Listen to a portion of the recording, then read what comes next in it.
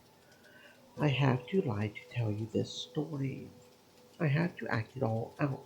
I have to pretend not to know things that I do know, that perhaps you already know as well, all in service of a story about what a failure I am, what a wretched animal I am. No point to it. There's no purpose to any of it at all. I am sorry. I apologize. I must continue. I must continue. It's not a good story if it's easy to tell, is it? I would not lie about that, no. Consider who I am. That's what unnerves me about it. You're the most pious person here. So if you're seeing something utterly unexplainable, I should take it seriously. I suppose I do take it seriously. I don't know. I have an open mind. I've seen my share of strange things. I've seen too many things since leaving myself to discount them. Shadows in the corner of my eye. Strange figures in the distance. And then the night everyone thought I was playing a prank. Wasn't that Eustace? Oh, that's right, isn't it? I hastily just tried to decide how to talk around the revelation that Eustace couldn't possibly have been my ghost. At least not all the time, without oversharing. Eustace was some of those, but there are times that I've seen something and thought, that couldn't be her. Like if I've just, I don't know, seen her not a minute beforehand. Or, that's so cruel, Eustace wouldn't do that. Cruel. I was dangerously close to spilling details about Flora's attack. Margaret was sharp. I knew that if I put the idea of Flora running around in the walls and the idea of a ghost in her head, she would draw a line between them at once. Oh, you know, the the goat beheading I saw, the so-called prank. But that was Eustace. I think my mind was just playing tricks on me. We imagined a goat being slaughtered. That's a rather specific thing to dream up. Eustace insists. I mean, there was no blood or anything. That's true. How strange. Throwing rocks at old furniture had been entertaining, but idle conversation had given way to what felt like an interrogation. Fortunately, rescue was not far away. What in God's name are you two doing? Just a bit of fun. I was wondering what the bloody great racket was, and here I find you two destroying perfectly good furniture. It's not perfectly good furniture. It's all from the back room there, broken and dusty and useless. That's not for you to decide. I have half a mind to tell the superior. Okay.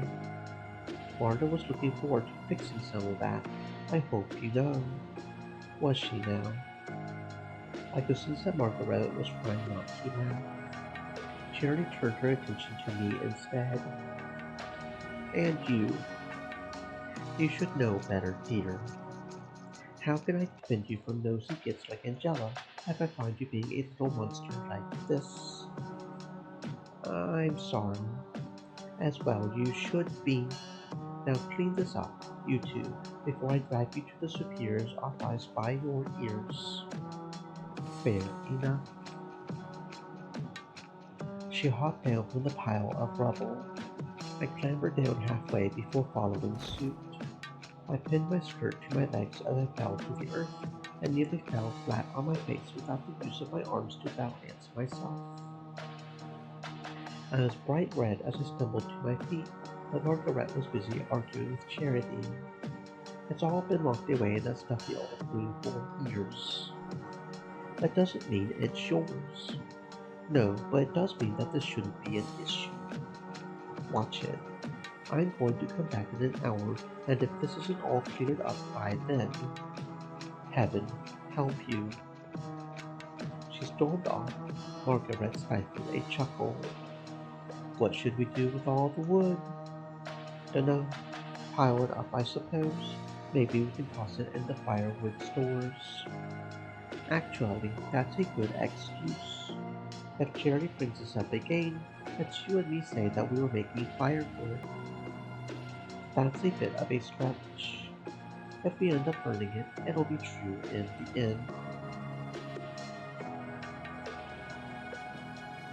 "Autem pesti est repentum us consumat vinquam vindeci, qui labium veritatis firmum erit in perpetuum," as they say. As backwards. Margaret shot me another big mischievous grin. Close enough, though. I shook my head and sorted the scrap wood into a pile. It took well under the hour Charity had given us to complete our task. Margaret graciously handled most of the rocks, which she arranged neatly around the base of the rubble pile. When we were finished, she sat down, her back resting against the rubble, facing the entrance to the cloister. She gestured for me to join her. I sat down, pulling my knees up to my chest. Bit funny, isn't it? Somewhat of a wake-up call. Charity is more of a danger than any ghost. I know she's real, at the very least. I have felt this since the day I left my cell. I've been so worried about ghosts and devils and eternal punishment from on high. Because you left your cell. You must have broken some serious vows. Yes, yet here you are. Here I am. She looked at me sideways. "I find that admirable, you know. I'm not sure you should. Don't be modest. It would be difficult for anyone to make a go of it after something like that. Everyone here has had a rough go of it at one point or another, but I don't think anything compares to being locked in your box for most of your life." "I wouldn't put it that way. I've been wondering, was it really your idea to leave?"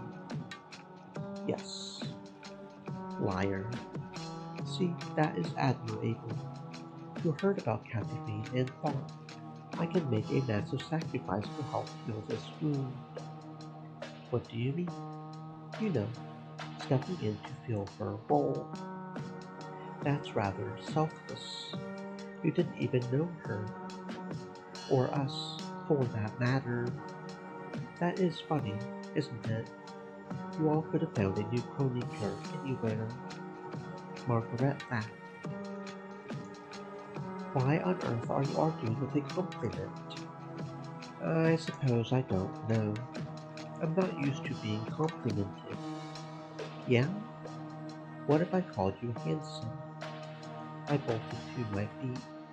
I would say that's highly inappropriate thing to say to me. "Easy."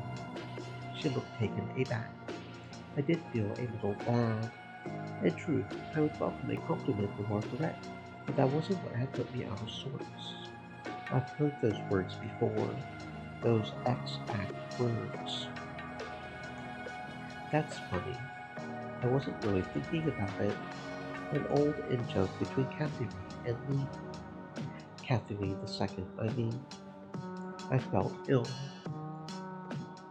"If you would please excuse me. I need to fetch something from the dormitory." "Certainly. Did I offend you?" I mumbled something unintelligible in reply and staggered off. What if I called you handsome? A joke. Between her and Kathy Lee. I could barely see where I was going. I simply put one foot in front of the other as fast as I could. I bumped into someone at the stairs and started an apology as I continued to make my way to the dormitory.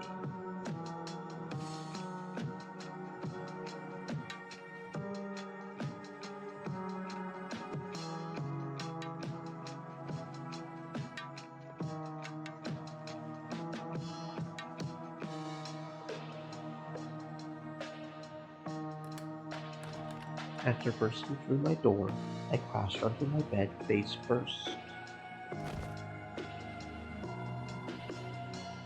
A joke, a joke, a joke. One about me. I rolled over and stared at my ceiling.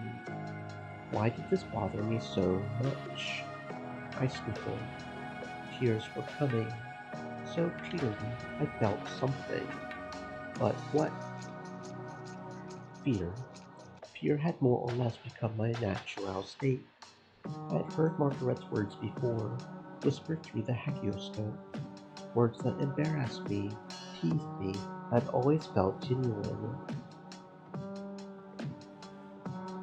What was this joke? Was it a joke about me? I imagined Catherine and Margaret sitting together in the Misericorde, illuminated by flickering candlelight. And that's when I asked her, what if I called you handsome? If only I could have seen the look on her face.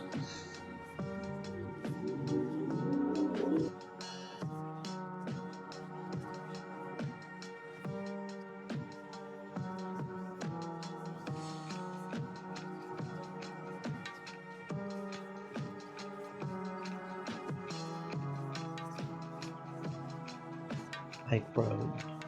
So much for redoubling my efforts to investigate Catherine's murder.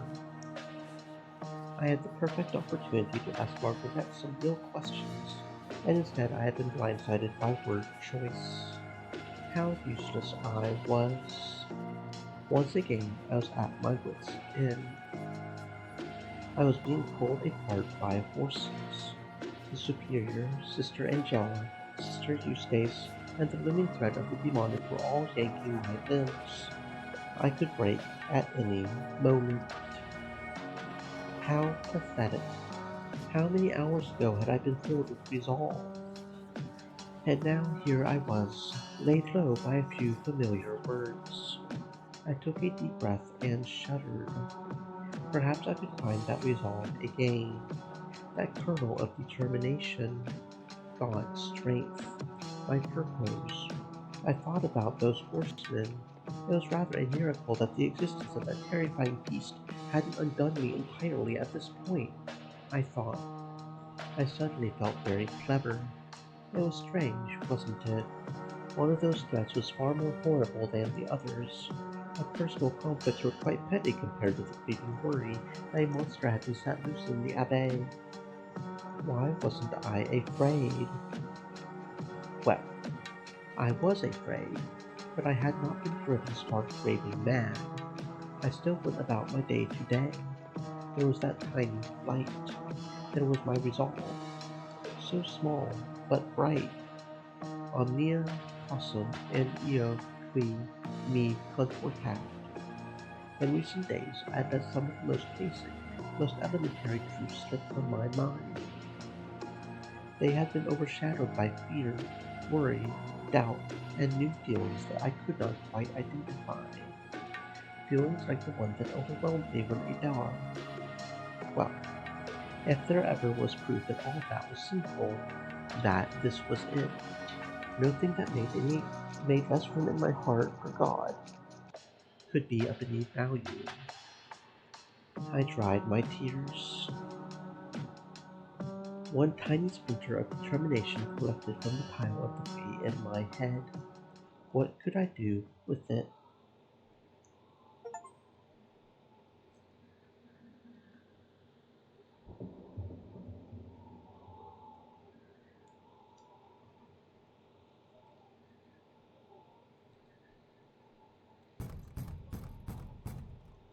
I rapped my knuckles against the Superior's door so hard that it stung. I held my workbook in my other hand, gripped so tight the cover might have bent. Who is it? Sister Hedwig. Muffled voices. Then the door opened. The Superior ushered me into her office quickly. In the fading light, I could see the bishop was seated in my usual chair. He smiled at me. I nodded in return. Is something amiss? No, well, yes, there is much amiss, well, the pair of them looked at me expectantly. Specifically, I want to talk about the night Catherine died. Without invitation, I stepped forward to the superior's desk and placed my book down. I flicked to an empty page. I think the best thing I can do right now to put this to rest once and for all is to gather as many stories as I can and compare them. Everyone has told me bits and pieces of what they remember, but there can only be one truth, so if I collect everything and find contradictions. The superior and the bishop were both looking at me, slightly wide-eyed. You had not been doing this already? Well, not this thoroughly, no. The bishop rubbed his beard. I was not here, of course, but Mabel has told me the story several times. There's not much to tell. If there was any thread I could follow, I might not have needed to release Hedwig from her cell. You were in a meeting with Angela, correct? May I borrow this quill? By all means. I hastily labeled the map I had drawn. Can you give me more details? Sister Angela was arguing with me about her job, naturally. The bishop chuckled. She is passionate. If you would like to take her off my hands, you are welcome to. Can you be even more specific? Just in case Angela's story doesn't line up. You know? Are you really going to be asking everyone like this? That's no good. The whole reason I pulled you out of your cell was to do this work discreetly. I cannot think of an alternative, Superior. I have tried my best at being subtle, but fishing for all of that information would simply take too long. Years, perhaps. But besides, I have a plan. Really then. I am the chronicler of this abbey, and I have been fulfilling my duty, but there's a gap in our history, isn't there? The night Catherine died. Well, and the days beyond, until I took my quill up in the library. But the night a beloved sister died has no record. That's not right, is it?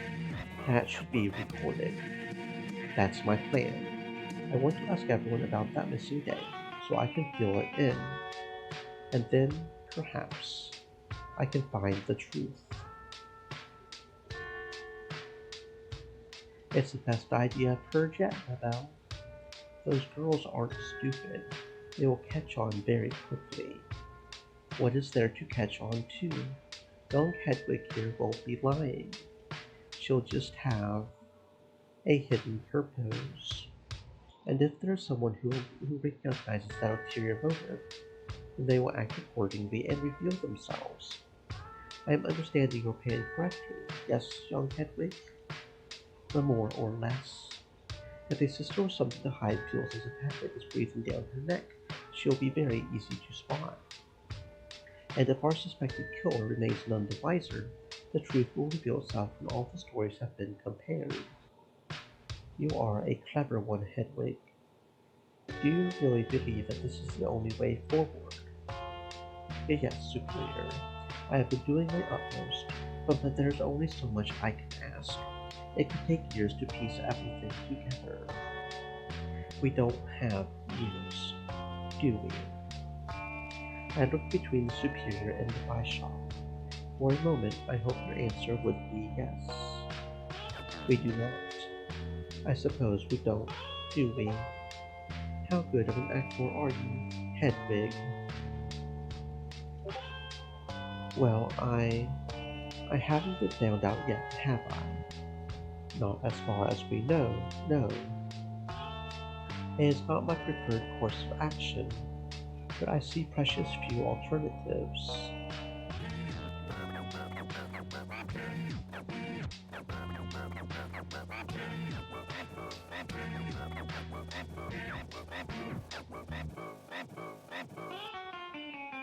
Very well, Hedwig. Ask your questions. The morning Catherine's body was discovered, you and Angela were arguing. And here, yes, it was very early in the morning. It could be described fairly as late night. Is there anything specific about the argument worth noting? Sister Angela and I had a disagreement about appropriation of funds. It is her right as prioress to check on such matters, I suppose. And then Sister Charity knocked on your door. Yes, we went to confirm the body.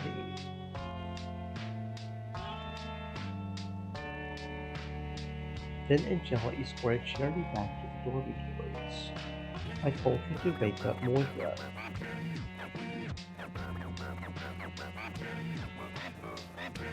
Then she returned with both Moira and Eustace in tow. You didn't ask for Eustace. No, but I'm glad Angela brought her. Her help was invaluable. Angela began a cursory search around the Abbaye for the culprit, while Moira, Eustace, and myself carried Catherine's body into the chapel. Once the body had been moved, I sent Eustace to wake the rest of the sisters so a full search could begin. What did you do? Moira and I stayed with the body and examined it. Well, Moira examined it, and I stood watch.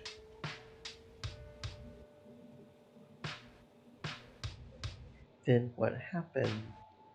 There was a long wait. Finally, Angela dragged the mail carrier in on his ear. She said she had found him hiding in some shrubbery. Moira, Angela, and I escorted him to the hospitality via my office so I could retrieve the keys. It was a long and very unpleasant walk. I returned and immediately penned a letter to the diocese, and the bishop man nodded sagely. Here we are. Thank you, Superior. I am still not totally convinced you will be able to pull these details so readily from the others. What else is there to do? I do not know. She sighed heavily. Therefore, take my blessing. Inform Sister Angela as soon as you can. She should be pleased to hear this. I knew for a fact that Angela would be most upset by my insistence on writing things down. I hoped that my initiative would at least placate her. I closed my workbook and made for the door. Thank you, Superior. I will begin right away. Before you leave, our newest oblates are arriving soon. Indeed. What will you tell them if they knock as you asking around? You intend to keep them in the dark. I assume they will be curious, but I am not sure how best to tell them. You can't hide the fact that a sister died.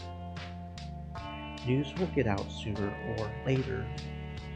Of course, I wouldn't dream of hiding it from them forever, but they might be put off seeing all this unfolding in front of them as soon as they arrive.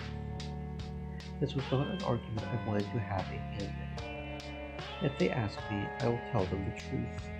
After all, I am the chronicler. I am simply filling in a gap in our Abbaye's history. I suppose that is all you can do. Goodbye, Hedwig. I bowed and exited the office.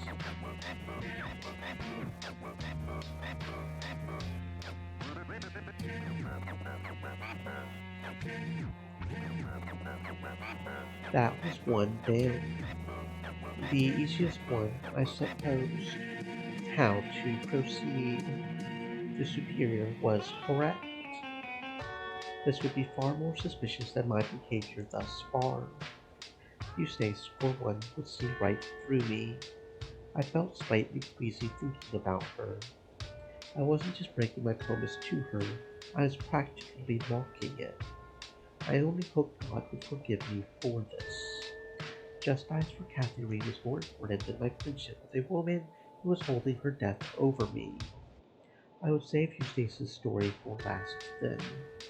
Maybe I could at least hide my broken poems from her for a week. I began to walk idly through the cloister. Perhaps I would run into someone and strike up a conversation, and quickly strike a noble interview off my list. I thought back on the superior story. It revealed very little that I did not already know, but at the very least it provided some sense of shape, a good foundation of stone to build on. My thoughts veered off course.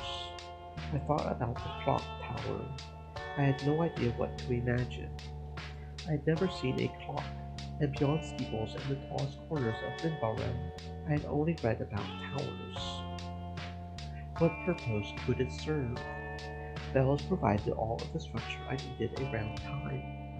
Before I had left my cell, my body had been perfectly attuned to the hours. A more precise manner of telling time than the sun and sky just felt superfluous to me. Well, I suppose I could understand the need for an hourglass, but those mark out a very specific amount of time from a chosen point. They don't loom over the day.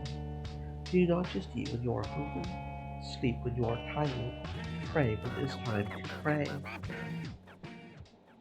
As I wandered around the cloister, these silly thoughts bounced around my head instead of more pertinent questions about the investigation. Oi, Hedwig, my goodness. Hello again, Sister Margaret.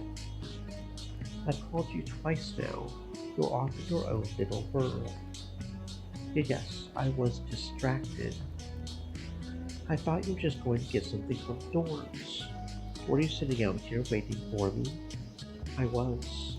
I apologize. I think all that exercise might have worn me out. My head has been elsewhere. Really. That is a relief. I was worried you were upset with me. I was. But that was not a conversation I could have right now. No. I actually wanted to talk to you about something important, and I didn't know quite how to approach it. Yes, something you said earlier that reminded me of Sister Kathy Reed II. And well, I have had this question gnawing at me for a while, seeing as how to step into her role as chronicler, how to cover the day she died in my writings. Just because, as it stands, there is a gap between when she stopped writing and I began. And that is a very significant gap. There's no present way for me to write about it, but I feel as if I must. She meant so much to everyone here. Yes, that would have me walking around distracted as well. What I went to go get from the dorms was a book.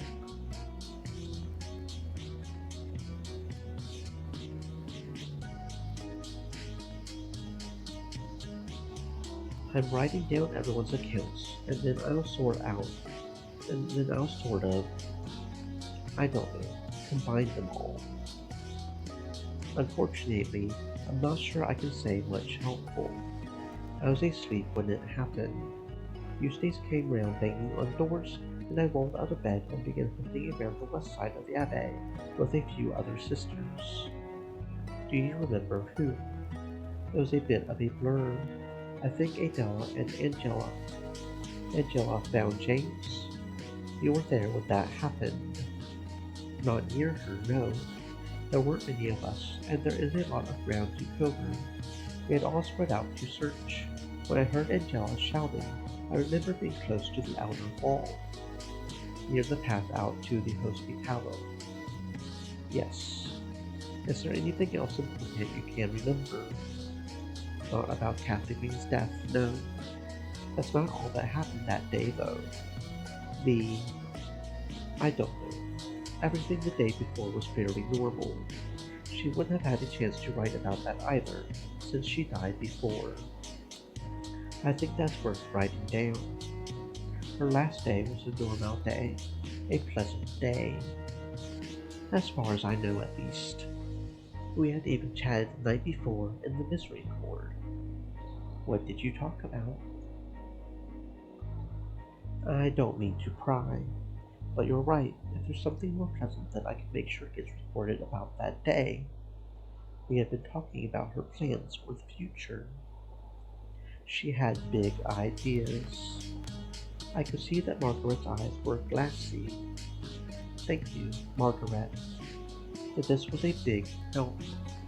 I'll make sure it gets written down. I would appreciate that.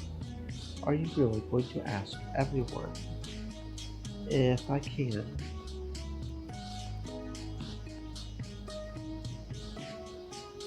I would be careful. Some people might be touchy.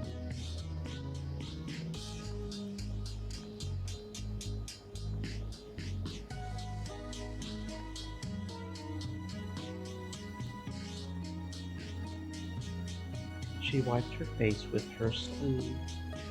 I will be as gentle as I can be. I do think this is important, though. I think you are right, but by God, it's going to hurt. Just take it slow, yeah? That was not an option. I will do my best. Right, I'll be off then. I apologize for making you wait out here for so long. Not at all. She gave me a weak smile, then wandered off. I was left to my own devices on the cloister path again. I watched Margaret disappear around the corner and suddenly felt very nervous. Undoubtedly, she would tell the other sisters what had just occurred. First, Catherine, of course, and then Catherine would loudly complain about it to whoever would listen. And then others would hear. Some would get offended and refuse to talk to me. I would be forced to spend the rest of my life an outcast in the Abbey, only exchanging polite, meaningless smiles with women who hated me. Unless, of course, Kathleen's killer overheard Kathleen and Margaret complaining about my little scheme, and then I began to sprint to the path Margaret had walked down. Perhaps I could catch her, beg her not to tell anyone what I had asked her. I hoped it was not too late to give it all up, swear that I had realized this was all a terrible idea. But she was gone. I realized I was halfway up the stairs and slowed down. I had no idea where she had gone. Perhaps the dorms, perhaps the library. If I knew that she was nowhere, I could make a private appeal. I slowly climbed the rest of the stairs in a daze and staggered to my room. I could hear Margaret talking as I entered the dormitory hallway. She was standing with Moira and Kathleen, already partway through some conversation. They all looked at me as I passed. Margaret offered a small wave. I raised my hand weakly as I stumbled through my door. I collapsed on the bed. That little sliver of determination was going to get me killed. Hedwig, I awoke to Moira's touch on my shoulder. I bolted upright in bed, pulling my knees up to my chest. The Moira, I apologize for barging in. Dinner is happening in the rectory, and everyone got worried when you didn't turn up. I wasn't sure if you were napping or ill. I didn't mean to make anyone worry. I was just exhausted. I understand. Busy day. You could say so. Well, not too busy.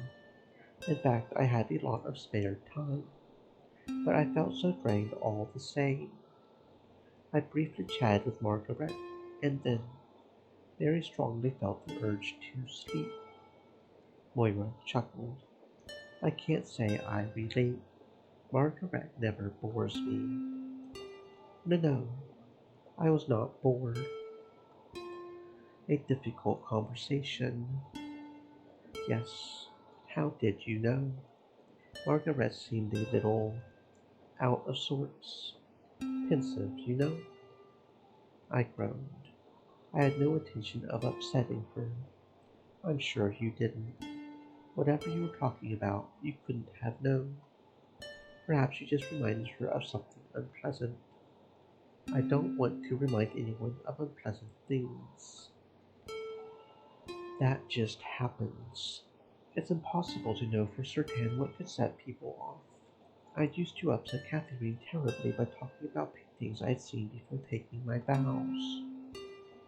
But really, Catherine the First, I, we used to spend a lot of time grousing about missing our old lives. And I would say how I miss sitting for portraits. And Catherine would get all sullen. Nothing to do with me, of course. I tried apologizing for it, but she insisted it wasn't really my fault. I'm sure whatever you and Margaret were talking about was perfectly fine. Rather, maybe not perfectly fine. You can trust that she knows whatever thought you accidentally put in her head you didn't mean to. You couldn't have known. I certainly hope so. Hedwig.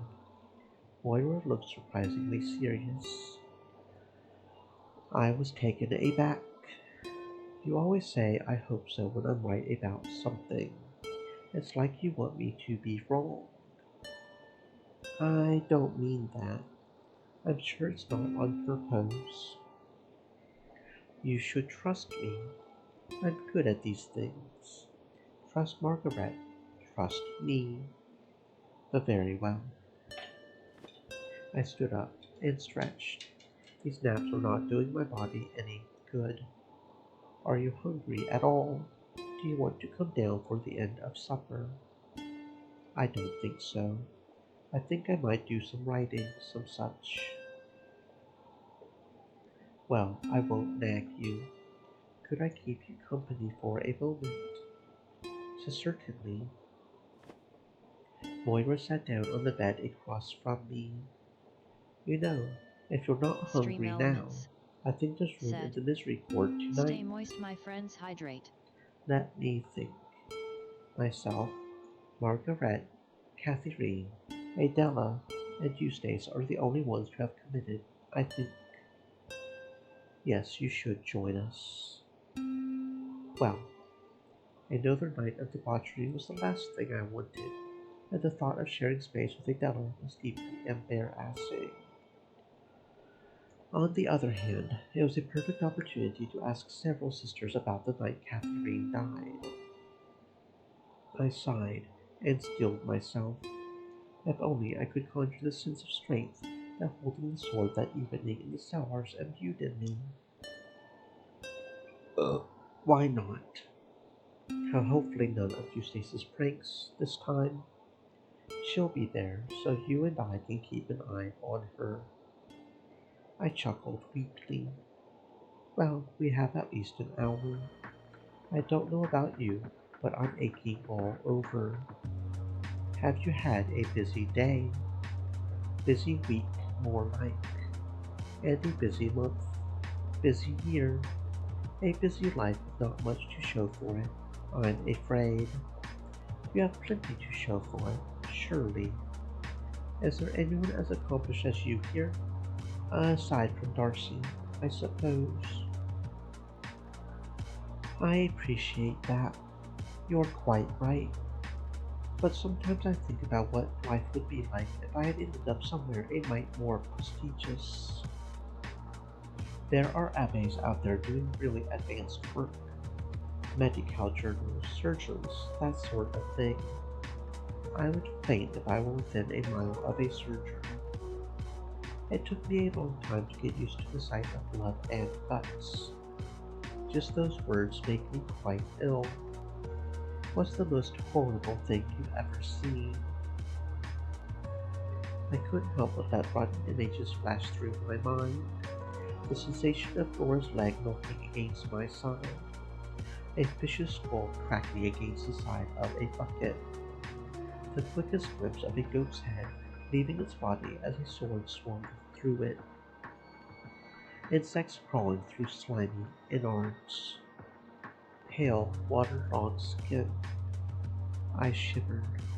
My imagination could not be allowed to run wild this way. In all honesty, Flora's leg might be the most harrowing image I've witnessed. Yes, it's a miracle it's still attached at all. If you hadn't been there, she would have certainly lost it forever.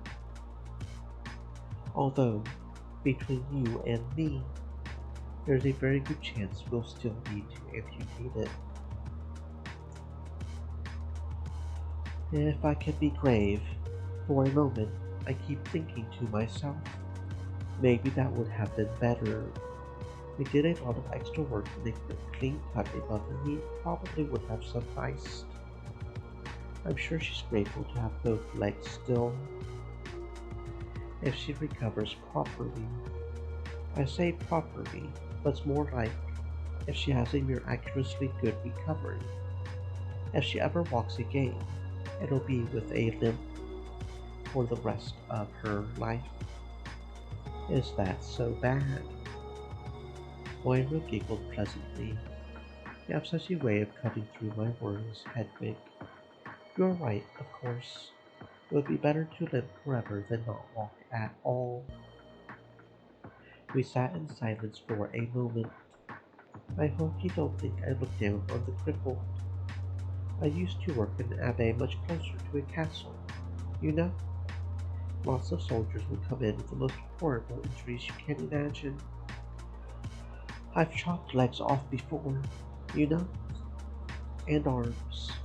I've cut away mangled genitals crushed by horses, too. I've even scooped out damaged eyes.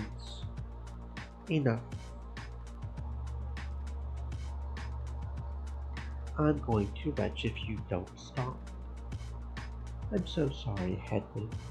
All I need to say is, I've seen what life is like without a limb or two. It's a lot harder.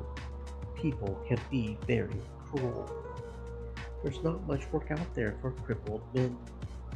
Maybe even less for crippled women. Flora is in service to the Lord in an abbey, isn't she? She'll make do no matter what. I've always wondered if she'll stay here. Of course she will. One can't just leave. See, that's just the thing. One can just leave. You can leave whenever you like. In fact, it'll be hard, no doubt. Asking for official permission from the Pope, mind you. Those are very slim chances and could take years if it did happen. But leaving, just leaving, that can be done as quick as you like. But for finding a life outside of the abbey, no easy task to be sure, and much harder for someone like Flora, who had married her without a leg. No wealthy suitor, that's for certain. She could leave. If she was pushed far enough, she could leave. Nobody could stop her. She might die in a ditch a few weeks later, but she could leave. Goodness, I keep saying such grim things. I really do not mean to be so gloomy, Hedwig. I just have a lot of these thoughts that I haven't been able to share. It's no trouble. She nodded at me, and I realized her lips were trembling. Her eyes were glassy. I've just got too much going on. I sat there feeling very stupid. I feel like if I stop moving, I can't keep all these thoughts at bay. What can I do for you? She laughed through her sniffles. You're meant to hug me, silly. I acquiesced, bewildered. I stepped forward and did my best to wrap her in my arms. She pulled me into her shoulder. It was warm, and bending down to meet her on the edge of the bed was slightly uncomfortable. Just a moment. I clambered over her awkwardly into a more comfortable position. It was difficult, as she was still clinging to my torso all the while. Once I was more comfortable, I returned Moira's embrace, wrapping my arms gingerly around her back. Sissy, isn't this nice? I suppose it is. She adjusted, turning her back to me and nestling into my pillow, leaving me with my arms tangled around her neck and shoulders as I laid next to her sideways. A little nap before we head to the Misericorde sounds divine. I could feel those aches melting away. That would be good. One of my arms was pinned to the bed by her body, but I didn't want to disturb her. I tried my best to relax, somewhat bewildered by the position I found myself in. At the very least, I did not feel as off-kilter as I had when Adela had nestled close to me by the fire some nights ago, save for my arm, which was beginning to tingle. Moira, Moira, I could hear a gentle snore. I dared not fall asleep myself, lest I miss the opportunity to prod everyone about the night Kathleen was murdered. I cursed myself for failing to ask Moira before she dozed off. Well, I suppose there would be time enough soon.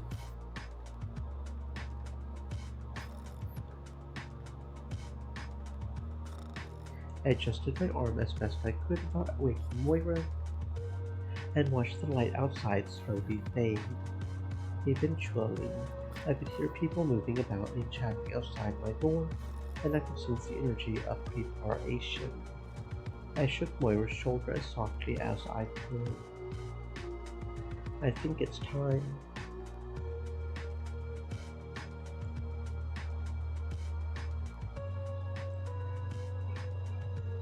Goodness me, did I fall asleep?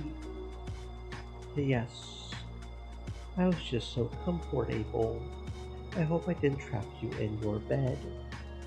It was no trouble. We should probably get up. Indeed. Would you mind stepping out first? Her voice had dropped to a low whisper, just for, you know, plausible deniability. You know how Catherine and Margaret are.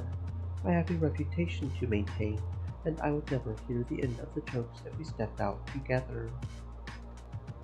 You think that they might think they thought worse on less evidence?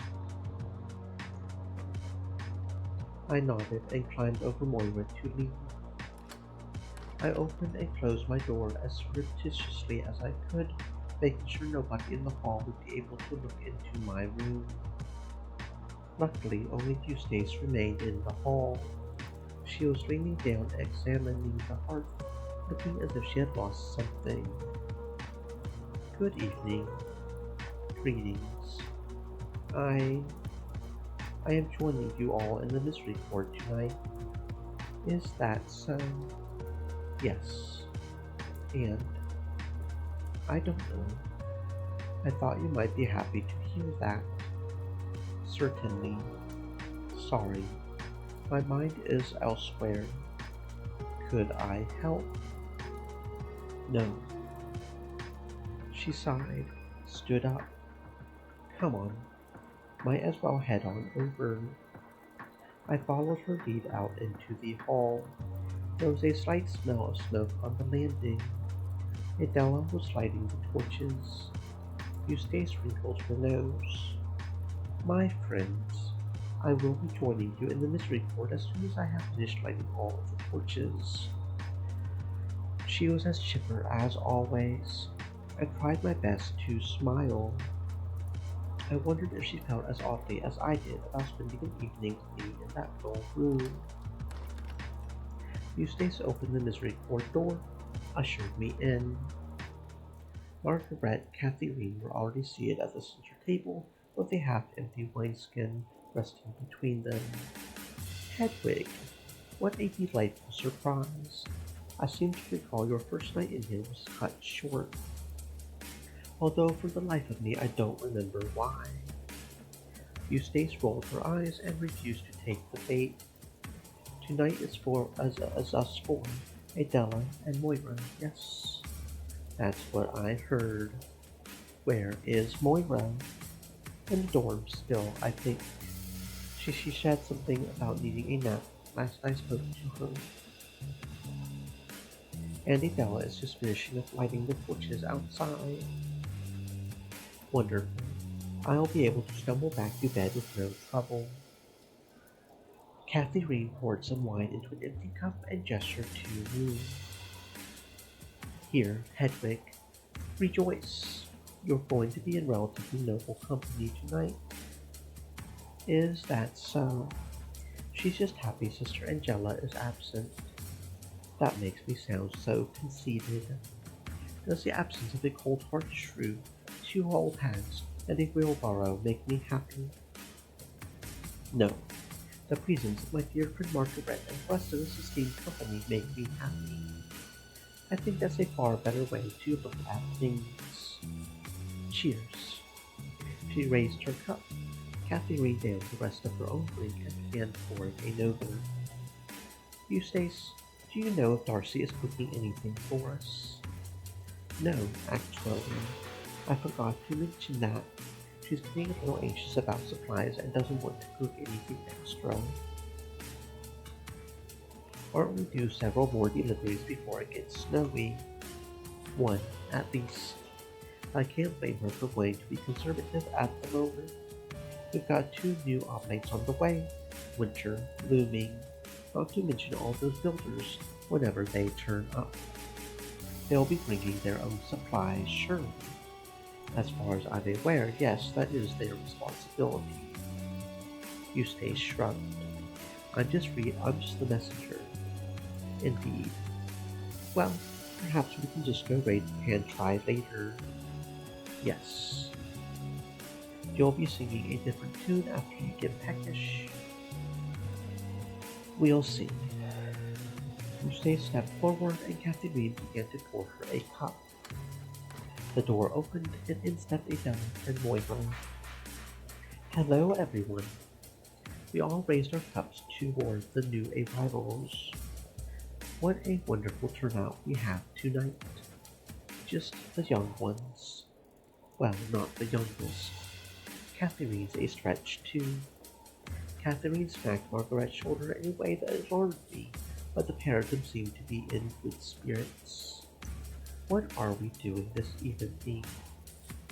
No plans, other than a pantry raid. We are not raiding the pantry.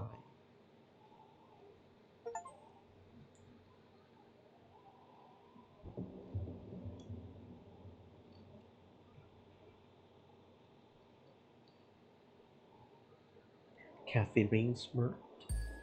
I think the voters have spoken, Cicero. Right.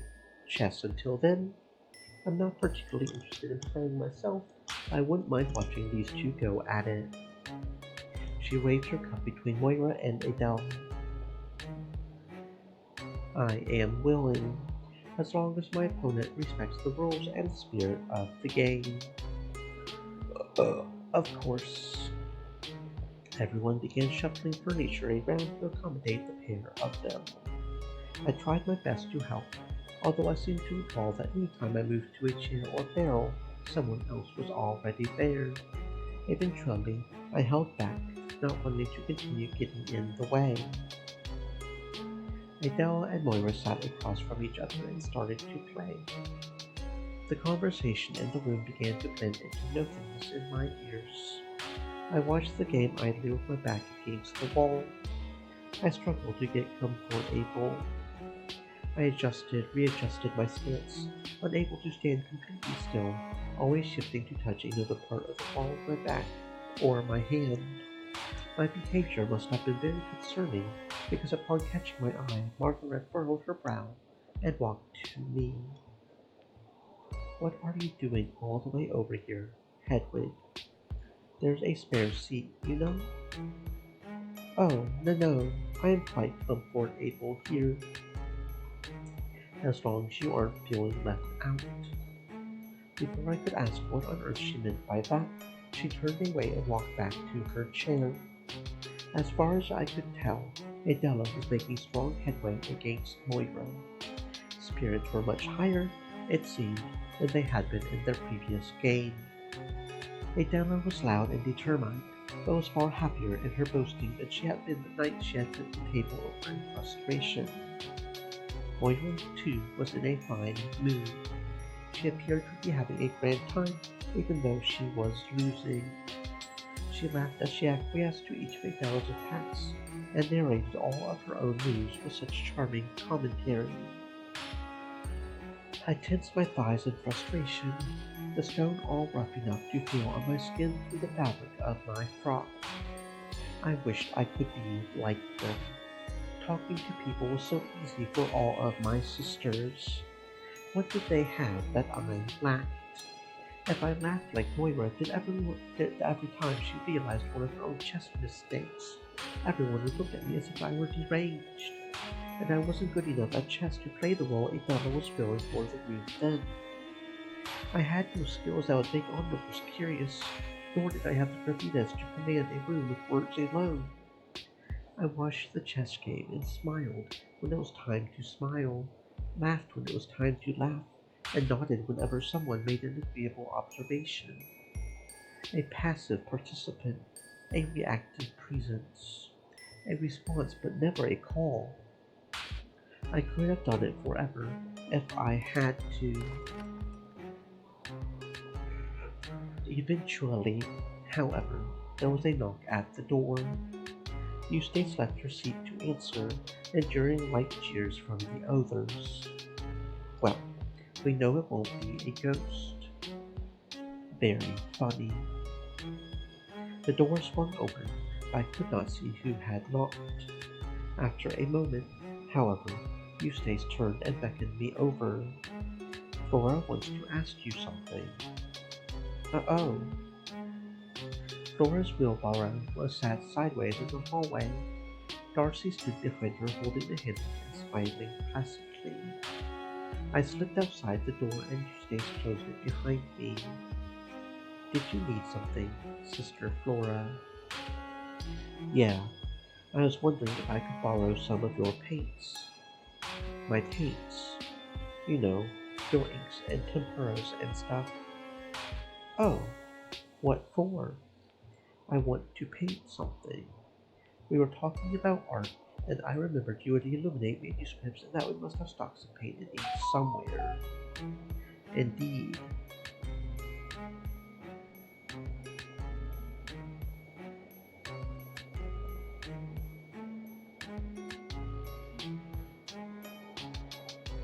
I supposed I had already been volunteered to help Flora learn to draw. I thought about my temperas, the deep blue, the beautiful gold pink, the fine red that would need multiple coats. I sighed. I had no reason to hold on to them.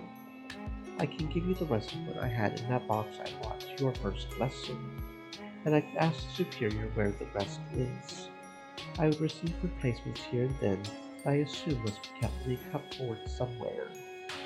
You can have them as long as you promise to save some for our lessons. Yes? Really? I mean, yeah, of course. I can do that. I was taken aback by Flora's expression. I had seen her smile before, but there wasn't a trace of mischief or sarcasm on her face. Then, if you wait here, I can run and get you that box from my room. See, I told you. Hedwig is nice. Yeah. I jogged past the stairs to the dormitory and through my door. I had left the box on the thus far empty shelf next to the writing desk, in the same position it would have been on the shelf in my old cell. I opened it to inspect the colors. There was a decent variety here. Blues, reds, yellows, whites, even some gold leaf. I removed one container of black ink that I set atop my writing desk, next to the one I had already been using, just in case. I closed the box and turned to leave. However, on the way out I noticed that my bed was in complete disarray. The covers were scrunched up into a ball, and to my dismay there was a large wet patch on my pillow. Had Moira managed to spill something in my room? I hastily rearranged the covers and flipped the pillow over. I supposed it was only fair that Moira be forgiven for making a mess in my dorm. I went cold thinking about the ink bottle I had accidentally smashed in her room, the one that the cat had miraculously eaten the flame for. I could not chastise Moira too harshly. The other cheek, and so forth. I walked quickly back to the landing, where Darcy and Flora were waiting patiently. Here's something to get you started, at least. Without thinking, I popped the box onto Flora's lap. Ow! So sorry. It's alright. She opened the box and took stock of the contents. You said the Superior would be able to tell you where more was, yeah? I would imagine, yes. Is that not enough? No, this is good. Definitely enough for now. She smiled at me again, and I smiled back. There was an awkward silence until Darcy cleared her throat. Oh, yeah. Uh, thanks, Hedwig. Darcy smiled serenely. You're welcome, Flora. What are you going to make? It's a surprise. For everyone but you, I suppose. I need to practice first. Of course. Is that all? Yeah, very well. I'll just get back to it then. Darcy shook the borrow gently as I turned to leave. Thank you again, Hedwig. I smiled over my shoulder and we entered the Misericorde. Everyone turned sharply to glare at me as soon as I stepped through the threshold. You're supposed to knock first. But my apologies. We're winding you up, Hedwig. Mostly. Even so, knocking is a good habit around here. Who knows what we might have been up to? Of course. Here, allow me to demonstrate. That really is not necessary. Nonsense. I remember when you were bewildered by stairs. There's no shame in needing a quick refresher on common courtesy. She marched to the door, a whimsical expression on her face. Simply raise your knuckles like so, and rap them against the door thusly. Once again, for good measure. The door swung open. Hello? What? I thought you needed something. You knocked? No, just a joke. What was the joke? It would take too long to explain. Very well then. Bye. Catherine rolled her eyes and closed the door, then rejoined the others. So, what did Flora need? Oh, I suddenly remembered what Moira had told me about Catherine and paintings. Not wanting to spoil the mood, I remained vague. She just had a question about our last art lesson. Your only art lesson, you mean? Well, yes. Catherine had no way of knowing that I was doing this for her benefit, so I ignored the jab. I was annoyed, though. Was Flora complaining about me whenever it was Catherine's turn to push the wheelbarrow? Well, never mind all that. Is there another wineskin? I think this one is nearly out. We only brought one. I told you Darcy has been a bit anal about supplies recently, so we're just meant to sit idly twiddling our thumbs for the next few hours. Well, it sounds like it's time for us to go on that pan-try raid then. No. Yes. Oh, what fun. Everyone turned toward me. Well, why not? Everyone except you stay swoop and clap. Then it is settled. Margaret will lead the way, of course. Right you are. I suddenly came to the realization that I had made a very poor decision. I had been so swept up in the moment that I hadn't thought about the logistics of the night at all. I was here to extract very specific information from everyone present. What if we got caught? What if this expedition took all night, and everyone was too tired to do anything but pick over their ill-gotten wares and eat when we returned to the Misericorde? I was such a fool. Darcy was with Flora again, one would assume. It seemed as though Darcy was spending the evening with her. Yes. Perfect. That makes this fairly straightforward. Hedwig, can I borrow that book? I realized I'd been clutching my workbook to my chest this whole time. I panicked for a moment, a reason that Margaret had already seen it. Everyone would have to know what this book was for, at least what I would tell them it was for, eventually. Gingerly, I handed it to her. I nearly retracted my hands when I remembered Eustace was watching, but it was too late. Margaret had taken the book from my hands. She flipped it open and set it on the chess table. Does anyone have a... Oh, you've already drawn a map. What on earth for? She's been collecting stories about the night, you know, so she can fill in the gap in her chronicles between that and when she started. A bit of a eulogy. Anyway, that is a very sweet idea. I barely heard this compliment. Eustace was peering at me strangely over her glasses. I swear I could see her trying to steady her breathing. Here we are, and the cellars are down here. Shocking revelations. My understanding of the Abbe has been altered completely.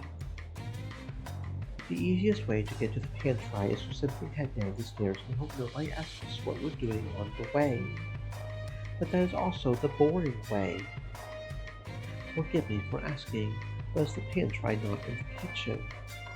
There is a pantry in the kitchen, but that's where food for the upcoming days is kept.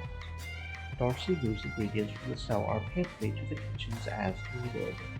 She would not ice instantly if we took from the kitchens, and, well, it would be a bit annoying.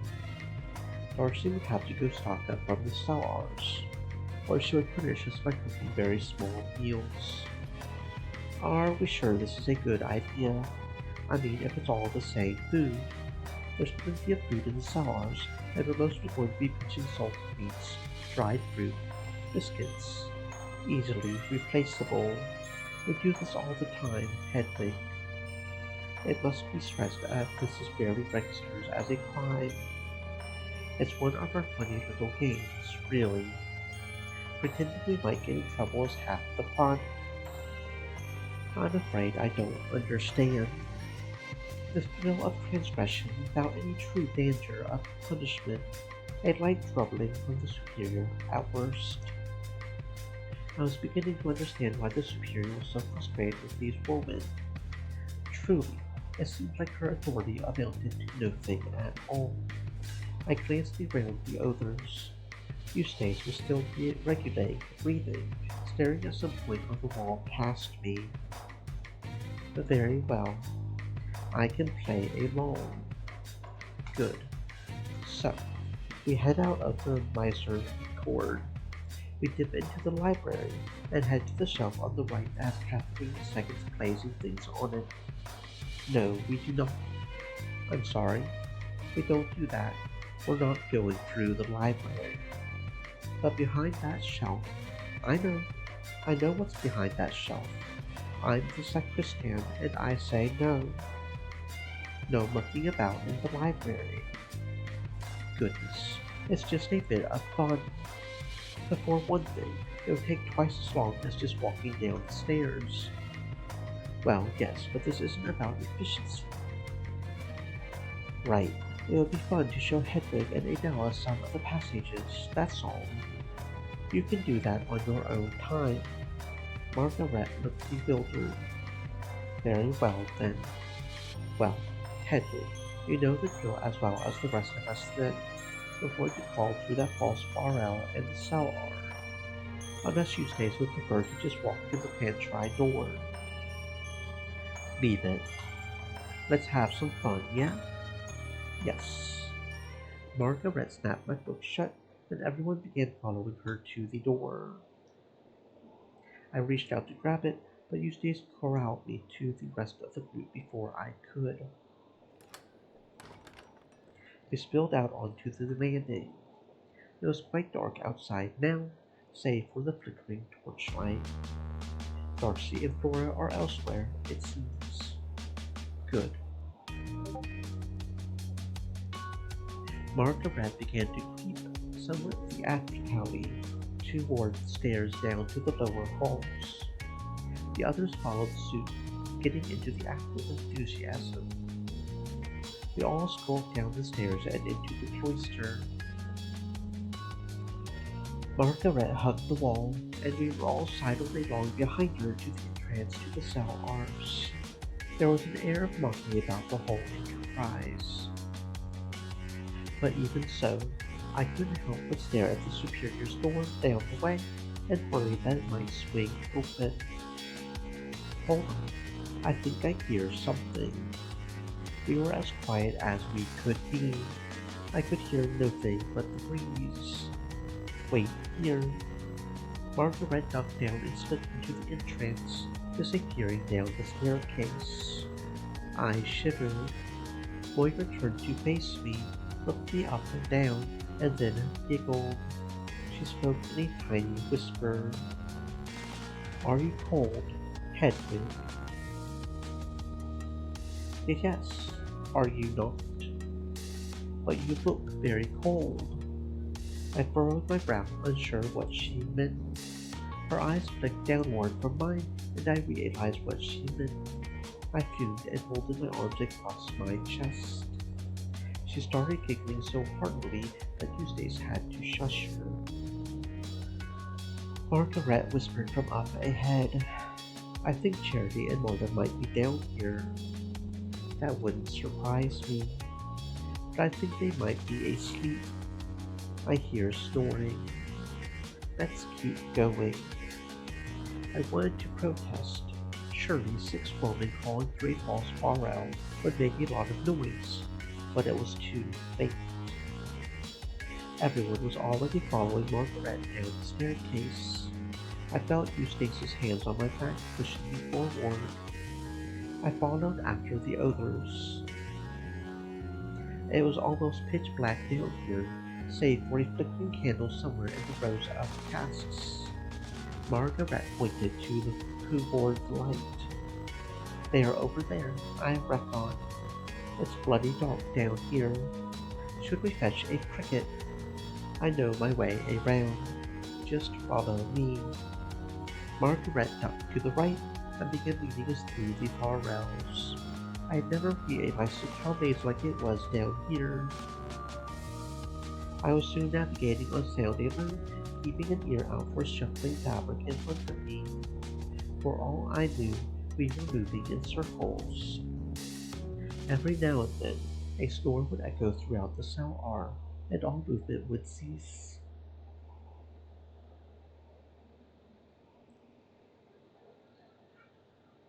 It was during one of these pauses that something caught my eye. Through the rows of casks, I could see a painting propped up on an easel. I could not make out what it was in the dark, nor through the distance, but it made all my hair stand on end. Is that what Dora was working on? I felt a sudden stab of regret. My precious materials were being wasted on crudity. The subject was recognizably human, but it was decidedly formless. It was dark, perhaps hooded. It reminded me of Hedwig. I turned away from the strange painting and continued following Margaret's face as best I could. We crept along for a few more minutes, making as little noise as we could. Finally, our guide stopped. It's this one. Carefully, I saw her open the round door to the tunnel. The latch made a loud, dull clunk. She stopped for a moment, but the snoring had not stopped. There we go. Everyone in. She ushered Catherine, Moira, and Adela in, then gestured toward Eustace and I. We'll join you in a moment. I just remembered I need to ask Hedwig something. Now? Yes. See you in a minute, then. She slipped inside the barrel tunnel. I could hear relaxed voices emanating from the pantry. I didn't even endorse this endeavor, but the joyful sounds coming from inside were so inviting compared to Eustace's cold stare. She yanked my sleeve to tug me away from the false Barrel, then pinned me against a stack of real ones. I had only seen her like this once, and the garden on the ninth floor had gone missing. You made a promise, Hedwig. She spoke in a curious, hoarse whisper. Yes, I did, but a promise. Abominatio est domino labia mendacia. No, I believe I was very clear. You were, but Eustace, you are not the only one I am beholden to on this matter. Who else? My God, how stupid are you? The superior, of course. I cannot be idle, I just cannot. Alright, said. Is that Jade? Hello, Fly, welcome on in. It has been a minute, friend. I hope you're having a fantastic existence, though. She demands results from me, and you demand passivity. I thought I could do both somehow. Both? What do you mean, both? Oh well, I lied. I lied to Margaret. Alright, said. Yes, it has. I've been missing the old gang. And told her I was asking her questions about the night Kathy Reed was killed. I already told you what happened that night. Of course, but that wouldn't be enough. Enough. Enough to prove anything, one way or another. I've been telling people that I intend to fill a gap in between mine and Kathy Reed's pony counts. Not just the night she died, but the days between. Then nobody suspects a thing. So you are breaking your promise. That didn't take very long. Well, I wasn't going to ask you. Eustace looked at me the way one might regard a fly on their food. That's your attempt to split the difference. That's what you see as doing both. Well, I'm lying to them, but not entirely. I do intend to write those chronicles. Everyone will see them. They'll just also be helping me work out what happened to Kathy. Get it through your thick skull. James killed Kathy. You and I both know that's not true. It's what the truth has to be. Sometimes it's best to accept an uncomplicated lie than a complicated truth. You always speak in riddles about this. What is going on? Are you under threat? What do you know that I do not? Everything. As I've told you time and time again, can't I help you? Is there something I can do to... No, there is not. You have proven that I cannot trust you. And if I cannot trust you, I must move against you. For what? You heard me. We are enemies now.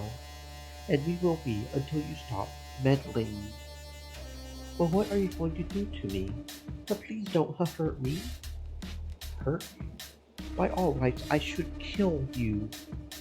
And let out an involuntary yelp, but Eustace silenced it with her hand. I should, but I will not have to, because I have no edge sharper than any knife. I know why you are here. I struggled to speak through her hand. What do you mean? Don't push me. I know exactly why you were sent to this convent all those years ago. I know why you took those vows. I know why your family abandoned you. I threw her off me in a rage. She had collided with the cask behind her with a dull thud. The glasses were knocked askew, and before I knew it, I was at her throat. Who is the liar here? You couldn't know those things because I don't know those things. Trying. There's no thing to know. A game. Trying. She spoke in a rasp, and I realized my hand was clenched around her throat. I relented and stood up. I know that you remember. You must.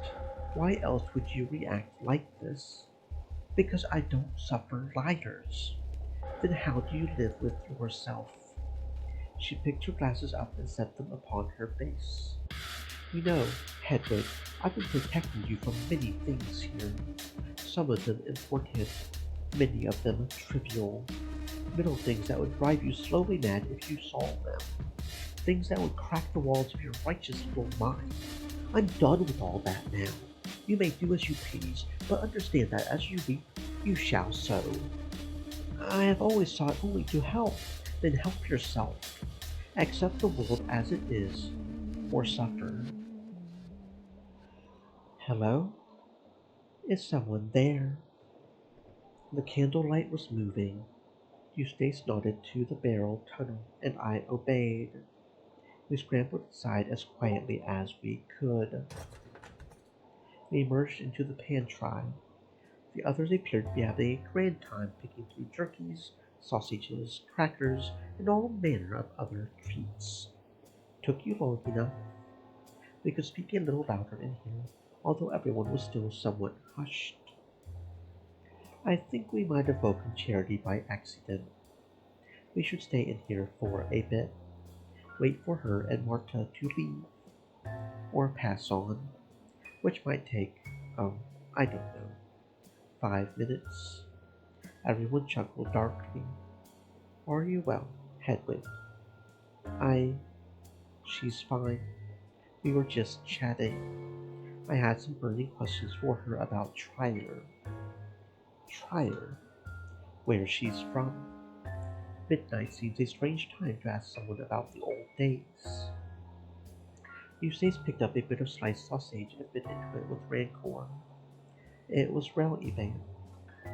I wanted to know her opinions on German sausage before I picked anything to eat. Well, take your pick. The others were holding their forks out to carry their piles of food. Eustace was already walking around the room picking whatever she liked from the barrels and jars. I followed suit, but I was not hungry. My mind and heart were racing. Enemies. It was too much to bear. I had been indecisive for so long, surreptitious and quiet for so long. I had never wanted to make an enemy. In the back of my mind, there had always been a fear that moving too far in any direction would cause great scorn. Eustace felt like the worst possible foe I could have earned. I wanted to burst into tears and beg for forgiveness, and I wanted to wring her neck. More indecision.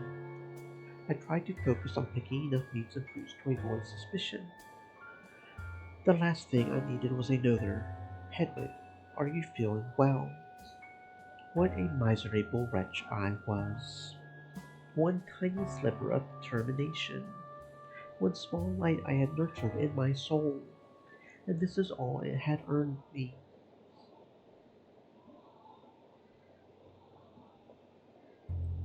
After sneaking back upstairs, we whiled away the remaining hours in the Misericorde, eating our pilfered treats and chatting idly.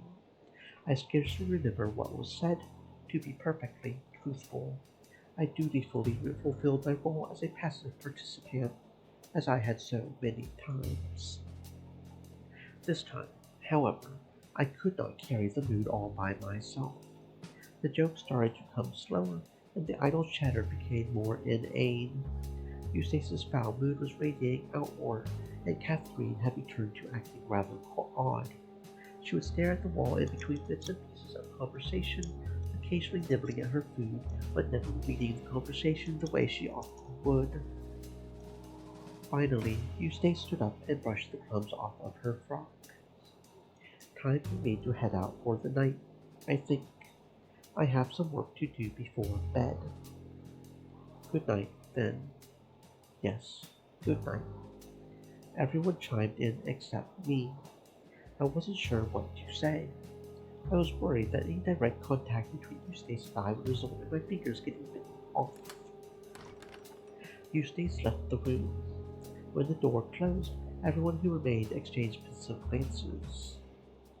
I'm not mad, am I? Did I miss something happening with her? I didn't want to say anything, nor me. Most strange.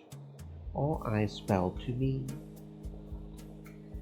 Well, we had an argument, I suppose, in the cell ours.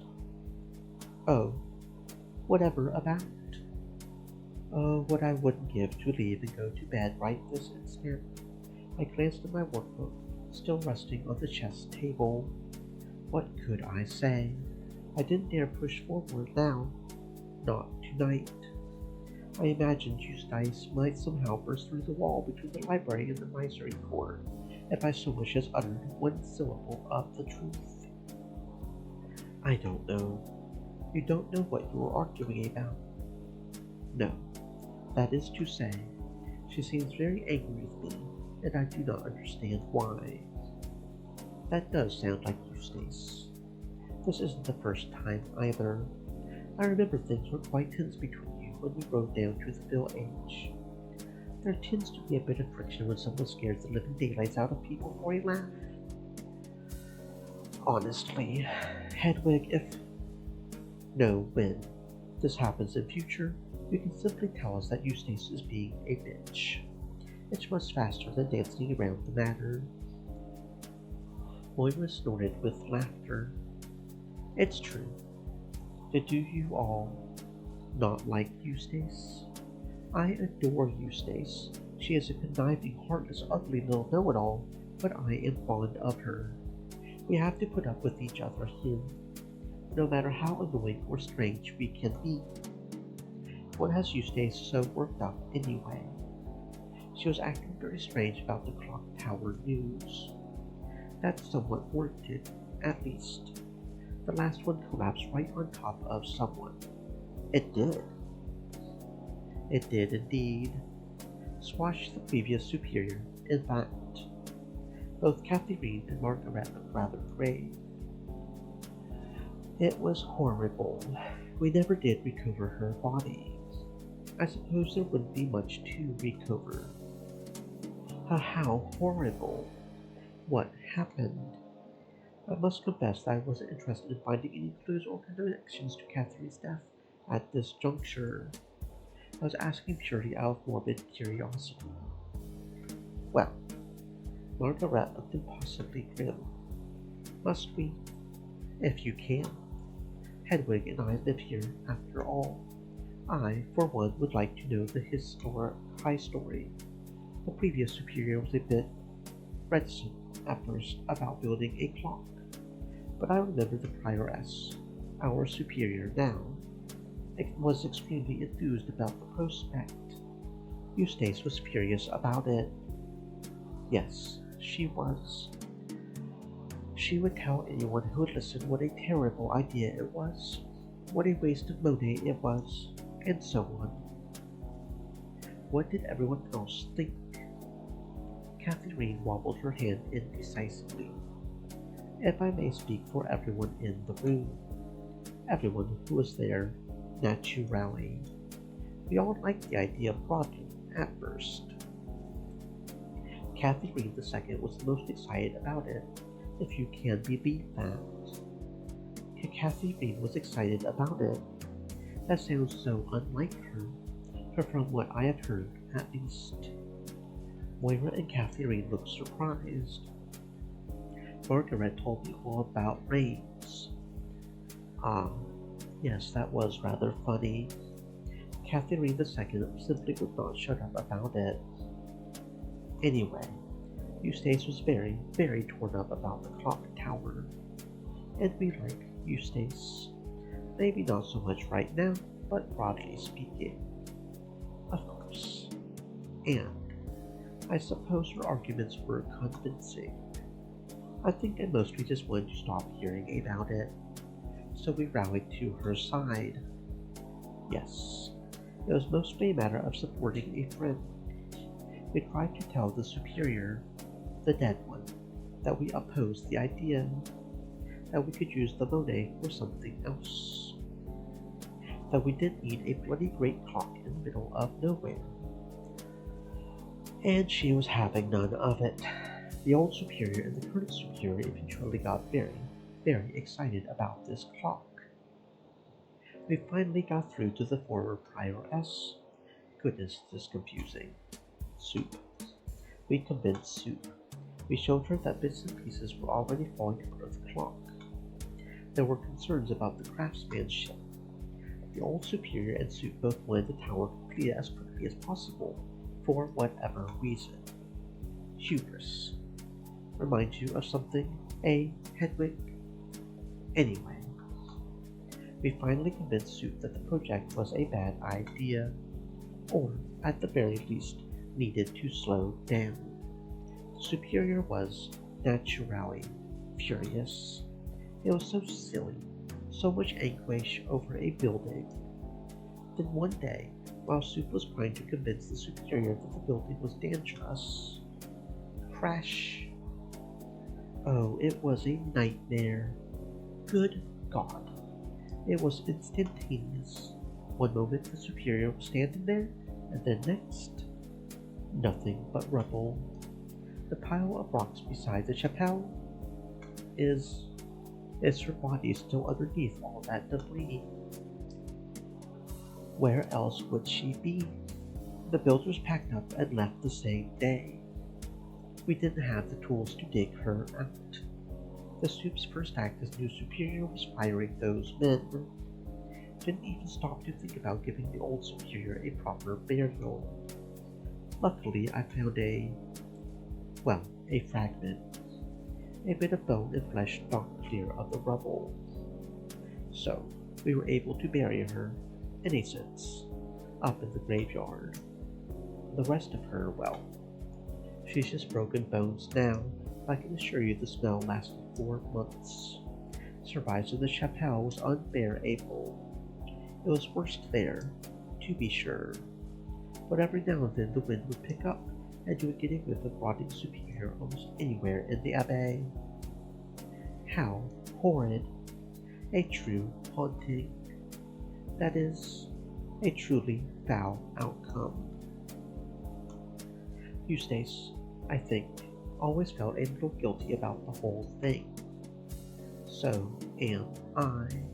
Inclined, shall we say, to be forgiving when she acts like an insufferable cunt. Yes, before Catherine II's passing, that was the great tragedy of the Abbey.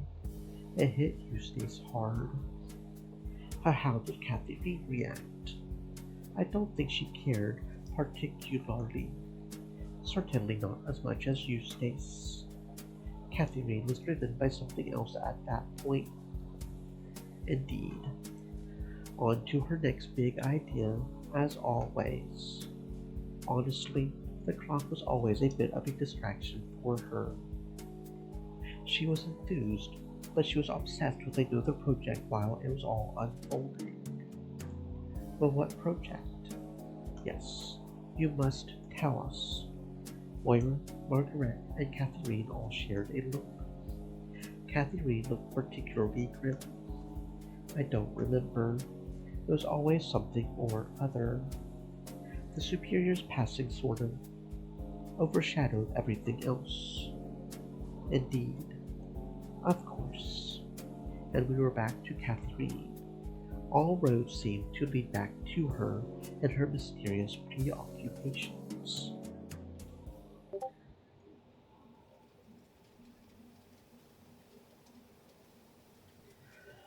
I was desperate to know more, and certain that these three were hiding something. But as we left the Misericorde and returned to the dorms to say our goodbyes, I felt oddly satisfied. I was terrified of Eustace's wrath, of course, and I hadn't learned much about the night Catherine died. In fact, I wasn't sure how I could possibly learn even more on that important matter.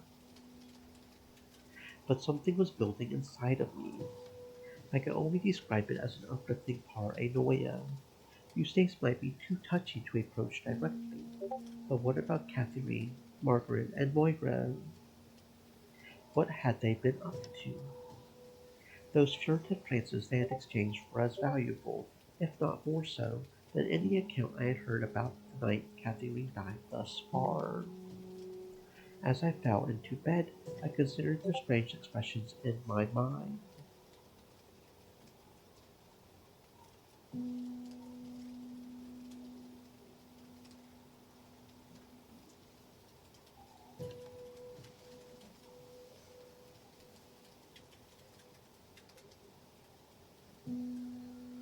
Is that how I looked when I lied?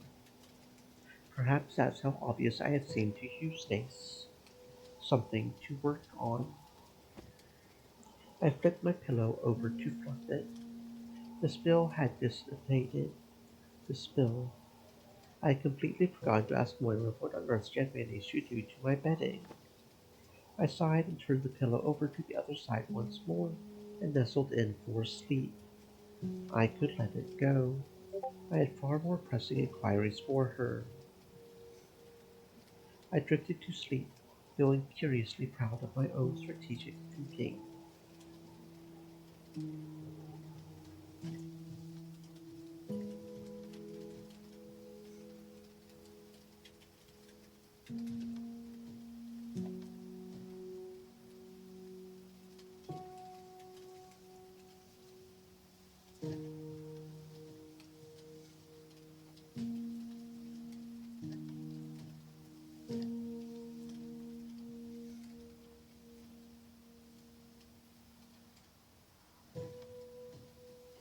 It would not last, of course.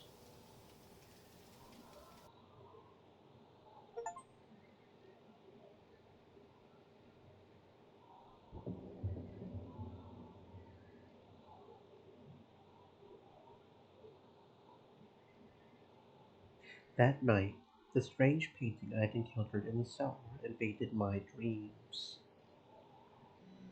And that was not my only worry. It will not shock you to hear that any and all confidence I had felt going to bed was gone by the Stream time I elements. awoke. Said. In fact, Stay moist, my when I friends, dragged myself hydrate. out of bed, all I could think about was Eustace's declaration that we were now enemies. Dare I go to serve us?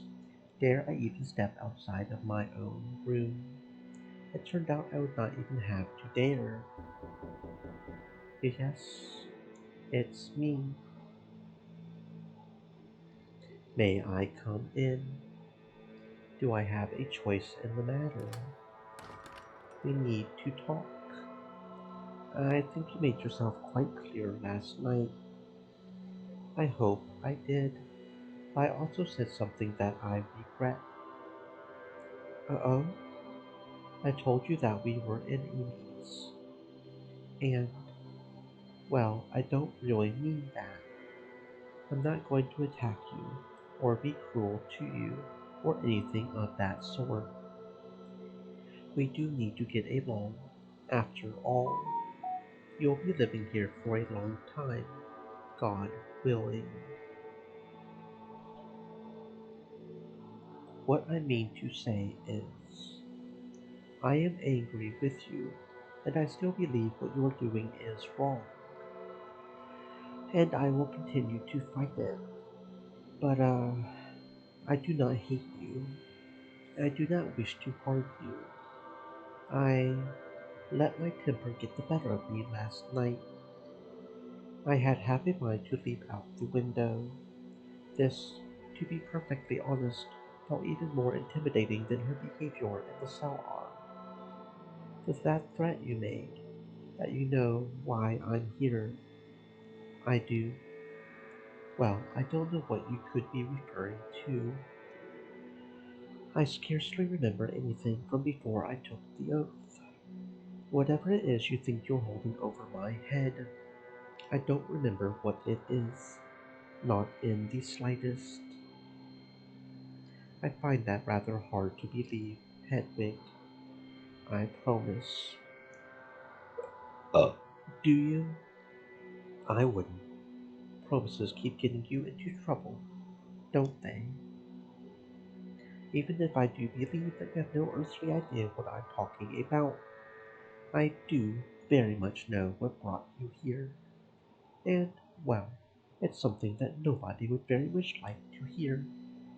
And if it truly would be a surprise to you, well, it would be a rather unhappy surprise, wouldn't it? So, I think my side of the board looks quite good. How does yours look? All I want to do is chronicle everything I can, for the sake of her memory, you know? Spare me, Hedwig. You know that I know what you're really up to. I want to do all of that for the very reason I just told you. Her memory is important to me, despite your insistence that I didn't know her. Be that as it may, I think you should relax. Leave the mystery be. Isn't that the Catholic thing to do, anyway? Without mystery, there's no reason to have faith in anything. Have a little faith. Believe whatever you want about Catherine, but stop making it my problem. Your problem. Our problem. Everyone here. You might have fooled some of the sisters, but the second they discover the truth, they'll turn on you. Nobody likes a sneak. I hated that she was right. Justified or not, I was a sneak, a liar, a thief, a pervert. All this is to say, I'm giving you another chance. God struck down Azar for touching the Ark of the Covenant when it slipped. Remember how slighted David felt when Azar was only trying to help? I understand how you must feel, but remember, God gave specific instructions, and Azar did not follow them. As simple as it gets. You are not God. No, but I could strike you down well enough, and I would be right too. And you say we are not enemies? But listen to yourself. And God was not Azal's enemy.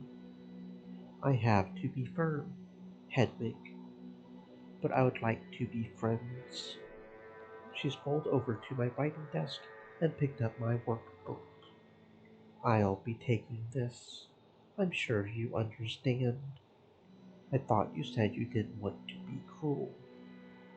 This is for your own good. As I said, have a little faith. So, shall we walk to Service? I had no recourse. Very well. It is with some shame that I must admit I scarcely paid attention to the liturgy that day. I was lost in my own thoughts. Was this really the end of the road?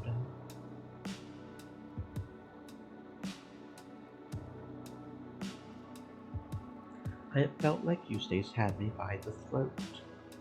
Even if I had no idea what she was talking about in regards to my past, she did have me in check.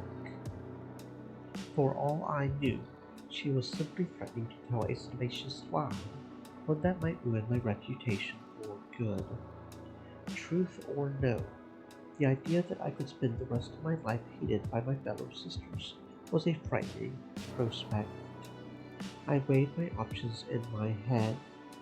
It would disappoint the superior, but I hated to say it, that did not matter much. What could the superior do to me? Versus Eustace, who it seemed could definitely ruin the rest of my days. Angela would be disappointed, but that seemed to be a constant. I gazed up at the ceiling of the chapel. Catherine, that's who I would be disappointing. And if that idea did not move me, if the stories of her strangeness and her flightiness were not enough to sway me away from her defense, then would I not be disappointing God, after I had already disappointed him, disobeyed him, if I was not already hellbound for allowing myself to be removed from my cell? then surely I would be twice condemned if I gave up on finding justice for a lost nun. And what's more, if Eustace truly did retaliate against me, I would endure a lifetime of misery, but eternal salvation after. Could Eustace say the same? That was all well and good, of course, but how exactly would I continue? I looked down from the ceiling and accidentally locked eyes with Angela, who was looking at me disapprovingly from a pew ahead of me. She was irritated that I wasn't paying proper attention, no doubt. Sister Angela. It all fell into place. I couldn't investigate Kathy Green anymore, but Angela could. She was unpleasant, but she was nothing if not driven, and I even knew which direction to point her. Eustace and company. I couldn't help myself. I smiled, relieved that I had navigated through this mire so quickly. Angela furrowed her brow, then turned around to face the pulpit. That pact Angela had forced me into would come in useful after all. I was still grinning when service concluded. Normally I would have wallowed for a whole day, perhaps multiple days, after an encounter like this morning's. But here I was, back on my feet already. After service, we all filed out into the courtyard as usual. Hedwig. Some of us are going to the river with Eustace later. Do you want to come along? Well, really? Goodness, and here I was thinking that the fishing spot was something of a secret. I've been tight-lipped about it for a while, but I can't hide it forever. Everyone can benefit from a little fresh air, right, Hedwig? Of course, I would be happy to come along. Eustace looked slightly taken aback by my quick acquiescence. We'll leave in about half an hour. It'll be too cold to fish soon. I'm not really interested in fishing, but I do like to stretch my legs every now and then.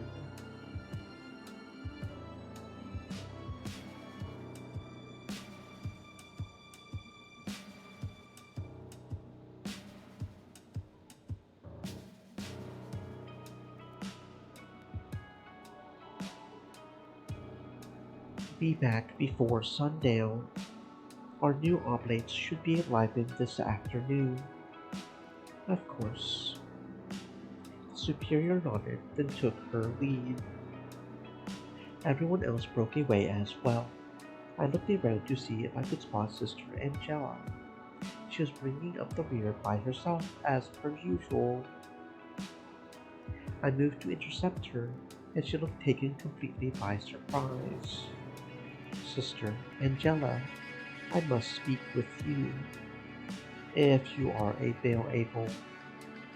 Hedwig, I did my best to steer her toward the path to the garden. She was much taller than me, which made this more difficult than I expected. I ended up tugging her sleeve and nearly falling over as I tried to guide her. Hedwig, what is the meaning of this? I must speak with you. Yes, you said as much. I glanced at the ogres, who weren't paying us any mind, but still too close for comfort. It's about, well, you know. She finally relented, although she violently yanked her sleeve from my grip before following me into the garden. We walked as casually as we could. I kept looking over my shoulder to see if Eustace had not iced us, which prompted Angela to hiss at me to keep moving forward. Finally, we arrived between the hedgerows. Sister Angela, I need your help. I've been trying to offer it for some time now. Is something else. Well, it is related, but spit it out. My investigation is compromised. Angela arched one eyebrow and flared her nostrils.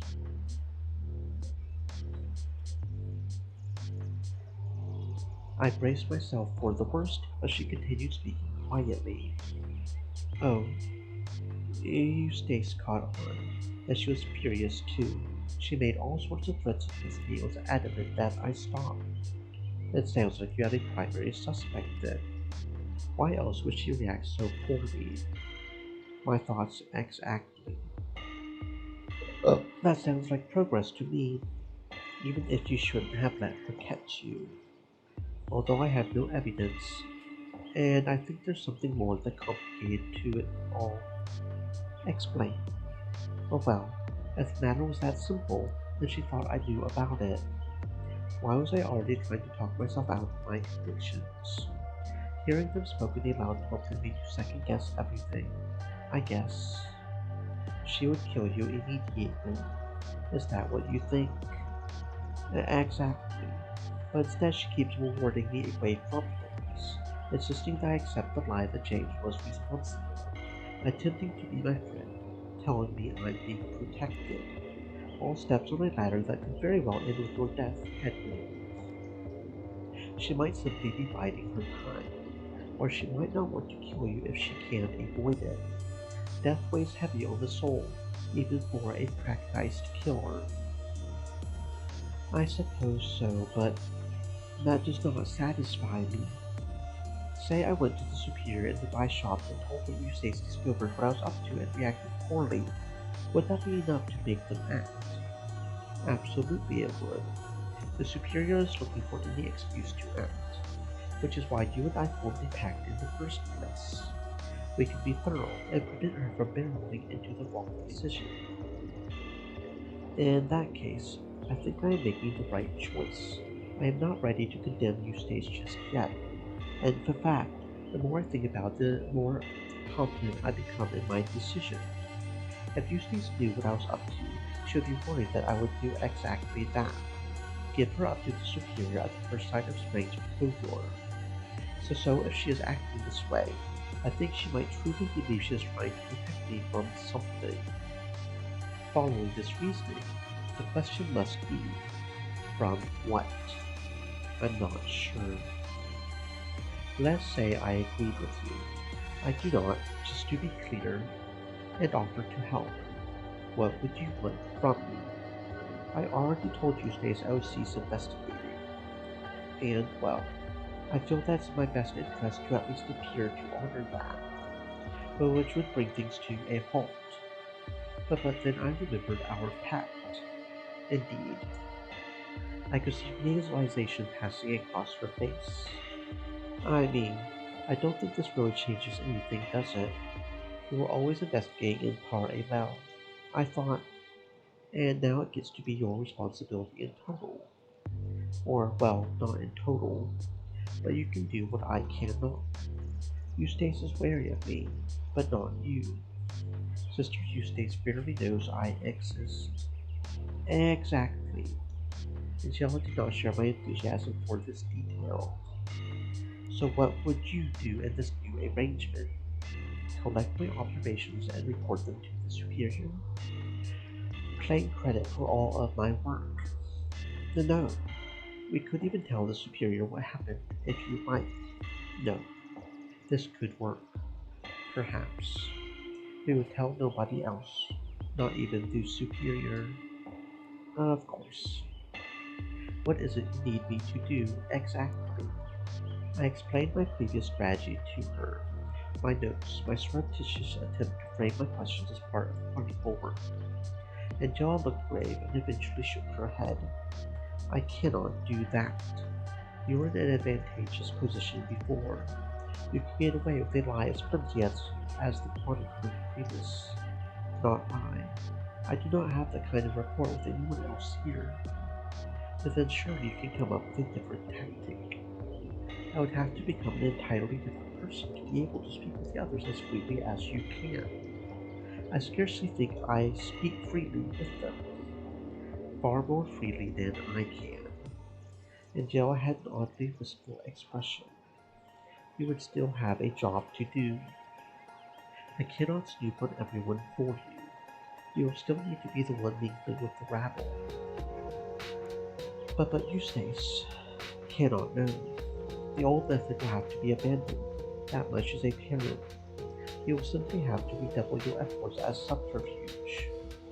How can I possibly do that with Eustace watching my every move? You'll have to become a better actress. Stay in her sight. Be present enough in her life that she believes you have no opportunity to investigate anything. Ingratiate yourself with her and everyone else. They quite like you, you know. The nonsense. Shut up. They all fawn over you. This will be an easy crowd for you to please. But what on earth do you mean? Haven't you not eyes Hedwig? They're all drooling. They all slobber like dogs when they see you. Even before you left that cell, they would all talk about you like a piece of meat. What? They have had a wager running. Didn't you know? No, I haven't the merest shred of an idea. Angela leaned forward and gripped my shoulders tightly. She looked slightly mad and spit flew out of her mouth as she hissed at me. They have all been trying to get their fingers inside of you, Hedwig. The question of who will bed you first has been a topic of discussion since before Sister Catherine died. I staggered backward out of Angela's grasp and nearly tumbled through the hedge behind me. No! Sister Catherine was the ringleader. In fact, that is a lie. That's a lie. It is the truth. For the longest time, nobody seemed to pay much mind that we had an ingress, but Catherine began to visit you more often. She would return and regale the group with tales of how she pestered you, courted you, taunted you. I remember it clear as day. I was in the Misericorde attempting to relax, and Catherine would simply not cease talking about you, wondering aloud what you would look like behind those walls and under those clothes. Your height, the color of your eyes, how classical your face might be, what shape your breast might be, and how you might tender the hair between your legs. I listened to them all pick you apart like vultures. Do you understand, Hedwig? They will listen to anything you have to say if they think it might bring them closer to beating their knuckles against your cunt. Stop! Stop this! I cannot hear any more of this. This is why I've been so cold to them, Hedwig. This is why I've been warning you against becoming too close. These women aren't your friends. They have all been competing to fuck you first. A dirty, sinful game that I refuse to play. That's why they hate me. I never played along. They think I'm spoiling the fun. I did not want to believe it, but made a certain kind of sense. No wonder everyone put up with me. No wonder Eustace kept trying to get me alone.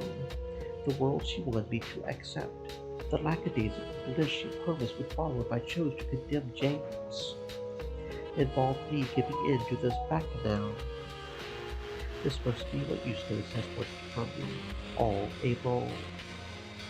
She insisted I accept the James story. She said that if I let things go, I could live out my days here happily. She said that if I let things go, I could live out my days here happily, a simple, pleasurable life. Well, I am afraid that this is our best remaining vector of attack. Well, what is? Don't you see, Hedwig? If you want to continue this investigation in front of Eustace, you are going to have to convince her you have made that decision. My throat was dry. I could scarcely speak. No, I am afraid so. Feed the bait. This is the only way I will be able to help you. We must dive into that world of sin so that I might move freely around the edges. Well, what would you do? I would help you sort the information you gather naturally. I am far better versed in the history of this avenue than you. I can tell you who is lying and who is speaking true. Where is that book you have been writing in? I can get started right away. I will be able to piece it all together far better than you. Eustace took it. Well, there's something I can do. If you were to distract Eustace, I could retrieve that book from her room. She would suspect me. Not if you were with her when it went missing. She would suspect somebody else then. Perhaps, but not me. To her, I am simply a bothersome spoil sport, and as far as she knows, we despise each other. She would never dream that I was down in the dirt with you. But we are all going to the stream soon. Is that so? Well, there you have it. I will retrieve the book while you are away, and while you are there, ingratiate yourself. Make yourself seem available. This is our best chance, Hedwig. I'm surprised at you, but why would you encourage me to do this? Will we not both see hell for this? Perhaps. But if we did, our seats would be comfortable compared to theirs, and that is what matters to me. Even one week higher in hell suits me, if I know that I did the right thing for Sister Kathy Rain's memory.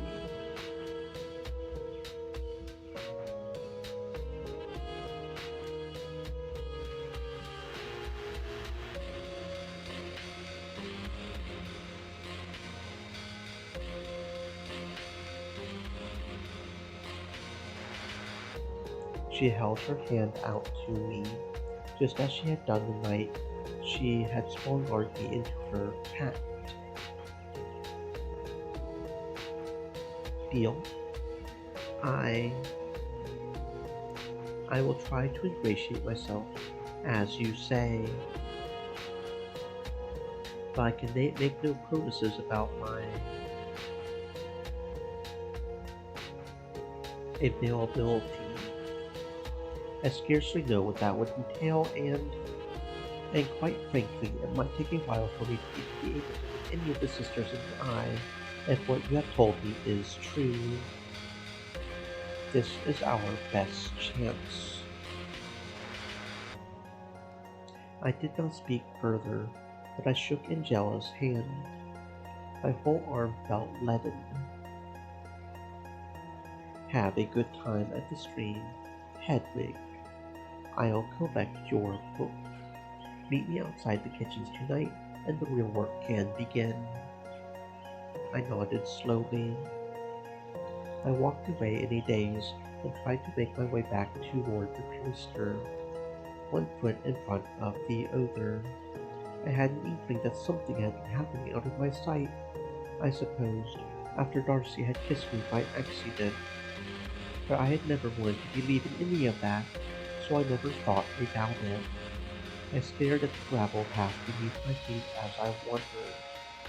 So this was why Kathy Rain and Margaret had been so anxious to speak to me after my mishap in the cell. They had been curious who had won their little game. I had answered them truthfully, mostly. But had they believed me? I remembered Adela putting her hand on my knee and stroking my chin. What if she had won? She had come closest so far. Come closest. Not so far. What on earth was I thinking? As I reached the stairs, I tilted my head up. Eustace and the others were descending the staircase. She was holding her fishing rod and bucket, chatting merrily as Eustace could at least, with her friends. About me, I wondered. Ah, Hedwig, are you ready? Yes, I was on my way to meet you all. Wonderful. Perfect. One last morning of freedom before the rebels show up. The builders. I meant the new oblates. I walked out into the cloister toward the outer wall. Adela isn't wrong, to be fair. Soon this peaceful little abbey will be overrun with noisy, boorish men. Sounds like a paradise for you. Was I complaining? Oh, I'm not looking forward to having them around. I hope they're not rude. I hope they brought their own food. The chatter continued as we walked down the beaten path to Eustace's fishing spot.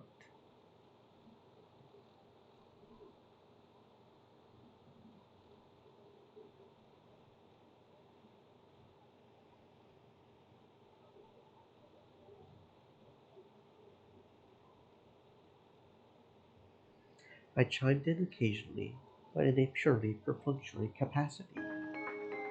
My thoughts were elsewhere.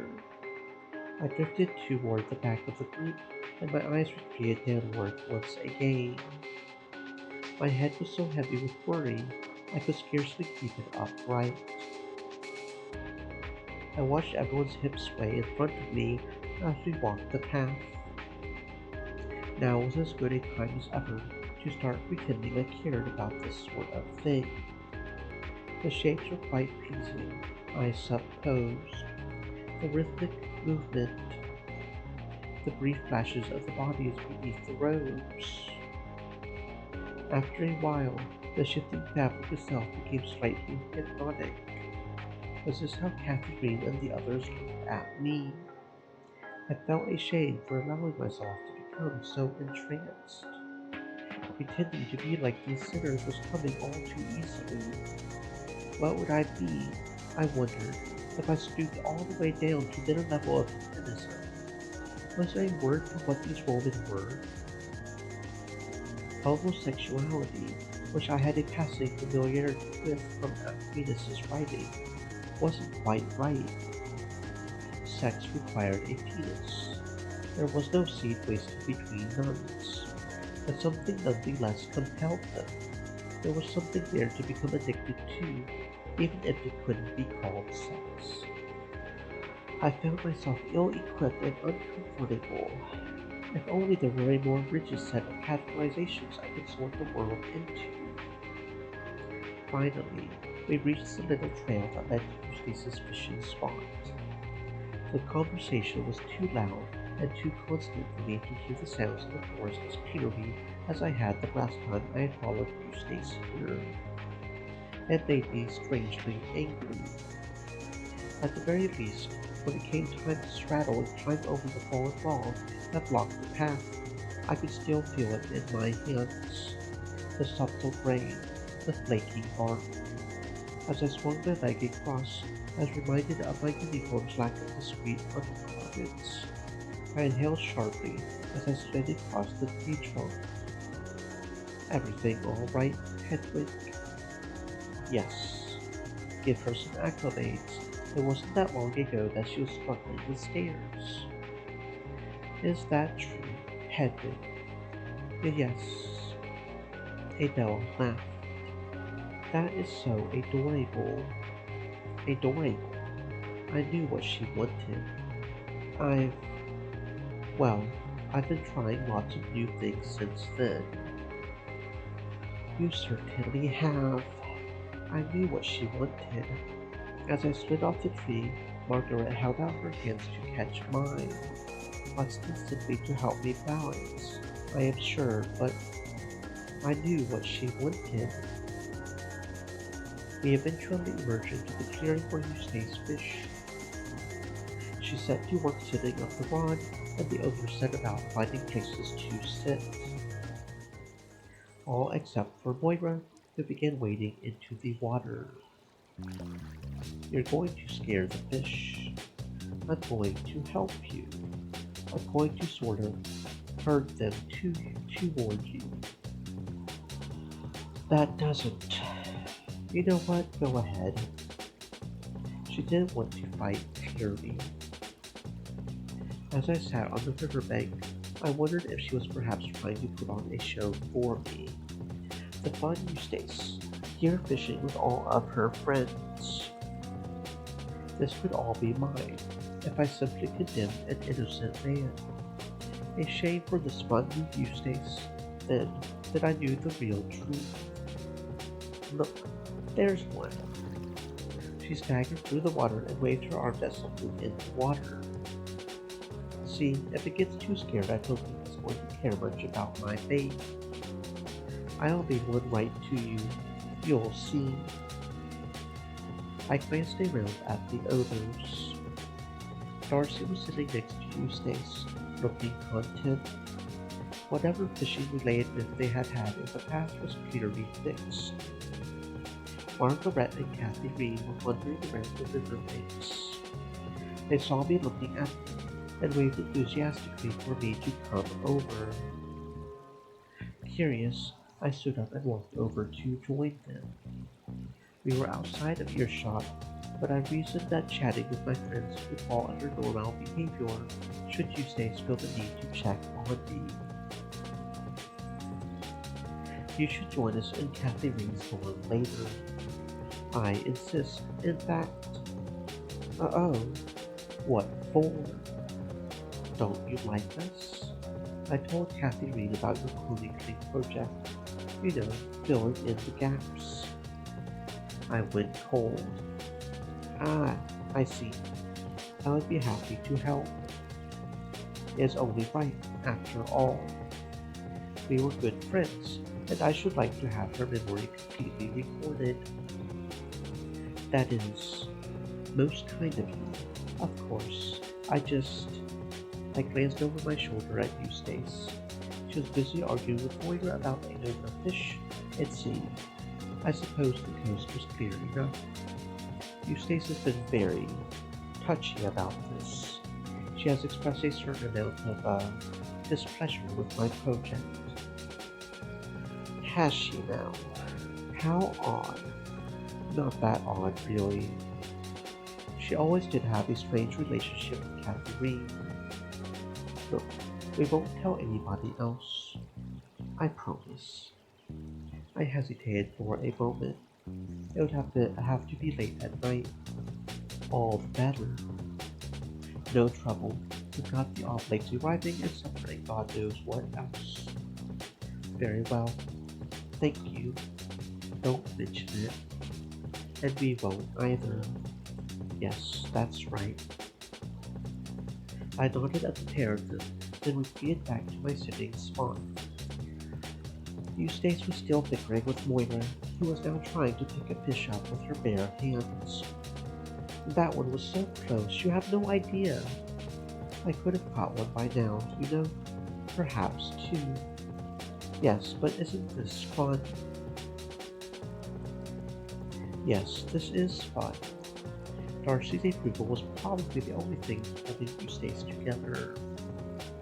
Adela was standing on the bank watching Moira keenly. I realized that she had begun coaching Moira on technique, although I wasn't sure she was basing her teachings on anything. That one there is slower than the rest. Where? Circling your left ankle. Moira ducked down and snatched at the water, catching nothing. A valiant effort. Wait, he came back. Moira reacted swiftly. By some miracle, she held her hand aloft to reveal. I got one. Her triumph was short-lived, however. The fish began to wriggle and resist, and it slipped out of her grip with ease. Moira leaned forward to try and catch it out of the air, but ended up falling face first into the water. Everyone began to laugh uproariously. Adela in particular was doubled over with laughter, in danger of falling into the water herself. I looked over at Eustace, who was chuckling ruefully, presumably at Darcy's encouragement. Moira pulled herself to her feet, completely flinched. She looked embarrassed at first, but began to laugh along with the others as she stumbled back to shore. I had him. You all saw. You look absurd, Moira. Moira giggled sheepishly and began to wring out her skirt on the riverbank. I don't think that's going to work, Moira. Margaret and Kathy Reed had wandered back over to the group, both of them grinning. We're going to smell of pond water until that's clean. Take it off. A salacious whooping sound emerged from the other woman. Moira held her hands up sheepishly. You would all like that, wouldn't you? Yes. We're worried about your health, dear. You'll catch cold. That's right. Moira grinned and bent down to grab the hem of her skirt and yanked it up violently to take drops of water toward Adela, Catherine, and Margaret. They all ducked, sputtered, and laughed in protest. Nice try, you lot. I'll put it in the lawn dry when we're back at the Abbe. And then what? Do you have a spare? Afraid so. Alas, I do not. Why is that, I wonder? Catherine did not respond to this jab. It had seemed good natured, but I remembered how touchy she had been in the Superior's office the night her dealings with James had been revealed to me. I had assumed she wanted to keep a secret from the Superior. Perhaps it was a secret to all. But never mind that. There's quite a bit of laundry to do, anyway. I suppose we should be getting back soon, then.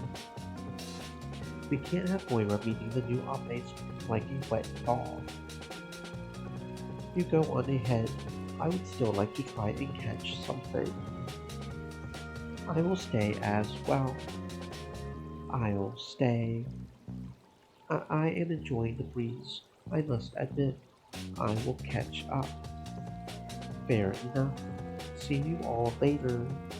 We simply must put on a good display for the new sisters.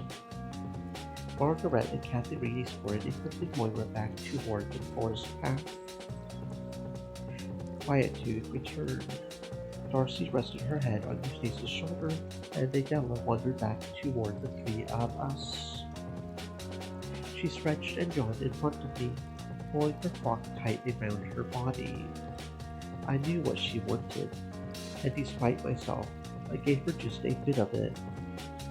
You look good in this light, Sister Adela. Thank you, Hedwig. She beamed at me and lingered in a stretched position for a moment.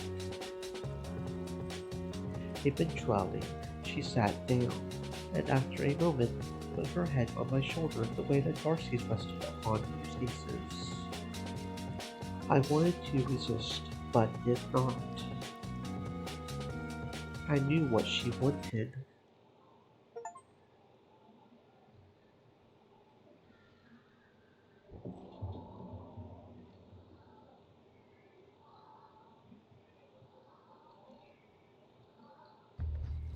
The rest of the excursion continued in silence. Eustace never caught anything. Perhaps Moira's antics were to blame, or perhaps it was just luck. Regardless, Eustace seemed to be sulking a bit when Darcy gently reminded her of her obligations back at the Abbe. She deconstructed the fishing rod and picked up her bucket of bait while the rest of us stood up and brushed our cloaks off. Adela gently tugged my sleeve as Darcy and Eustace walked ahead of us, urging me to stay behind a moment. I didn't particularly want to dip out of my suspect's sight, but I had no choice. Pushing past Adela would have looked quite rude. Yes, Sister Hedwig, you are very sweet. So are you, Sister Adela. I understand that I made you uncomfortable the other night. However, I see the way you look at me. I could even feel your eyes upon me as we walked here. She leaned forward to whisper in my ear. I would show you more, if you would like to see. All the hair on my body stood on end. She reached for my hands and held them gently. There had been a small part of me that wanted to discredit Angela. To return to her this evening triumphant, with tales of how her assertions had all been a misunderstanding. Perhaps even a lie on Angela's part, and that none of my peers were interested in me in that manner. But here I was, Adele, a woman who I had to admit was very beautiful and commanding, but whom I scarcely knew. was inches away from my ear, whispering sinful suggestions. And I would show you what you had missed, locked away for all of those years. Dear Sister Hedwig, make yourself available. I recalled Angela's words, but they did not sit well with me. I was sure that Adela was very beautiful under her frock, but all of this felt wrong. I chose a cowardly middle path. Perhaps later, Adela, I am the very flattered, but this is all a bit sudden. I understand, Sister Hedwig. She stroked my wrist, then let go of my arms. She looked slightly wistful. I panicked, realizing that I had not done my part to keep her on the hook. I gave her a little kiss, on the cheek, mind you, which seemed to brighten her spirits. Keep trying. You are full of surprises, Sister Hedwig. I shall. We nodded at each other, then turned to follow Eustace and Darcy back to the Abbaye. The Abbaye seemed to be in total chaos when we returned. We entered the cloister to see all of the sisters running to and fro. The superior was standing on the grass, pointing at people and barking orders in a manner I hadn't ever seen before. Moira, get changed this instant. I'm so sorry, Mother Superior, but I am in the middle of doing laundry. Borrow someone's robes, then. Charity, move those chairs back into the storage room. We've had all those there for years now, and you can put them back later, but we want this place looking perfect for our new oblates. Charity grumbled something under her breath and waddled over to the table and chairs that she and Marta often used on the edge of the cloister. I used to help her. I rushed to help her, eager to look useful in front of the superior. Oh, thanks much, Hedwig. Not at all, not at all. Are the oblates here? They're coming up the hill. The superior saw them and went a bit army all of a sudden. I suppose she wants to make a good impression. We reached the chapel storage room. I opened the door and held it open for Charity. It didn't take long to find a place to set the chairs down. Tom. Now, you and Margaret better not go smashing these before I get a chance to put them back in the cloister. We won't. I'm only teasing. Goodness, what's wrong? You look lost. I have had a very long day, and I'm worried about how the others see me. Charity blinked. She looked as if she hadn't been expecting such a straightforward answer out of me. Of course, it wasn't really so straightforward, but I'm sure it must have seemed like a radical departure from my previous meekness. My real feelings, of course, were always one shelf higher than the ones I was happily displaying. Everyone thinks you're lovely, Hedwig. What on earth are you talking about? Just odd feelings, I suppose. I see. Are you worried the new sisters will sap some of your attention? That's just how it goes, my dear. Oh well, no, not exactly. No use hiding it. The new ones always get a little extra. Everyone likes things new and shiny, don't they? I don't think that's true. Of course it is. You don't waste time with me and Marta, do you? I'm not offended. We're old and boring. But that's fine. Marta and I have each other. Anyway, the new ones are a bit young, aren't they? Things might not change for you at all. Oh, good. We wandered back to the cloister where the superior was still standing and shouting. I should spend some more time with you and Marta. Only if you want to. We wouldn't want you to miss out on having proper fun. Well, Marta might, but she can be a bit of a curmudgeon. but she gets her fill of junk food from Flora and then drives her mad. So, oh, speak of the devil. Catherine had wheeled Flora in front of the superior, and the two were arguing heatedly. All I asked was that you tried. That's a stupid bloody thing to try, so I won't. Catherine slipped away from the wheelbarrow to speak with me in char eating. What are they bickering about? Soup asked her to try standing up. She did not. I'm afraid so. Flora's holding her own, though, as you can see.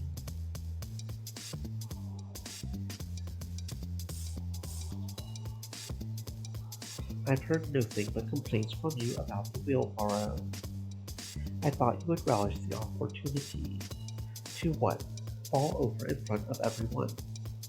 Fine. Stay in the bloody wheelbarrow. As if it's my choice. I just want things to look perfect when they get here. Well, I apologize for breaking my fucking leg. I should have thought about that before. Enough. The superior caught my eye suddenly and shifted her attention immediately. Hedwig, go tidy your desk in the library. I wasn't about to argue with her. Yes, your reverence. See, that is the manner of respect I want to hear from you all. No argument, no questions, just doing as I ask. I scurried away to the stairs. I entered the library and hurried to my desk, unsure of how, exactly, to make it any tidier, but willing to waste some time figuring it out to avoid embarrassment downstairs. I straightened the inkpots and quills and attempted to make some of the book piles more stable, but earnestly there was not much that could be done to improve the space. I fussed with it as much as I could until the door burst open. Eustace entered, looking harried. Hedwig, what are you doing here? I realized I had never been left to my own devices in the library before. The door had been unlocked on my way in. She must have already been attending to something. Then the superior told me to tidy my desk. Why? Oh God, I hope the new oblate are going to be working in here. I don't know. She just demanded I go, and I didn't want to argue. She's a bit high-strung. I had not iced. She sighed deeply. She wanted me to check on the sword. It's still there, just like I told her. I suppose that is an important thing to keep track of. Yes, it's part of my job as a sacrist. Not that it matters to her. I had fun at the stream. That's grand. I couldn't help but be annoyed by her demeanor. For someone who had threatened me with grave retribution not long ago, Eustace didn't seem to particularly care that I was, as far as she knew, doing exactly what she had demanded of me. Are you done with your desk? I think so. Good. Go see if the superior needs anything else. I need to run a quick shelf inventory. You don't want any help? No. I swallowed what I wanted to say to her and left. She could fuck herself on her bloody shelves for all I cared. I jogged back down the stairs. Look at me now, Catherine, and raced into the cloister, but nobody was there. I could hear voices echoing from the direction of the workshop and gate, where my cart to the village had been repaired many days ago. So the oblates were here. I ran to catch up with everyone. I could see them crowded around a horse-drawn carriage, but I saw no new faces yet. I could hear the bishop's voice, although he was too far away to understand. One of the black shapes turned around. The superior had heard my footsteps echoing through the archway. She walked over to me briskly and whispered hoarsely, "Where were you?" "To cleaning my desk, as you asked. I didn't think you would need that long." "Never mind that. Where's Eustace?" She was in the library as well. She mentioned something about inventory. Go back and get her. My God, this is a disaster. I glanced behind her. Everything seemed quite calm. She can organize her books later. We have new sisters to welcome. Go, go! I bolted away and dashed back up the stairs to the library door. I prayed that Eustace hadn't locked it behind her. Mercifully, the door swung open when I pushed the handle. I entered the room hastily. Eustace, Eustace.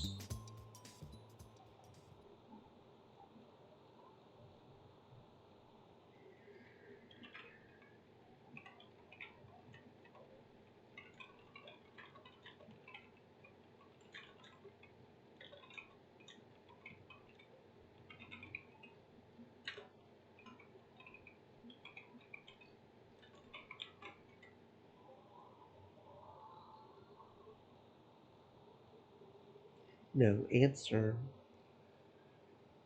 I peered into the rows of shelves. There was no obvious sign of her. I crept forward. I knew that she was very precious about her books and wanted to be nowhere near the back of the library. Eustace, the superior is looking for you. The new oblates are here and she was always there to greet them. Eustace?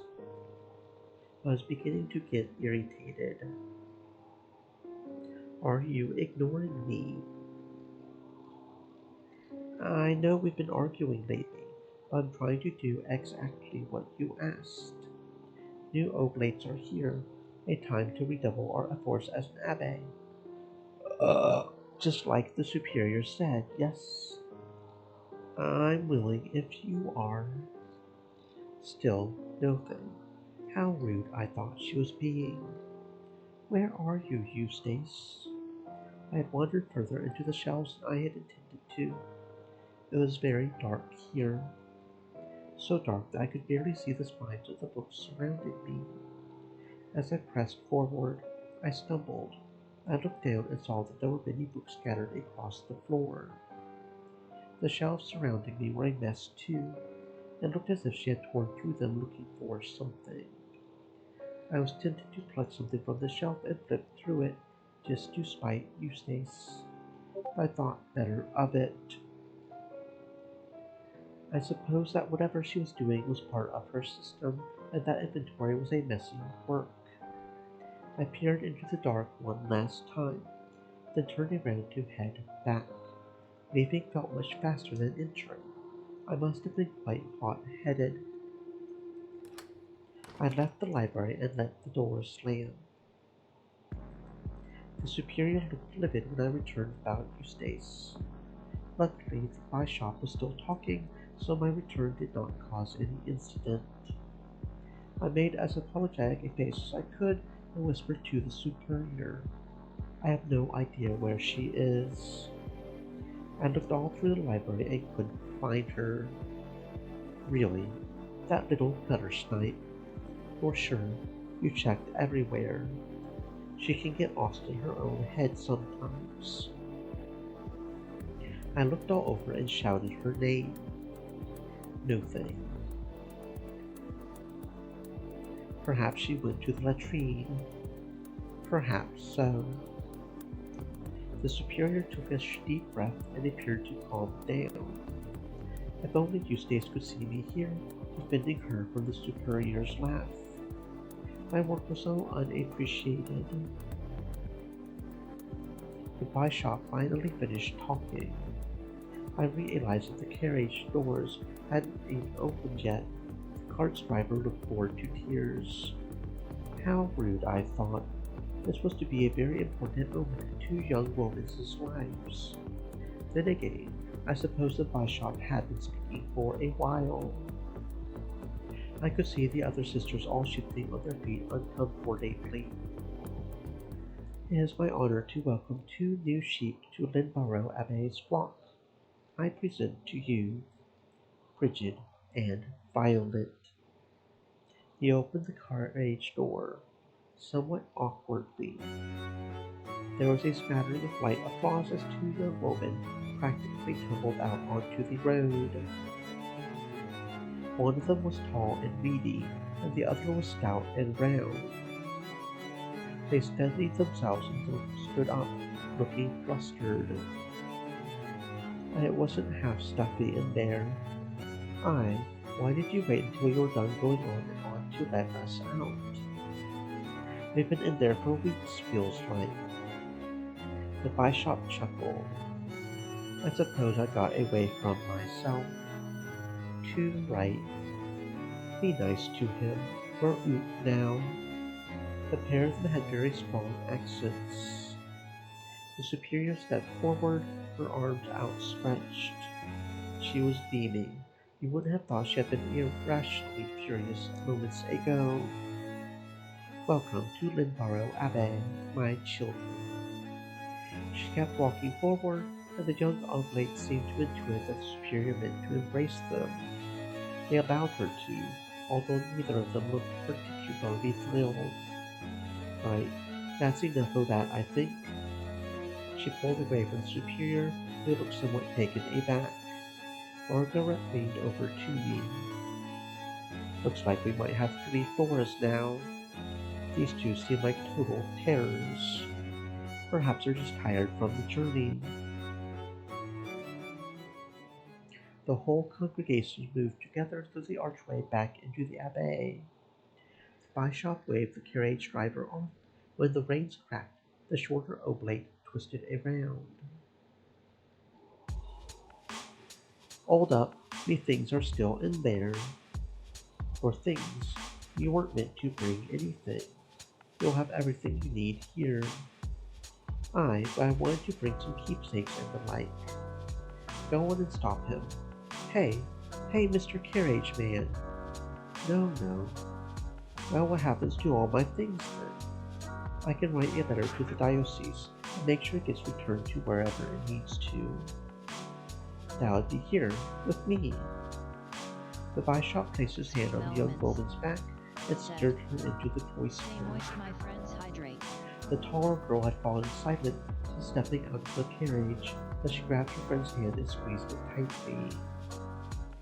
Now, Lynborough Abbey was built many years ago, funded by an anonymous benefactor who wished to bring the work of God to the hills of England. The village of Lynborough, known for its vineyards and livestock, made for a perfect setting to... Why is it so far up the hill then? Please raise your hand to indicate you have a question. Sorry, but why is it so far up a hill? Because it gives our cellars the most consistent temperature for winemaking, or so I am told. It has stood for almost 100 years and has served its community through stewardship, prayer, and of course, the aforementioned winemaking. Lynborough's wines are some of the finest in the country. If you're... Yes... Violet had raised her hand. Is the wine expensive? I do not have exact figures on hand. I will safely assume that fetches a fair price for its quality. In fact, famous dignitaries and royal emissaries have, in the past, sought out Lynborough's wine for their stocks. Why is this place in such a state then? Half the walls look like they're falling to pieces. Yes. Well, 100 years is a long time, and the weather has indeed taken a toll. But not to worry. In fact, there are builders on the way who will arrive quite soon who haven't been charged with the upkeep of the abbey. Oh, well that's good. The superior continued giving her tour, gesturing from her position in the middle of the cloister to the library, the dorms, her office, and so on. She had clearly put a lot of thought into this. I wondered if I would have received the same treatment had I been in any other oblate, or if this was a new idea she was getting a chance. It was hard to focus on her words. Where had Eustace gone? I glanced around at the others. Angela was present. I hoped to God that Eustace hadn't already discovered that the workbook had gone missing. What would happen when she inevitably did find out that someone had pilfered it? I would be the first person she would think of, naturally. Angela caught my eye and gave me a little nod. Curses. Why, oh why, had I agreed to this plan? Eustace was likely tearing my dorm to pieces right this moment, hauling through all of my useless evidence.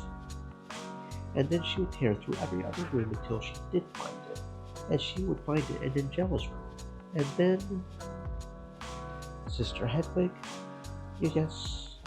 I inquired as to whether or not you would be available in the coming days to show our new charges your work. Bridget had expressed keen interest. Oh. Yes, Superior, of course. I would be delighted.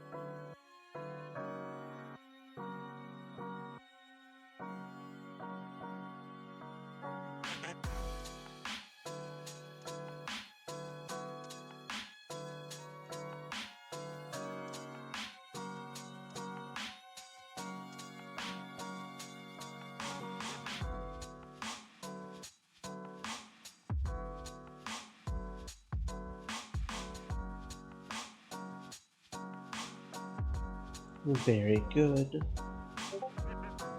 Now, if you would all follow me into the chapel for the ceremony.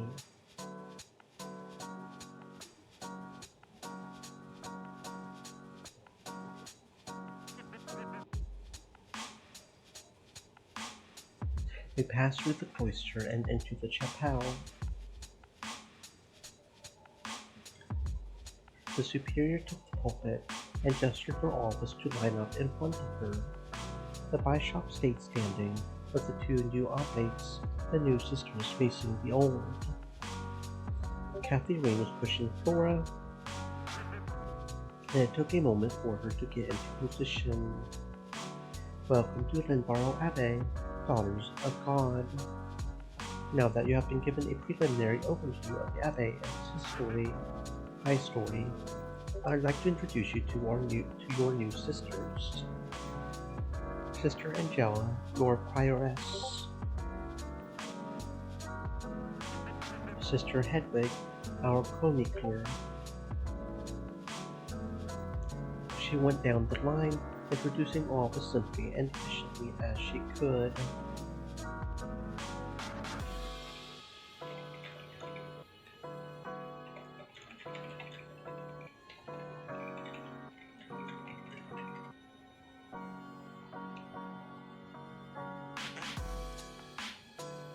This was far more regimented than the experiences I remembered in the rectory.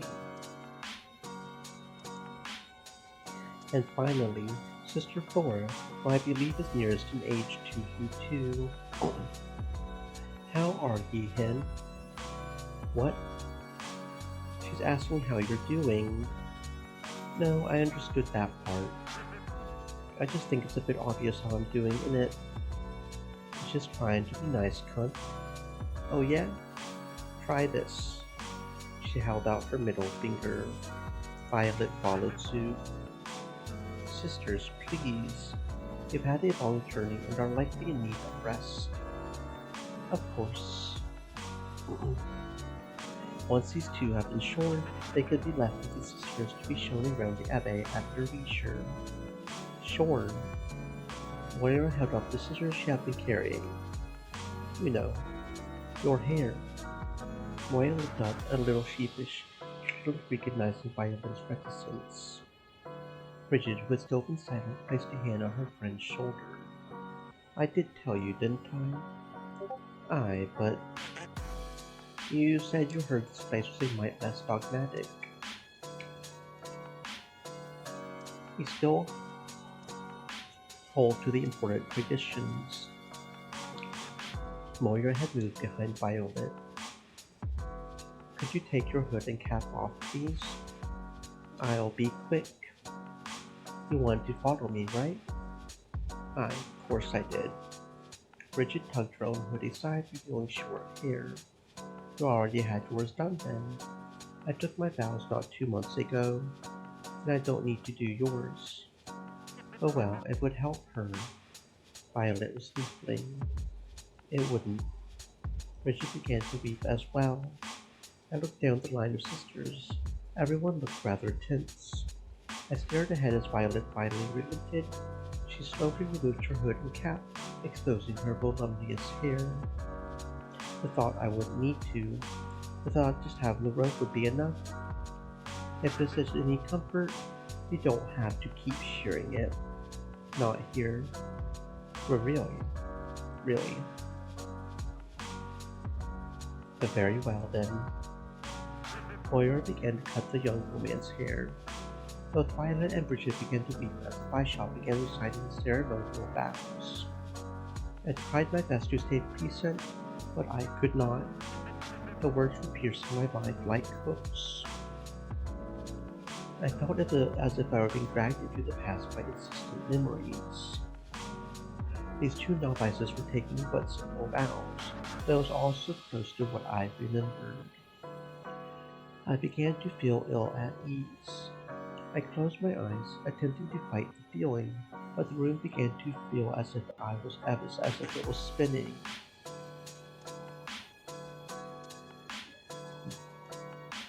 I opened my eyes again, desperate to light myself, but the sudden stop made me feel as if I had urged to a halt, and the next thing I remember is the stone floor rising up to meet my face.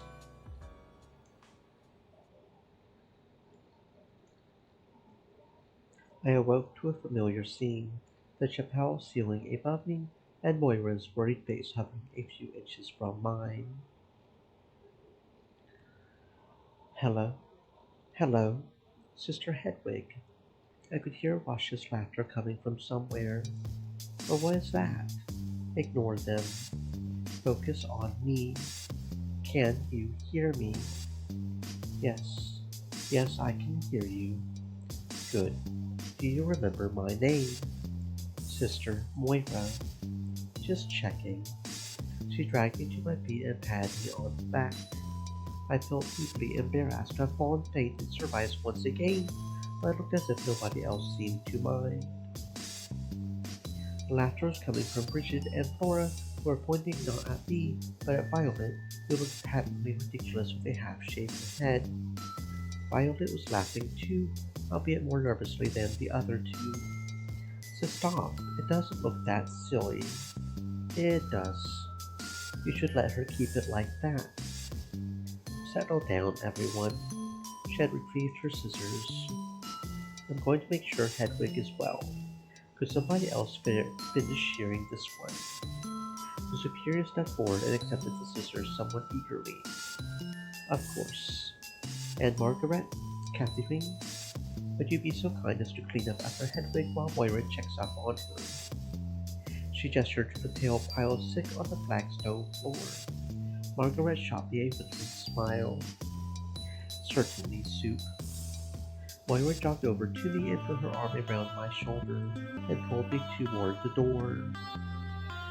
I observed the newcomers as we passed. Violet seemed to be more at peace now. She offered the rest of her hair up to the superior, who smiled warmly and continued the work of cutting it off. Both Bridget and Violet continued to weep, but as they brushed their faces of tears, I could see that they were smiling. I was full of fear and worry and shame. I was certainly frightened that Lynnborough might not be the right place for them. But watching them fade into the shadow beyond the chapel door as Moira escorted me away, I felt so happy for them.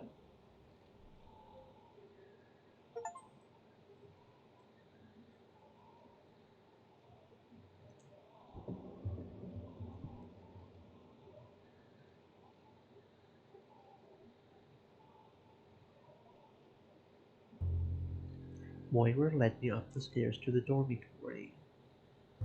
I almost protested.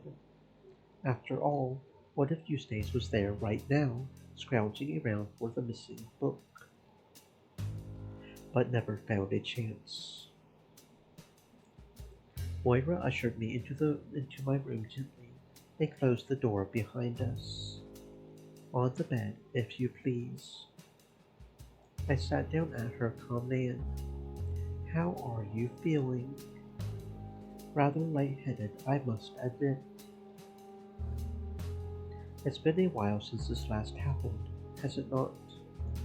I believe so. Wait here a moment.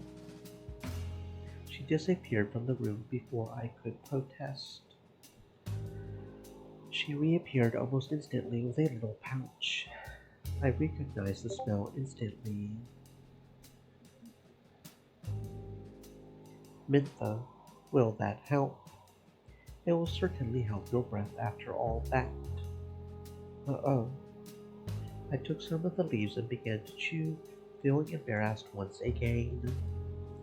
Now, let me see. Any strenuous physical activity today?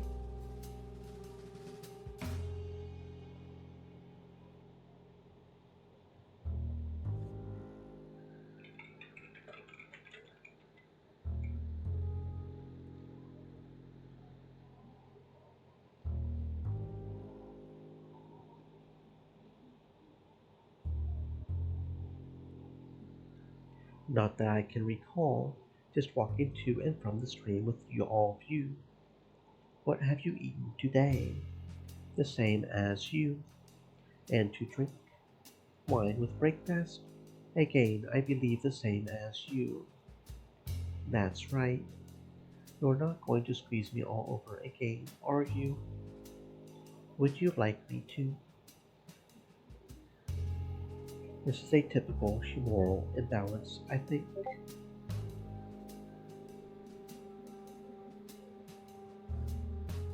You're exploring more outside, and you are clearly very emotional at the ceremony. The superior did prattle on a bit, didn't she? That would flare anyone's temper up. I dare say you've been generating more yellow bile than your body is used to. And out it came. But what should I do?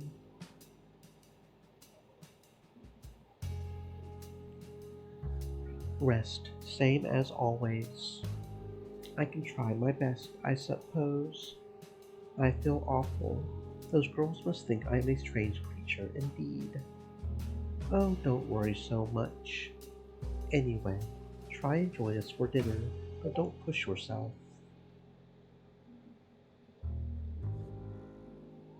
I, yes. She smiled warmly and turned to leave.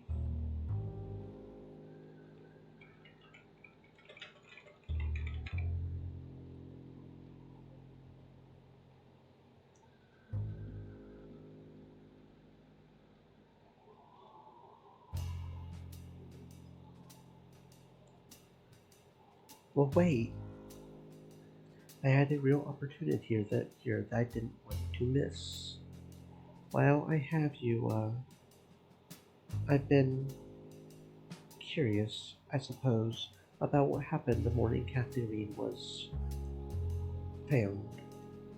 I've actually been collecting everyone's stories, so I can fill in the gap, I suppose. I thought it might be a nice way to honor her memory, you know, to finish her work. Moira smiled, but she looked a little glassy-eyed.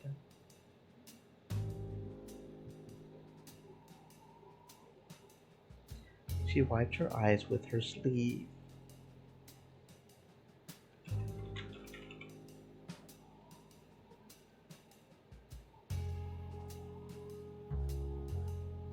You're very thoughtful.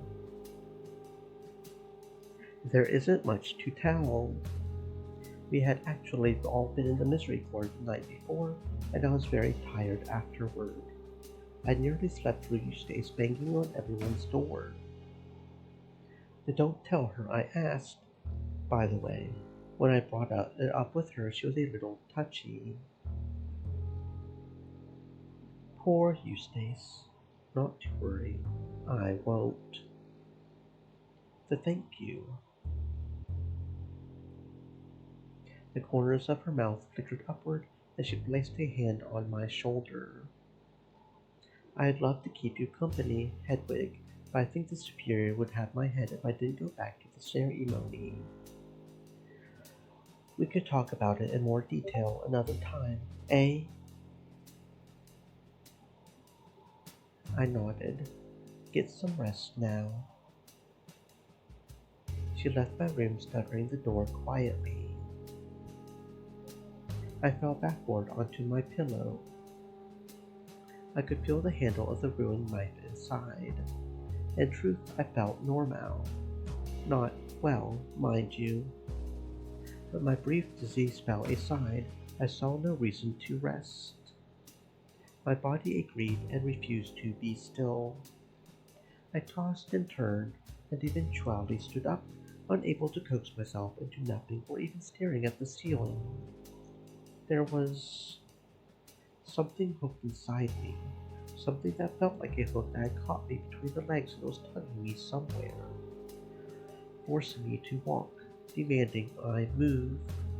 Where it was dragging me, I had no idea. All I knew was that I ought not be still. I left my room and wandered through the dormitory hall. There was nobody here, naturally. I could have gone into any room I wanted. I stood outside of Eustace's door. I hadn't even needed Angela to steal my notes back. I could have opened the door right now and taken whatever I wanted. I tittered to myself. Angela's room was open to me as well. I could just claim the book for myself before she had a chance to give it to me. I would have no reason to, but the look on her face might be amusing. Compelled to move again, I found it out of the dormitories and onto the landing. No doubt the bishop was reading those two girls their vows. I had the run of the Abbé to myself for some time, it seemed. I stopped in front of the library door, resisting the tug of the line for just a moment. Eustace was still missing. I held my hand out to the door handle and thought better of it.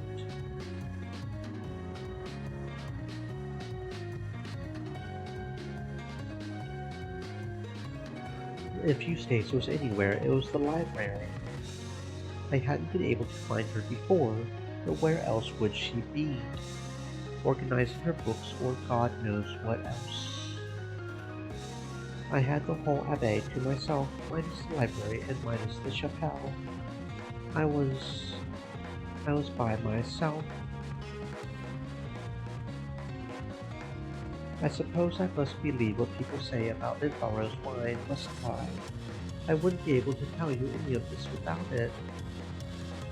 I was yanked away from the library door and down the second floor hallway. Where to go? What to do? I could do anything. I could go anywhere. I wanted to go outside. I wanted to touch a tree. I wandered toward you know, the spot where I had seen the ghastly figure with the flaming sword. I could take the stairs down to the outer courtyard from there, but there was a nasty smell coming from beyond the big door. Foul. And I didn't particularly fancy getting into a fight with Thor the way Thora had. I retreated back toward the staircase near the dorms and practically flew down them. I was being pulled by a thread, guided so firmly. I could do whatever I wanted and I wanted to go outside. Nobody could see me, if only they could have. I suddenly felt quite warm despite the cool winter's air. It would snow soon. Everyone kept reminding me of that. This would be my last chance to enjoy the grass for a long time, to feel the ground. Even the stone floors and walls of the Abbey might be too cold to feel comfortably soon. I realized. As I jogged through the courtyard, I, I did something unthinkable. I have no excuse. I paused for a moment and removed all of my clothes save for my hood and cap. I hastily balled them into a pile. I did not care where I was, I just needed to be rid of them for a moment and the small window of freedom I had. For just a moment, the hook inside of me relaxed. The flagstone felt so welcoming on my feet, and then my hands and my knees as I fell to the floor, my stomach, and my back. The touch of stone felt so welcoming. I scarcely cared where I was. I was surrounded by stone, enveloped in brick, some of it smooth and some of it rough and all of it inviting. I crawled and rolled and laughed and, well, felt blissful. Then my innards tightened again, and I felt the hook pulled taut. I was off again, through the nondescript halls, letting my hands linger on the walls as I walked, as I was drawn outside. Outside. I felt gravel under my feet, then the gravel gave way to grass. The incessant pull continued. I broke into a sprint, lest it rip my guts out. I leapt into the tall greenery like water and laughed. I rolled onto my back and gazed into the sky where the clouds were darkening. I stayed like that for a moment, giddy and dizzy and full of thrills. The yanking sensation had subsided, although I still could not see what I had been dragging me out here. Here was where it had wanted me to be, though, clearly. A single raindrop fell onto my forehead, and I began to laugh. This was perfect. This was total bliss. I brought myself to my feet, the tall grass brushing against my thighs. I held my hands aloft. Give me more, I begged the heavens. Give me more. I had begun to rain. I could feel each drop as it pelted my skin. I could trace every one's path as it traveled down my body. The rain grew faster, and yet I could still account for each raindrop.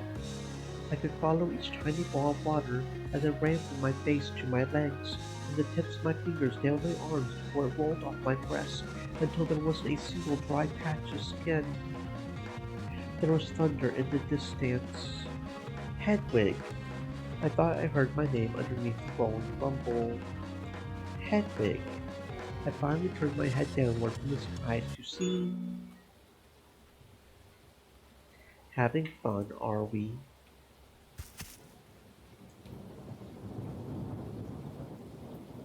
The earth was ever so slightly damp. I could feel myself sinking into the dirt. A shadowy figure peered at me from above. Look at the state of you. Who are you? I can't see you. It's me. You had me scared half to death. Come on, get up. The hook was gone. So was the doppelganger who had been pulling on it. I needed Eustace's help to rise to my feet.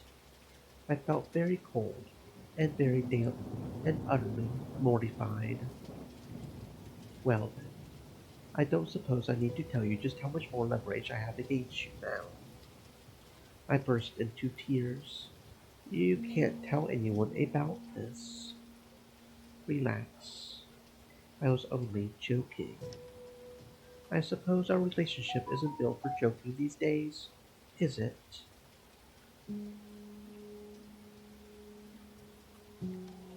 Sorry. Eustace was walking me back toward the Abbe slowly. I suddenly felt very aware of my nakedness, not in the freeing way that I had minutes before, but in a dreadful, vulnerable sense. I tried to make a break for it and sprint back to the Abbe to retrieve my pile of clothes, but Eustace kept a firm hold of my wrist. Calmly,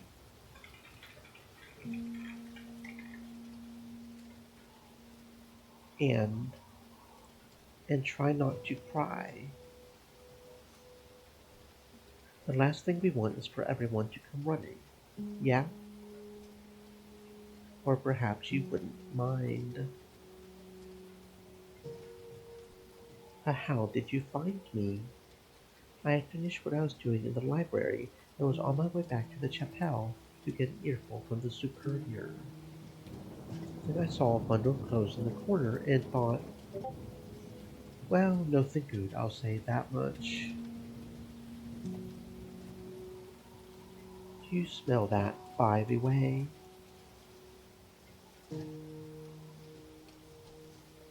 We were close to the wall beneath the great wooden doors. Yes, I can. Awful, isn't it? Horrible. Never mind that, though. Let's get you dressed first. I was doing my best to cover myself up with one free arm, but it wasn't working very well. We crossed over the grass back onto the gravel path. Do you enjoy how that feels beneath your feet? Leave me alone. What is the matter with you? Quiet down. I was distraught, but it was nothing compared to what I was about to feel.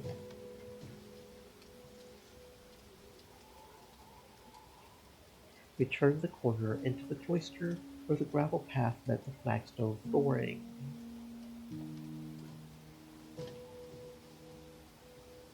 My robes were still there in a heap, but there was somebody else there too. The very last person I would have wanted to see me in this state.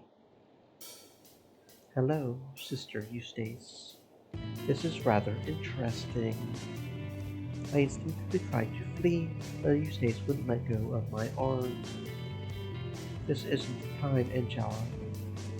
I think Hedwig might need to see Moira.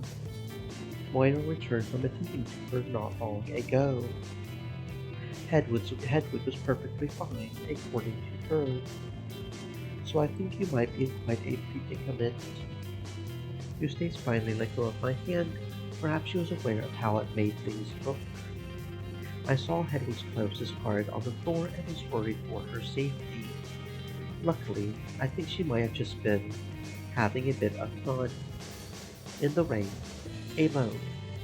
I know it sounds absurd. It sounds deranged. She shouted it so loud that it scared me. It sounds impossible.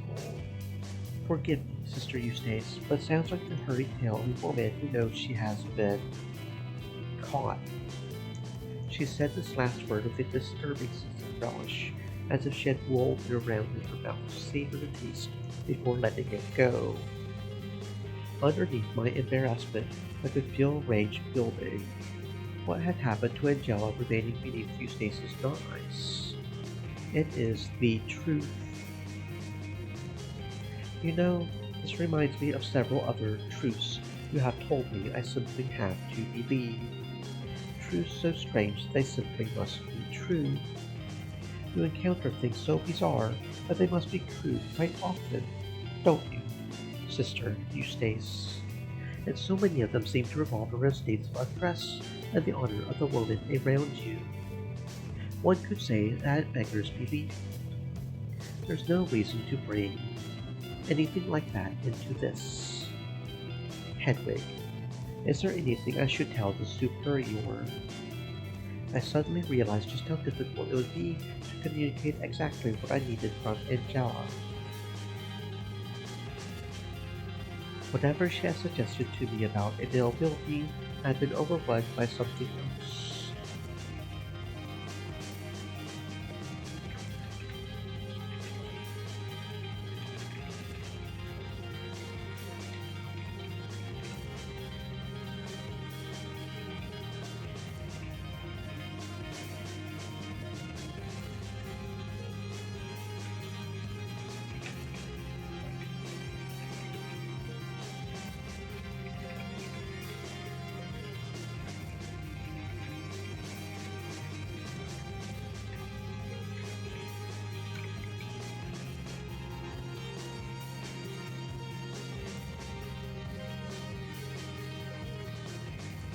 Panic set in alongside embarrassment.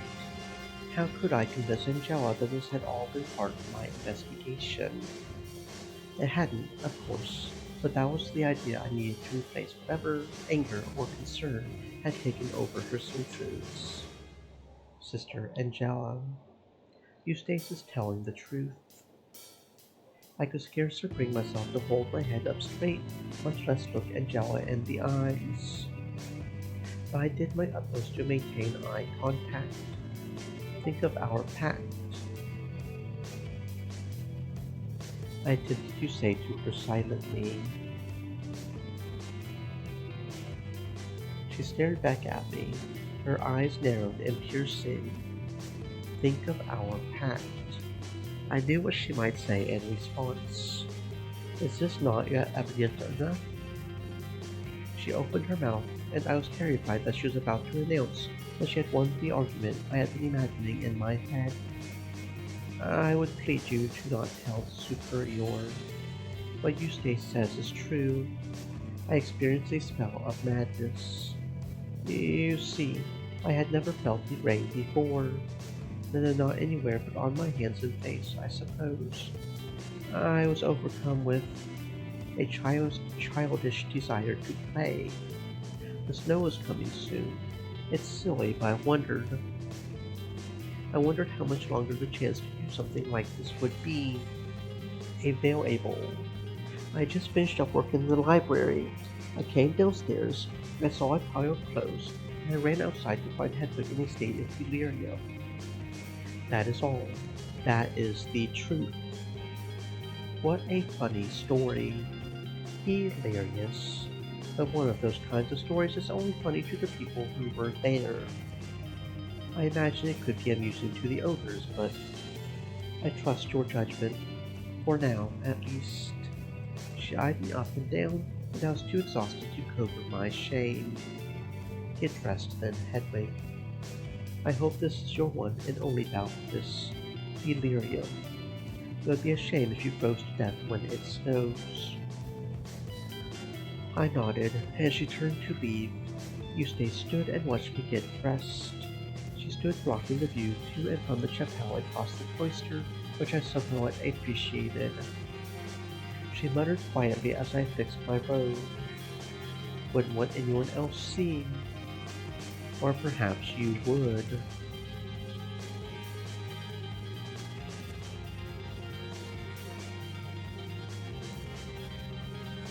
Could be a thrill, I suppose. Thoroughly humiliated, I indicated to Eustace that I was ready to move. I am learning so many interesting things about you. There's nothing to have learned from this. I was ill, and I was just ill, that's all. I find it hard to believe that this was a completely random whim of yours. What did Angela mean, by the way, about you, and honor, and so on? I think perhaps we have each been given an opportunity to not learn anything about each other. I think that is fair, don't you? Very well, Hedwig. She was smiling, but I could sense the tension behind her eyes. We began to walk back towards the staircase to the upper hall. You know, Hedwig, I find the sight of you far more interesting than your busybody tendency. If this is all some bizarre way of filling that hole, you have my full support. And well, what does that support for momentary bouts of madness look like? I'm good at keeping secrets. I'm keeping more than one adores down. We stopped at the top of the stairs. I turned to face her, feeling weary. I could not believe that she was still attempting to threaten me in this manner. Moments ago, I thought we had reached some kind of stalemate.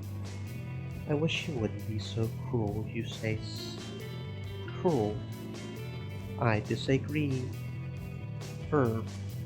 I do what I must. You have made your point several times over. You've won.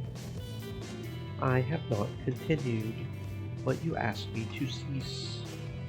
That's excellent, and I'll take every opportunity to keep it that way until I am satisfied. We can be friends in the meantime. After all, if you're not doing what I asked you not to do, what do you have to fear? Smile, and allow me my paranoid indulgences. We'll laugh about all this years down the road. I hope so. Eustace bade me farewell with a curt nod, an empty smile, and turned to head back down the staircase. I glanced at the library door. I had half a mind to dash inside and see whatever it was she had been so busy with before coming to find me in the field, but I thought better of it. I staggered back to my room. I felt as if I had just run in circles for hours. My breath was shallow and ragged, and I was dripping with sweat. I entered my room and made for my bed. I did need that rest Moira had recommended after all. With trepidation, I removed my clothing once more. I was alone again, but I was still filled with an overwhelming sense of shame and dread as my skin was exposed to the air. That strange driving sensation, the hook, was back. My doppelganger's pull was weak as she attempted to drag me to the open window or back out into the hall through the door. I could resist it, but it was there. No matter how little effort it took to suppress, I could feel that it was there.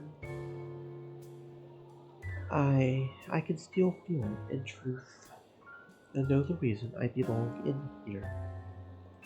As I climbed into bed, I began to weep. Some threshold had been crossed. It was as if I had discovered I was afflicted with some permanent disease. I begged God to free me from the line I was stuck on, but the feeling would not leave. I knew that no matter which direction my speared loins would be pulled, the final destination would be hell. My head hit the pillow, and I jerked upright. I had avoided gliding with the dull knife inside, but the whole thing was still damp. I let out a wail and flicked it over angrily. As I buried my face on the dry side, I set about wetting it and kind with my tears. When sleep came, I wished it would take me permanently.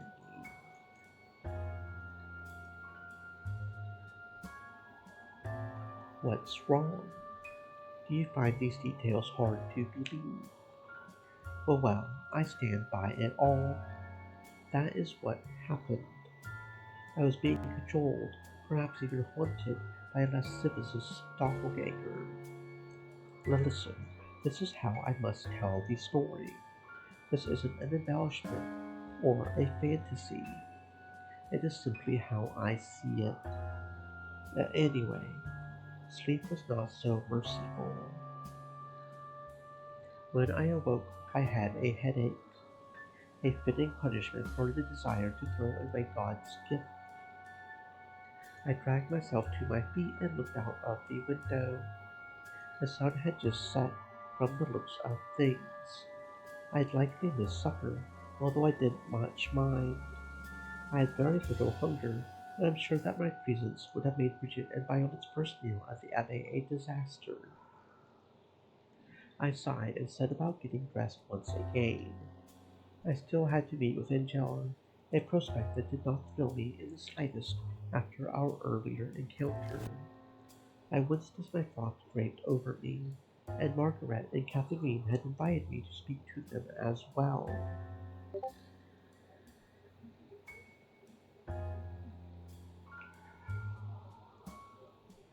I had so many appointments to keep, and not a shred of the will necessary to follow through.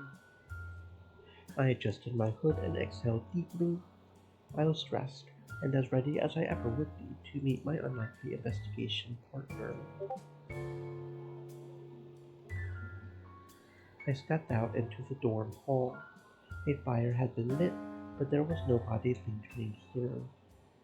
I could hear voices coming from the landing, however. I walked out into the hallway and saw a gaggle of sisters standing in front of the Misericorde door. I think it is only fair that we let our newest sisters in tonight. It would be such a fitting end to their first day here. I'm not so sure. Is it really a procreate? Why wouldn't it be? I'm the same age as Flora, and she says she's been in before. I would certainly enjoy it. Me, too. So only fair that I get in too. What do you mean, only fair? Because I haven't been in ages. You've missed out once, which is how it usually works anyway. Right, so it is my turn to go in then. Glad we agree. Eustace sighed. So that's Bridget, Violet, Laura, myself, Eustace, Darcy. Come to think of it, can we not add one more tonight? If half are allowed inside at any time, our ranks have grown enough to accept another inside. Hedwig, would you like to join us? I'll give my seat up for somebody who didn't get a chance last time. Adela looked disappointed, but didn't say anything. As I began to descend the stairs, Margaret and Catherine emerged from below. Margaret, Catherine, we have one open space in the Misericorde tonight. We have prior engagements, alas. That's right. You'll join us later, Hedwig. Yes. I continued down the stairs to escape any further logistical conversations. I could hear Adela complaining out loud that they might have to invite Angela at the rate things were going. I wanted to shout back up the stairs to share the good news that she, too, would be busy tonight, but I kept it to myself. Perhaps Moira or Marta or Charity would join. I didn't much care. As I walked toward the meeting spot Angela had proposed, I remembered what she had told me about the others and shivered. I might have been resigned to allowing myself to be fawned over, but I did not have to appreciate it. The idea of spending a drunken night of revelry with a woman who had bets placed on my chastity filled me with an indescribably dark feeling. I could feel the hook and line growing taut. I could see Angela in the shadows ahead. She was wearing a large traveling cloak over her robes, an idea I became increasingly jealous of as the night grew colder. Very prompt. I am surprised. Did you retrieve the book? Of course I did. Come, we can talk in the garden. She did not give me time to respond. I followed her down the path toward the hedgerows. You were absent from supper. I take it you were convalescing after your little escapade, if you must call it that. I am rather cross with you, I'll have you know. You might well have blown our entire plan to smithereens. Calm yourself. I was simply going to express that you were lucky to miss supper. I don't think there was a single moment of silence. Those new oblates and flora dominated the entire meal with their babbling. Oh, I couldn't help but giggle, but that does sound excruciating. You don't know the half of it. I might have to avoid the refectory altogether if my behavior isn't curtailed. Don't you mean rectory? No, it should be called the refectory, but it was built to be a rectory. The shorter name stuck, I suppose. No doubt the sisters of this abbey have always been slightly dull. I am surprised you hadn't noticed the error. I just went along with what I heard. So much for my boundless knowledge of abbey building plans. I do often miss having private meals. You once took everything privately. I sometimes find myself feeling envious. Perhaps I should become an anchoress. She stopped and turned to face me now that we were deep between the hedges. Wouldn't that be amusing?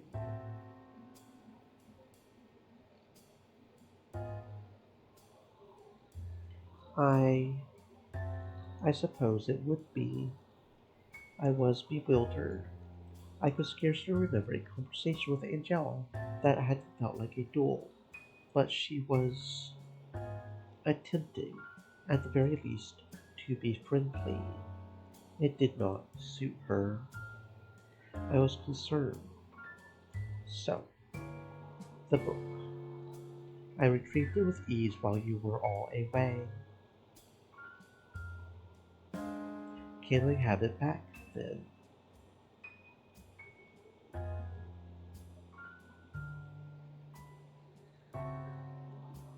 I am eager to get back to work. That would be a poor idea, I think. We discussed how much of a risk it would be for you to continue so openly. What if you stay solid in your room? We have no locks. She wouldn't even need to be particularly paranoid. She might just happen upon it if she were to enter your bedroom for any reason. I know I told you to stick close to her, but I did not expect you to pour yourself out for the cause quite so quickly. That is not what happened, and it shan't be happening. Really now. I know it sounds ludicrous, but you stated the story earlier. That really was what happened. Tell me all, then, in exacting detail. There isn't much to tell. Then you'll be finished with the story quickly, and we can move on. I I was ill, as you saw, in the chapelle, imbalanced tumors, Moira said. She told me to rest, and I tried to. I really did. I was full of some strange energy and could not fall asleep. So I went for a walk around the abbey and felt compelled by a strange sensation to sneak about. And the rest, well, you saw. I feel humiliated, Sister Angela. I'd rather not be labor. I tripped over my words as Angela opened her cloak to reveal her naked body underneath. I was so shocked I could have fallen over, but my hook and line grew taut and kept me upright. You have a sickness, Hedwig. I see it in your eyes. Sister Angela, cover yourself. You are in the grip of some devilish hysteria. Where it came from I cannot tell you, I can plainly see how thoroughly it controls you. And no, I know your kind. You would throw all of your clothes and responsibilities and run into the woods if you had the opportunity. You would seek to join the Celts or some witches in the woods and live feral. And you dutifully shunned sin and pleasure for 20-odd years, and the devil had a remarkably easy time getting his claws in you as soon as you stepped outside of your cell. It is not your fault. In fact, I pity you. I have struggled with similar proclivities. The superior couldn't have known, but she made a grave mistake choosing you for this work. She's treated you like some wretched invalid and pulled you off the street to be her sin eater. But Minbaro has an ocean of sin, and your kind is all too eager to plunge into the depths. You never had a chance. I have only just kept my head above water while I have lived here, managing the same affliction you let get the better of you today. Am I correct, Hedwig? No. Yes, I am. I know I am, because you haven't looked away from me. She closed her cloak. What are you feeling right now, Hedwig? Are you relieved that you can no longer see my naked flesh? Or are you hungry? Have I relieved you by hiding myself? Or do you feel as if I have taken your plate away from you mid-meal? I had nothing to say. I was trembling, terrified, and sick. I am right. I see it in your eyes. You look like a starving dog, but a dog can be trained. Are you committed to finding the truth, Hedwig? I can count on you to conduct your half of our investigative work. Will you do whatever it takes? Yes, you have sinned and will sin again in the course of your investigation. Lying, stealing, and God knows what else. And you have in turn driven me to sin as well. I have stolen for you. I am sorry, Angela. I do not apologize. We must accept these sins if we are to find the truth in the cesspool. For Catherine's sake, I would do anything. She meant the world to me once, before she was taken by madness. I would spend the rest of my life on my knees repenting for every sin I committed on the path to finding justice for her. Would you? Yes. I don't believe you. Yes. Again. Yes. Angela looked at me up and down, calculating disdain. Good. Then kneel. I felt one knee overwhelmed with strange emotion. I bowed my head to her. I felt a cold touch on my shoulder and saw a flash of light. Angela held her dagger against my collarbone for a moment, then moved to the opposite side of my head. Then I take you as my knight, Sister Hedwig.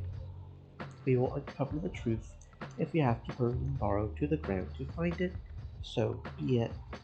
I will prostrate myself before God and beg for forgiveness for the rest of my life, and you may pray beside me. I will guide you out of the darkness as I seek my own salvation, because as pitiable and wretched as I once found you, I see the same illness in your eyes that once gripped me.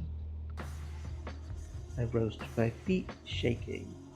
I just want to be free of all this madness. Then follow me.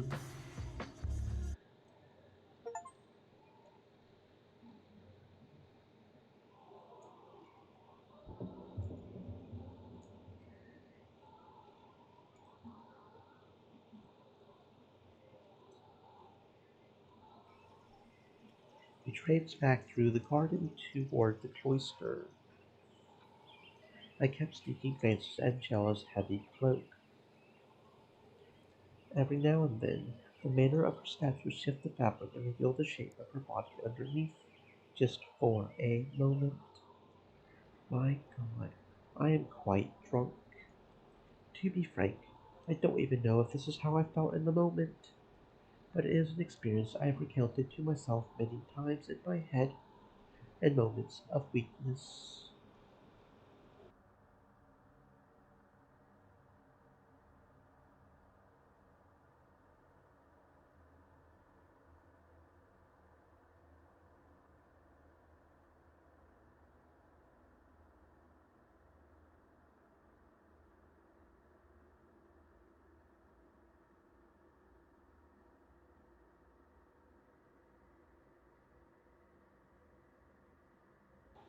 Don't sound so surprised. I have momentary lapses of judgment, even now. To tell you the truth, well, I am back in the cell for the purpose of my own safety, aren't I? My own well-being, a place to account for my many sins and repent. I pray every day and accept my due gladly, but every now and then I think, well, what's one more little sin? I will be here for a very long time, as long as I am improving at a rate greater than I am adding things to repent for onto the pile.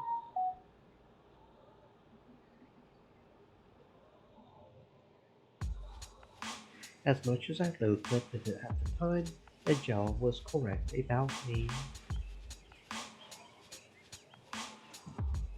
I had been neck deep in evil since I had joined the congregation, and if there was any hope of finding the truth, I would need to navigate these waters intentionally. My time in my cell, I thought, had fashioned enough armor for me to survive anything. But my raw scriptural knowledge was simply overwhelmed by the outside world. Pure white snow trampled by the footfalls of fallen woman. I don't mean to bore you too greatly, but my mind did drift to Aquinas. Aquinas. I was having second thoughts about what I had just agreed to, all swept up in Angela's compelling theatrics. As shaky as my faith had become, I still believed in right and wrong. But I did calm myself thinking about the relative nature of goodness. Not in the sense that goodness is relative to the world we exist in, but in the sense that it is relative to the creature that exercises it.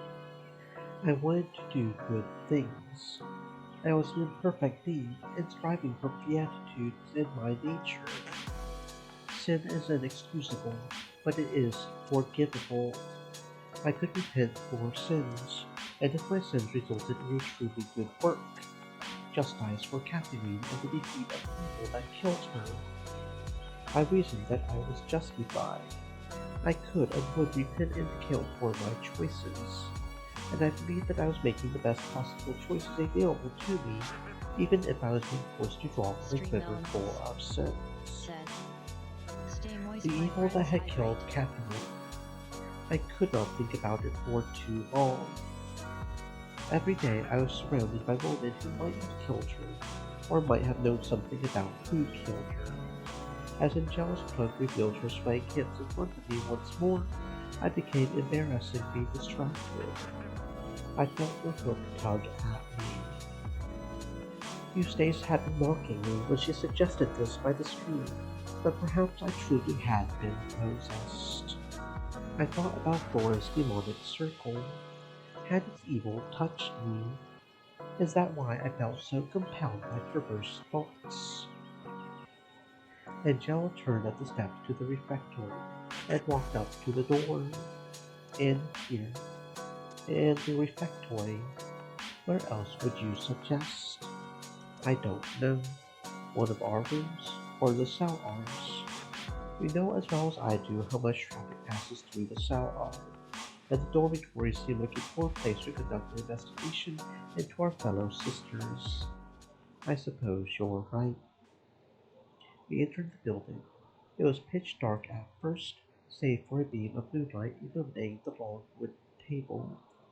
Angela searched around the corners of the room for a candle. Eventually, she found one in a cabinet against the wall. She lit it and placed it atop the table and invited me to sit down. Now then, she reached under the table and produced my workbook. You left that in here while we spoke. I kept a close eye on the door while I waited for you. But we went to the garden, and the book is still here. Can we move on?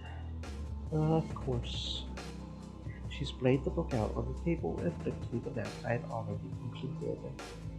You had a somewhat admirable idea before Eustace found you out. There is an important element you have overlooked, however.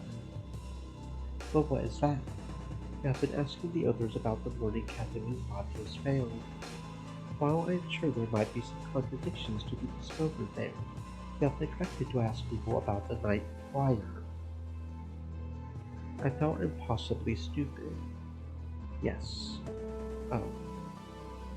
She reached out to flip the pages once more. I found myself searching for a glimpse of her breast in the candlelight. Eyes up, Herbert. You have assumed that she was found in the morning immediately after her death. She might have died at any point during the night. That's a much more difficult question to pose to people, though. I imagine a murderer with any sense would immediately call me if I asked where they were that night. Yes, and of course, everyone, involved or not, would have an easy answer they could send you away with. I was asleep.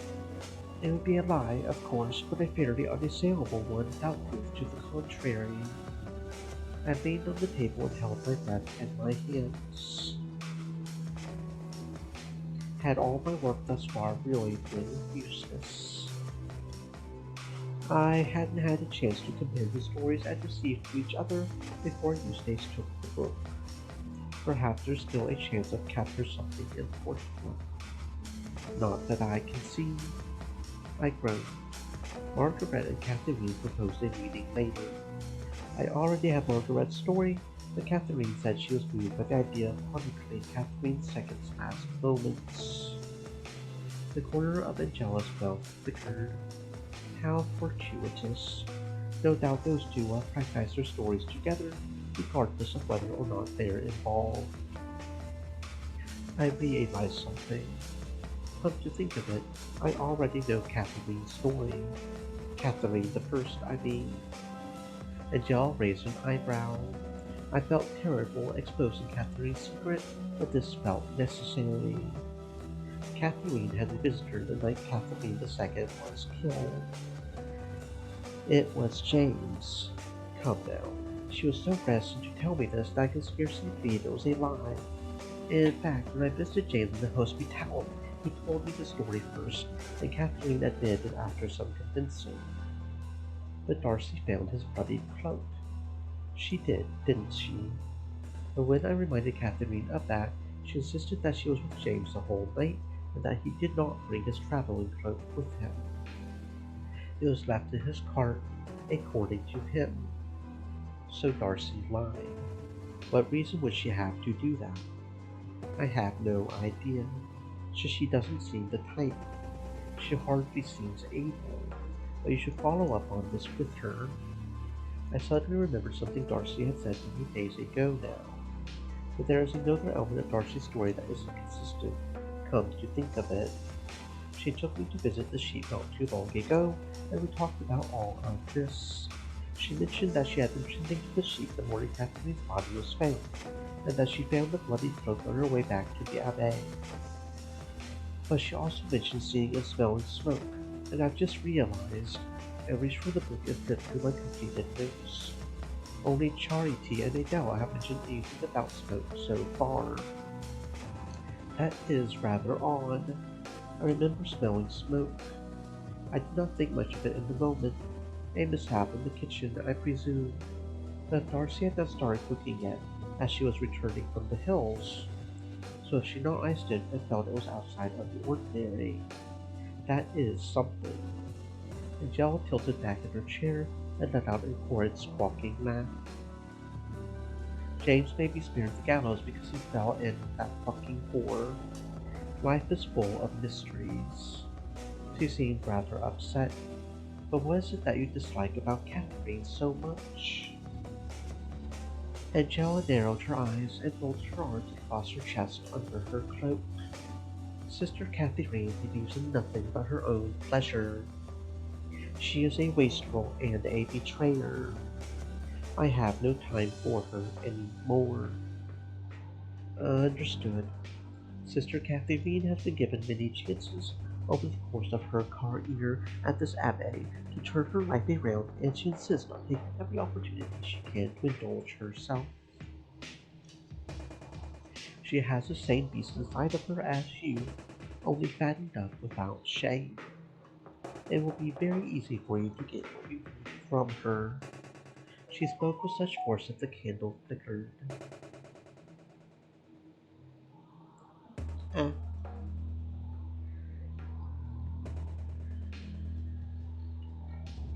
we sat in silence for a moment while Angela composed herself. Finally, she spoke again. This works in our favor. However, she is an easy mark. Have your meeting with Margaret and Kathy Green tonight. Tomorrow, speak to Darcy and then come and find me. I will talk to the superior and arrange for us to go and talk to James. Or what else do we need from James? Now that we are working together, I'd like to ask him some questions of my own. And we should ask him if he remembers Smoke. I nodded. Speaking to Darcy might be difficult. She and Eustace are so close. Find her in the kitchens before breakfast or something, then catch her in the hallway. Apply yourself. Angela spun the book back around to face her as she flipped through the pages once more. The mention of Smoke must matter, although how I do not know. We must close this gap and find out exactly who does and doesn't remember it. She looked gravely concerned. Well, we have a plan of action. Can I trust you to enact your part? My part? What was she doing again exactly? Yes, of course. Good. Tell me all about what you find, and I will reward you when it is done. She snapped the book shut to punctuate the conversation before I could ask what she meant. Can I have that back? I think this book has likely outlived its usefulness. It is more of a liability than a boon, now that we have determined a key element in these stories. I shall hand it off to the superior to dispose. But Angela raised a hand and I stopped. Thank you. Good night, Hedwig. We may leave first. We should not be seen walking back to the dorms together. I nodded and made for the door. And Hedwig, yes, do whatever you can. Of course. The further I got from the refectory, the tighter the hook inside tugged at me. Part of me wanted to sprint back to her and beg her to explain herself, but I felt more compelled to do the right thing and attend my meeting with Margaret and Kathy B. As demanding as my friend was, I could tell she was as curious as I was about this reward. As I passed the Misericorde, I could hear uproarious laughter and loud voices muffled through the doorway. All of them sounded young and exuberant. Perhaps Angela had been right about how much the newcomers talked. I sighed and continued onward to the dorms. I wasn't quite sure what to expect when I knocked on Margaret's door. Today had been a whirlwind of activity, and I hoped that I wasn't about to collapse again in front of these two. I could hear a musical instrument being plucked. I knocked again. Do come in. I opened the door and almost choked as I entered. What were the odds? Oh. I shut my eyes as fast as I could. Curiosity begged me to open them again, but even after Angela's little stunt, I was not used to seeing naked flesh unannounced. I should leave. Nonsense. I invited you in. Well, yes, but would you mind looking at me while we speak? I paid her no mind, Hedwig. This is just something she does. Did you hear that? Something I do. As if I'm the only girl in the whole wide world who appreciates a breeze every now and then. Margaret continued quietly, never taking her eyes off of her mischievous friend. We're glad you're here, Hedwig. Catherine just enjoys making people uncomfortable. It's a game she likes to play. Of course it is, and I'm rather good at it. Well, in that case, consider the game won. Huzzah! Margaret finally turned toward me. I fancied having a little chat with you. That we did. Margaret explained her plan to fill in Catherine II's lost work, as it were. Very noble. I would love to do my part. Yes, you said that before. Margaret gestured to her desk chair, which I took gladly. You actually told me your story already, didn't you? Did I? I must have forgotten. I'm sure I must have left a few things out. It wouldn't hurt for me to go over it again, surely. I glanced back and forth between Margaret and Kathy Ryan. What were they doing?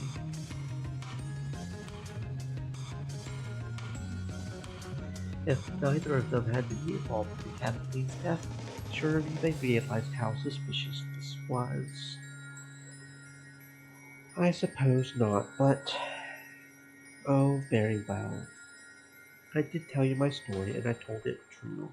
But you can't go and write all that down in ink, can you? How embarrassing it would be. And I was thinking, and Margaret agrees, that it would make for a better story if some of the, well, the more sordid details were replaced with something more pleasant. Just so you know, this is all Kathy Reed's idea. You helped. Very well, but what would you have me replace it with? You were in rather close proximity to someone of great interest to the whole affair. Yes, that's just the thing, isn't it? I can't bear thinking about what people years from now think of me if they read all that. I would look like a strumpet at best, and once they lopped the poor boy's head off, I fear they might start recalling tales of my involvement. They, my terrible hangers-on Hedwig. You might think me petty. I have a long list of enemies who stop at nothing to dig up dirt on me and spread it all around. Sticking me in this convent wasn't enough for some of them. Did you know that for the first year or two I was here, I was sent reams of hateful letters? Someone even tried to break in and attack me. No, it's true. It was a bit funny. It was altogether harrowing. My life was in grave danger. He threw paint at you.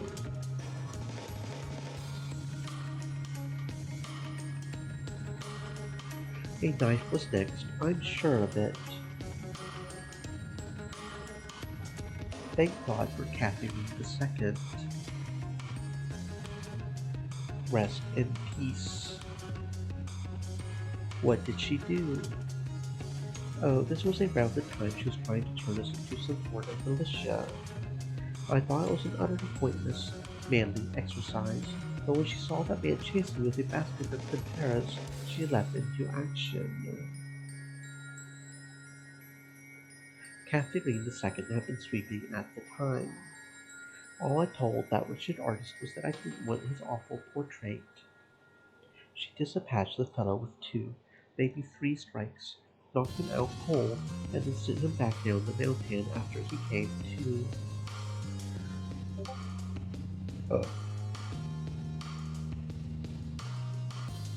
He had ridden up with the mail carrier, but she made him walk home. My knight in shining armor. Anyway, Catherine has enemies. People who are on the lookout for any false move of hers. Whatever for? To make me miserable? Who knows? I apparently haven't suffered enough for their satisfaction. But these are your political enemies you mentioned. I thought I might have alluded to this before. Yes, that is them. So surely you can understand my predicament.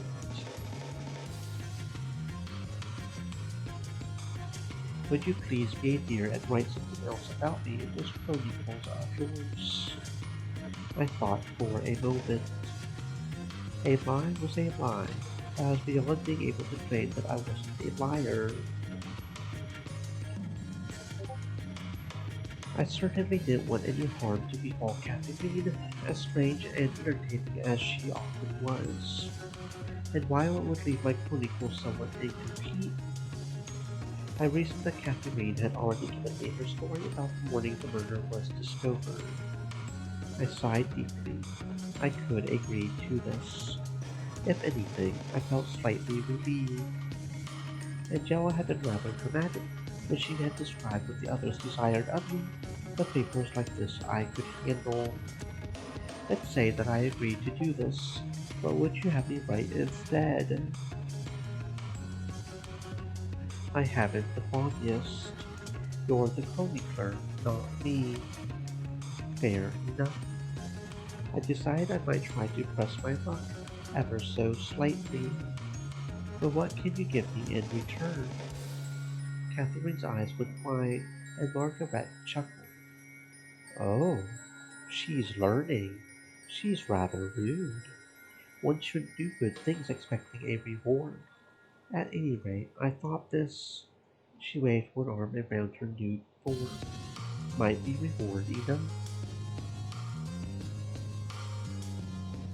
Nonetheless, Hedwig, I suppose you're entitled to greater compensation.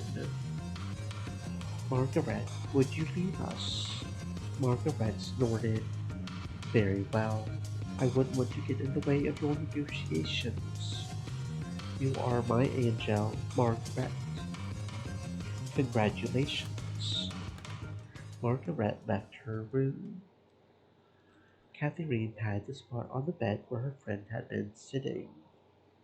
Come a little closer, darling. The hook obliged quickly, dragging me to Catherine's side. Closer still. There's hardly room. She tugged at my leg with surprising strength and dragged it onto the bed. Straddle me, dear. Pretend I'm a... I was going to say horse, but given the context, I would rather you did continue than the sword, actually. My heart was pounding. Gingerly I obliged. I clambered onto the bed properly and sat atop Catherine's hips. I attempted to tuck my frock between my legs to keep us somewhat separated, but as soon as I was settled, Catherine idly tugged at the fabric, pulling it free from underneath my weight and ensuring our skin was touching. She reached for my wrist and held them firmly. Now, ask nicely. I'm sorry. Go on. I simply can't give you what you want unless you tell me. I... Well, spit it out. You were very confident a moment ago. You know, when I first saw you, I was hardly interested. Not really my sort, I told myself. But there's something undeniably arresting about you, dear, sweet Hedwig. Make yourself available. I wasn't quite sure what was coming, but I was whizzing through the calculations in my head. Perhaps it would be worth it. Catherine's thumbs brushed over the creases where my legs met my hips, and I held my breath. Well, what is your sort? Men. There's just no substitute. That being said, since winding up here, I've learned that I can never say no to a pretty girl asking nicely. So, ask away. My legs were fidgeting and my muscles were tensing. I was being pulled straight down, the hook between my legs shaking me so violently I felt like I might be torn open. I stumbled forward, steadying myself on Catherine's bosom. Oh. My breath was ragged. My face might have been bright red. I probably looked utterly crazed. The light caught her glistening eyes. What was that? I finally relented and began to... I leaned back and swung my leg back up and over Catherine. I staggered over the chair I had been sitting in previously and fell into it.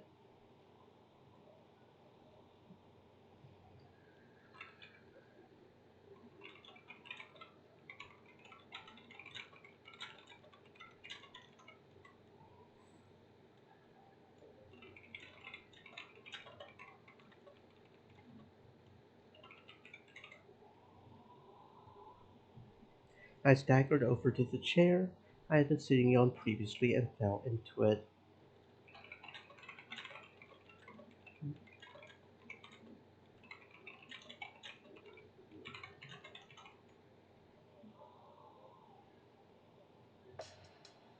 Catherine sat up on the bed. Are you feeling well? I've never felt better. It's just too much, too fast, I'm afraid. You are an odd one.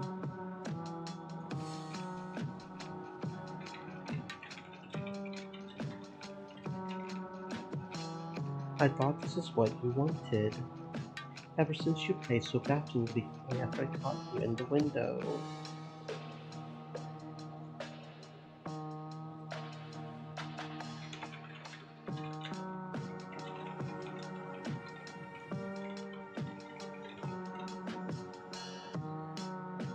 I gazed across the room at her. She was beautiful. I could see why she seemingly bewitched so many men.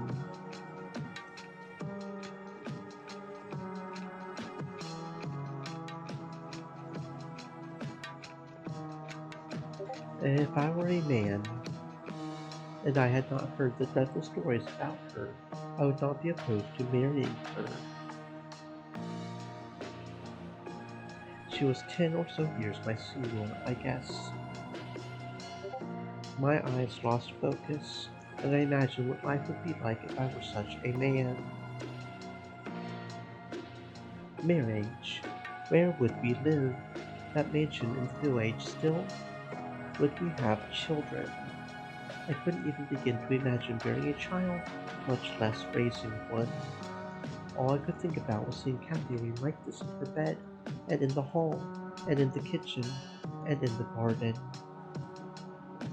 Hedwig, I appreciate this might be some sort of revelatory moment for you. I have company at night more often than not. Could you be a dear and have your deep thoughts, I don't know, in your room? I I hope I did not offend you. Offend me? No, I don't think so. Really, really. I just don't know what to do, and it feels so sinful. A few of the others had that problem at first. You get used to it. You'll find ways to justify it to yourself. Or so I am told. It was never much of an issue for me, I must confess. So you and Margaret, obviously. Who else? Catherine raised an eyebrow. Nosy. Adela. Eustace can be fun when she's not in one of her moods. Darcy's attached to the hip to Eustace, but occasionally she'll get a little wild. Moira, naturally. Naturally. And nobody is upset about all this. Upset about what? But far be it from me to endorse all of this, but entertaining the thought, do people not get jealous of one another? Catherine blinked. Jealous? None of us are married to each other, Hedwig. There's no honor to besmirch. Nobody is in love. I should hope not. Perhaps you spent too much of your adult life cooped up in that cell of yours, but it's not strange. Friends of mine used to have their midwives stimulate them in times of great need. It's a good treatment for hysteria. What is? Catherine shot me with a withering look. If you want to speak to a doctor, go ask Moira. I apologize. No need. Now, where was I? My conquest. Margaret, Moira, Adela, Eustace, Darcy, Charity, once when we were both incredibly drunk. Similarly soused, I think I once made a pass at the superior, but she pretended not to hear it. And then there was Catherine the second. The blood in my veins turned to ice. Catherine the second. That's right. I fell back in my chair. Tell me about her. What's to tell? She was more ravenous than me. Anyone I've had, you can assume she had as well. Tell me what it was like. What it was like. Yes, I had a pounding headache, and the world scarcely felt real anymore. Angela had warned me about these women, and she had been right. I did not care. I wanted to know about Kathleen. I needed to know everything there was to know about what she looked like and how she felt. Uh, are you sure you wouldn't prefer I demonstrated? She smirked at me and struck a pose. I'm still up for it. And no, just tell me about her, if you insist. She was few years my junior.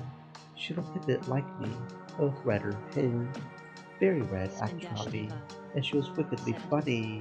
I'm dying. Please don't, friend. You are very valued, and it's a little too early for that quite yet. I might be dying here soon, at least the stream, but don't ban me. You heard most of this after wake, surely. You said a lot about her, but please continue. I don't really know what else to say. She was a wonderful friend and a fierce competitor. For the record, while we're talking to Catherine, she's completely starkers over there. It's not showing it for now, but she is. She went a little mad, I think, toward the end. Something was weighing on her, and I never really found out what it was. I wish she would have told me, but perhaps it was something beyond my expertise. It made me feel rather frivolous, what she was doing toward the end of her life. I heard that she was always up to something or other, projects, and so on. Yes, she was. She sequestered herself for a long time, planning this or that in the months before she died. I'm not sure what she was up to. I wasn't privy. Very few were. I tried my best not to take offense. But right toward the end, I was led back into her schemes again, and I don't quite know how to put this, Hedwig, if I had to describe her final project.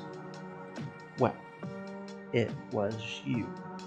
She was very taken by you. There was the ice water in my veins again.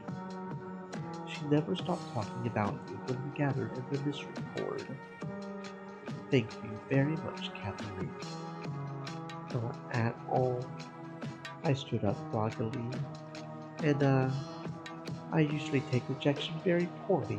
I understand that you come from odd circumstances. Normally, I would say you had wasted your chance, but if you ever change your mind, then thank you, Kathleen. If I ever were to change my mind, as you say, I would, I might like to, with you. Kathleen beamed and fell backward onto the bed. That's what I like to hear. Now get out of here. I must cure my hysteria. In other words, she's going to masturbate. Perhaps I could watch. Or learn a thing or two.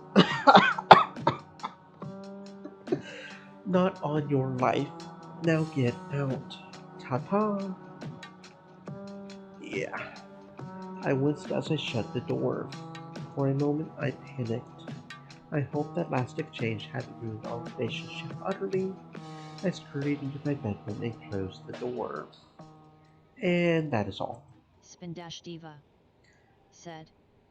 What you Logan bout? Bro, she just said she pretty much just said she was going to cure her hysteria. She's going to masturbate, bruh.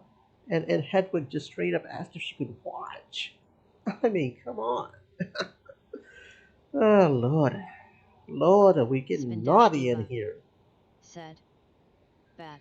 Yes, very bad, very sinful. Yes, especially because we're all nuns, and apparently they want none of that. I don't know. We went to bed and fell asleep. Yeah, like everybody is fucking everybody apparently in this nunnery. Spin Dash Diva, said. Oh Lord, you I'm naked talking a too. bath. You're naked too. Shit, everybody's naked around here apparently. Yeah, like literally everybody in Spin this dash nunnery is diva. apparently aiming at each Said. other. LOL. The only Spin dash ones diva. who might not be Said. are the Negate. superior, and the really old ladies, Chastity, and no, not Charity, and the Spin lady dash with the eye diva. patch. Said. Fat girl naked. I awoke the next morning with a clear mind. I hopped out of bed and set about getting dressed before I even realized what I was doing. It was only when I paused for a moment, halfway through straightening my wimple, I fully became myself. I had a purpose today, a clear set of goals that I knew that I could accomplish, despite my misgivings.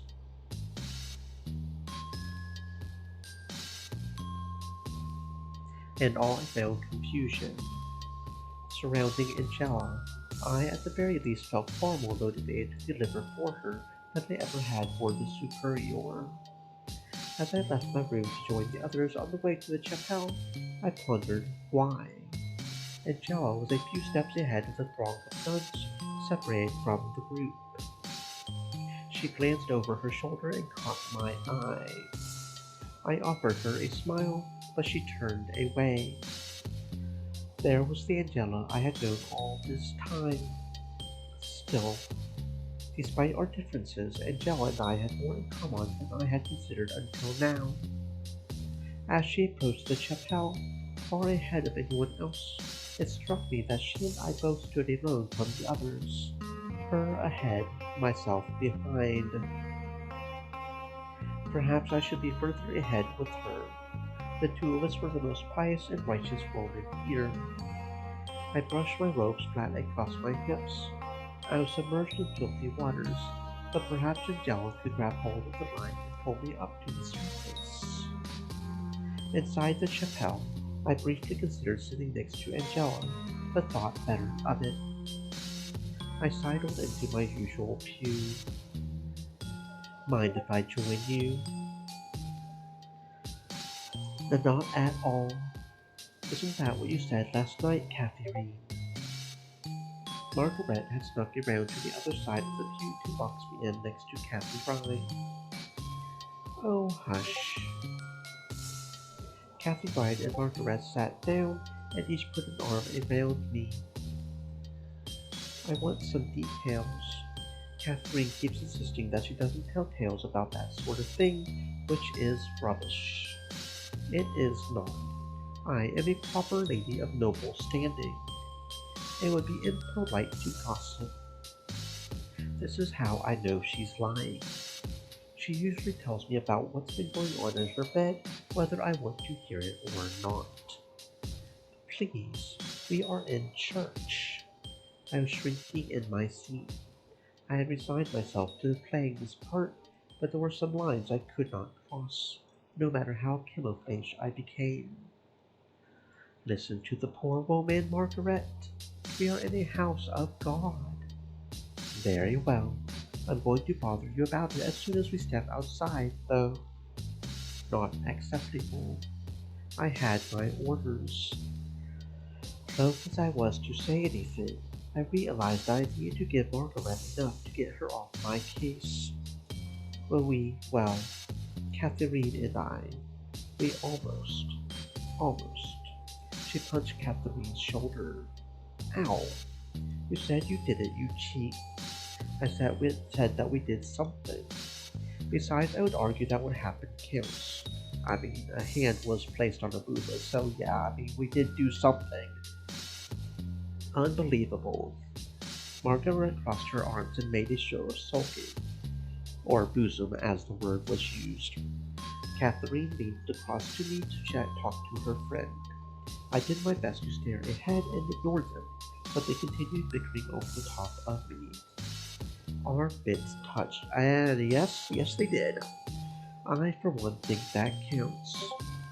That just sounds like you were hugging. I didn't realize you were a sexual notary. Honestly, Hedwig, can you believe this woman? You shouldn't let her tell tales about you. I'm not telling tales. Our bitch touched Margaret. The chapel door opened, and I was spared the rest of the argument. Both Margaret and Catherine straightened up and pretended to be sitting attentively as the superior marched down the aisle to take the pulpit. The bishop followed behind her and took his usual seat toward the front. I glanced around the room. Flora had been wheeled in by Darcy today. Drat.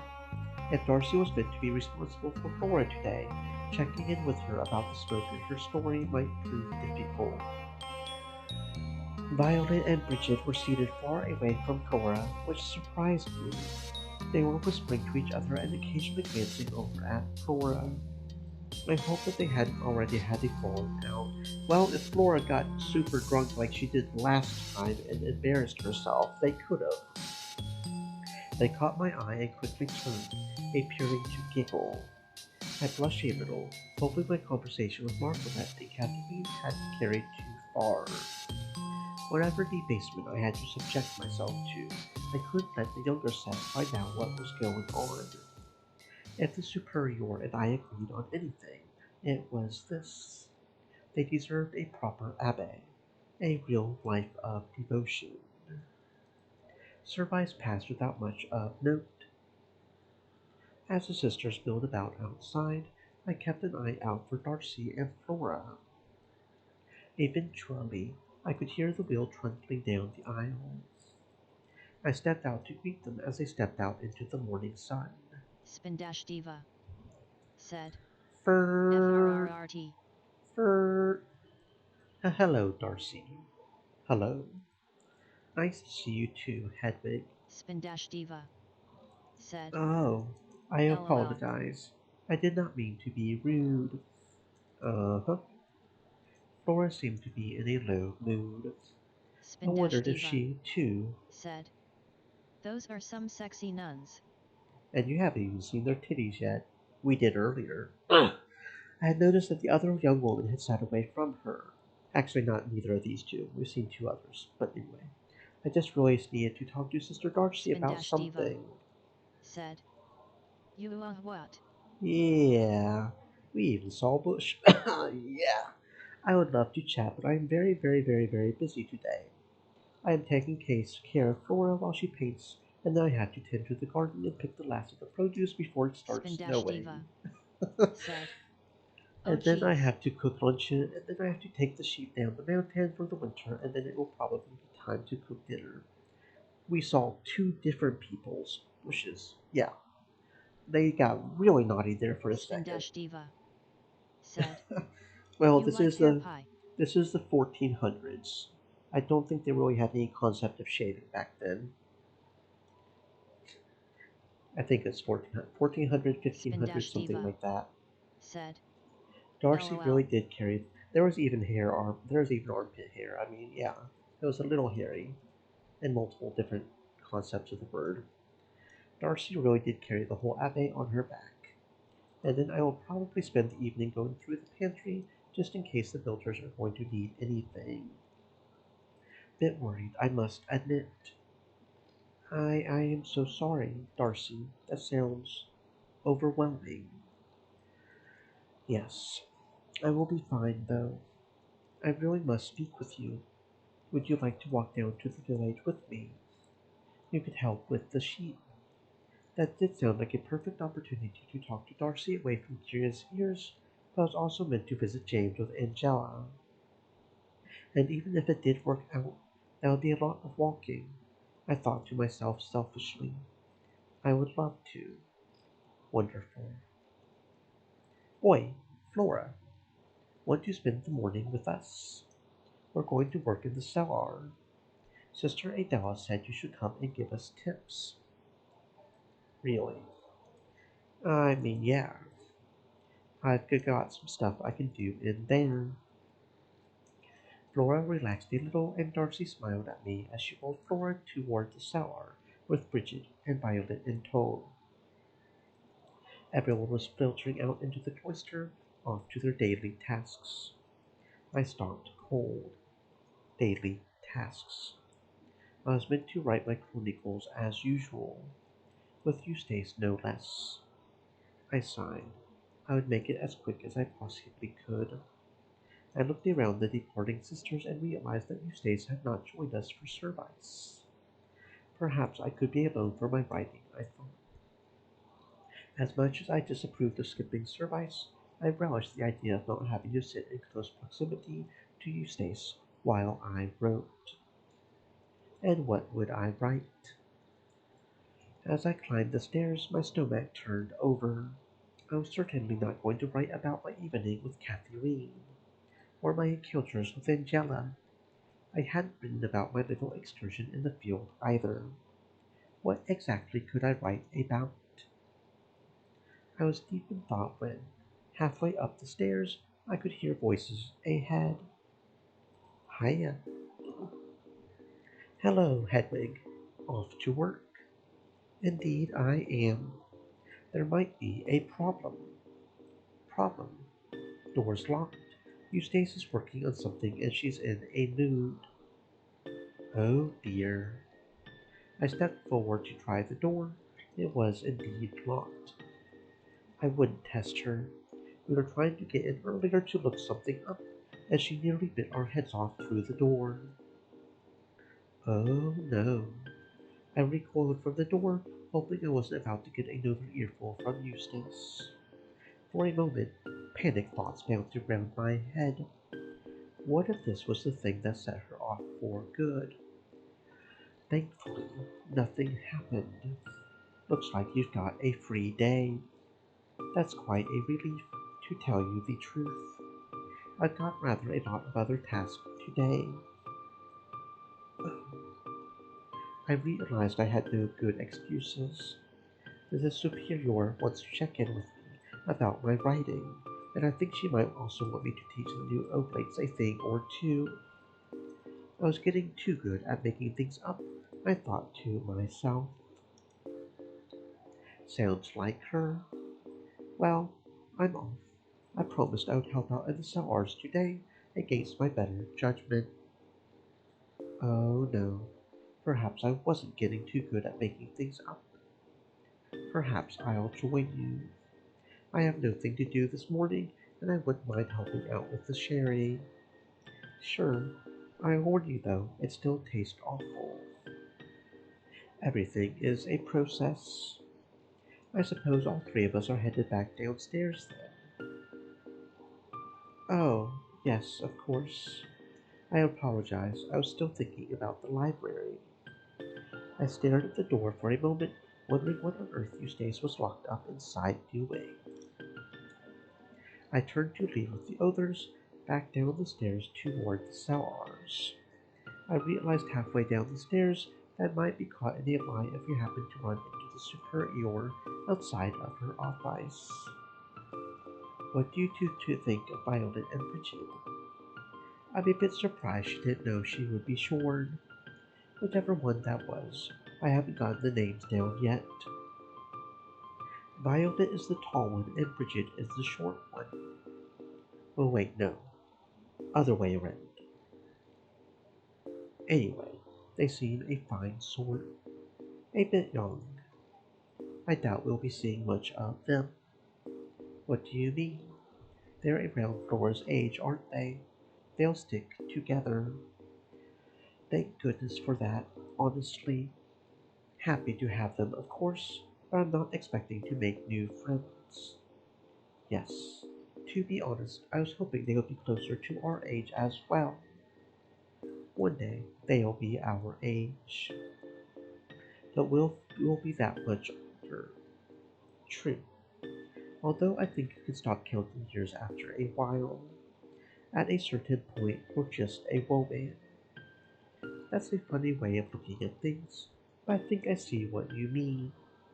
What about Marta and Charity, though? Marta, that was the other old lady with the eye patch. It's not. I mean, we don't really see her a lot. She's been in like every now and then.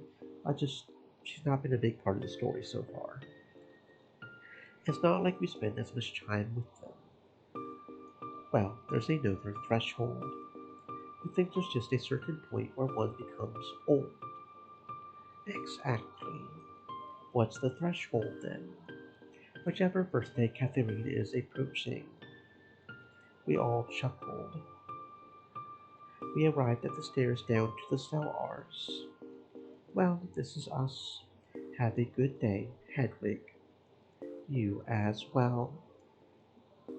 I waved them off, hoping desperately that my lie about helping the new Oblates wouldn't come up if they ended up working together today. The pair descended slowly low. I exhaled, but turned out that I couldn't stop acting just yet. Oh, hello, Darcy. Sellars popped her today. Hello, you two. She emerged from the darkness as Margaret and Moira disappeared, looking very cheerful. Oh, hello, Hedwig.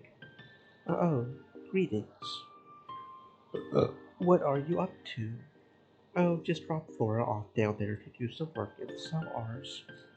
Bridget and Violet are there too.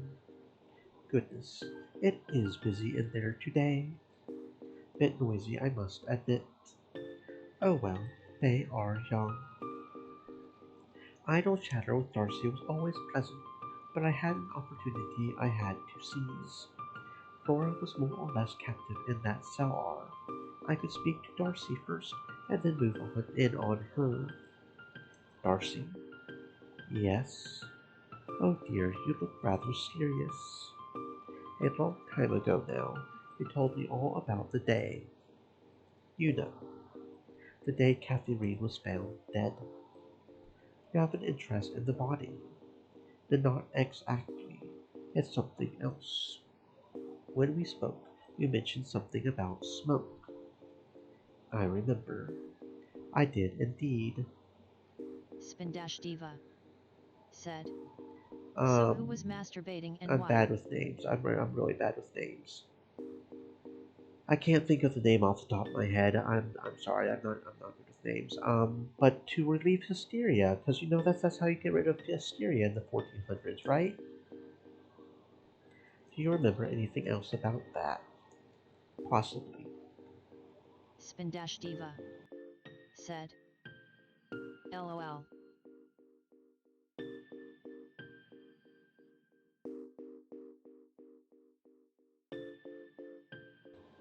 Why though? Well, I don't know if you've heard, but I've been collecting everyone's stories about that period of time. Spindash So Diva since Catherine wouldn't write said. about it, I obviously. got hysteria. Oh no, you've got hysteria. Yeah, I think you might have known. Anyway, I thought I might fill in the gap. Something of a tribute to her, you know? I see. Do you also have her hysteria? You have his, do you have hers? And the smoke just feels like a significant detail. If nothing else, it's quite an image. I suppose it is. Well, there's not much to it.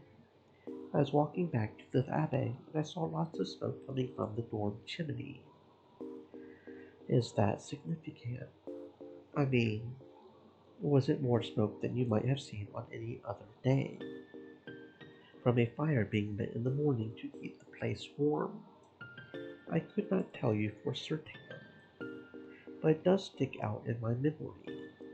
If memory serves, it would be a bit early for the morning fire, since we usually light that after service even in the colder months. But I do not know. Maybe someone was cold and wanted it lit earlier. Not as conclusive as I would have liked, but nonetheless, it's an important part of your memory of the day. Absolutely. Well, that was something, at least. I'll be sure to note it then. That's good. Would you do me an immense favor? What's that? Don't tell Eustace that I asked you about this. She has been a bit touchy about my asking about this subject. That makes sense. She and Catherine were very close. I don't talk to her about it either. Really? Yes. They had big plans, grand ideas, and so on. Eustace lost something when Catherine died, and I don't like how she gets when the subject comes up. I understand. I would just like for all this to be over. Sometimes I think I would rather never hear about Catherine again. This was a dour side of Darcy indeed. And then I feel awful for thinking that. I don't know. I think filling in those chronicles is a good idea. Maybe then the matter can be put to rest for good. Is is there anything else you think I should add to the story? There was smoke and something felt wrong, and the people who were closest to Catherine were the quietest. That's what I would write, but I'm not a chronicler, and certainly not a poet. That is immensely helpful, Darcy. Thank you. Of course. I could hear the telltale sound of rain picking up. Perfect timing. Was there anything else? Actually, if it isn't too much trouble, could you bring Flora back up here? But not right away. An hour, perhaps.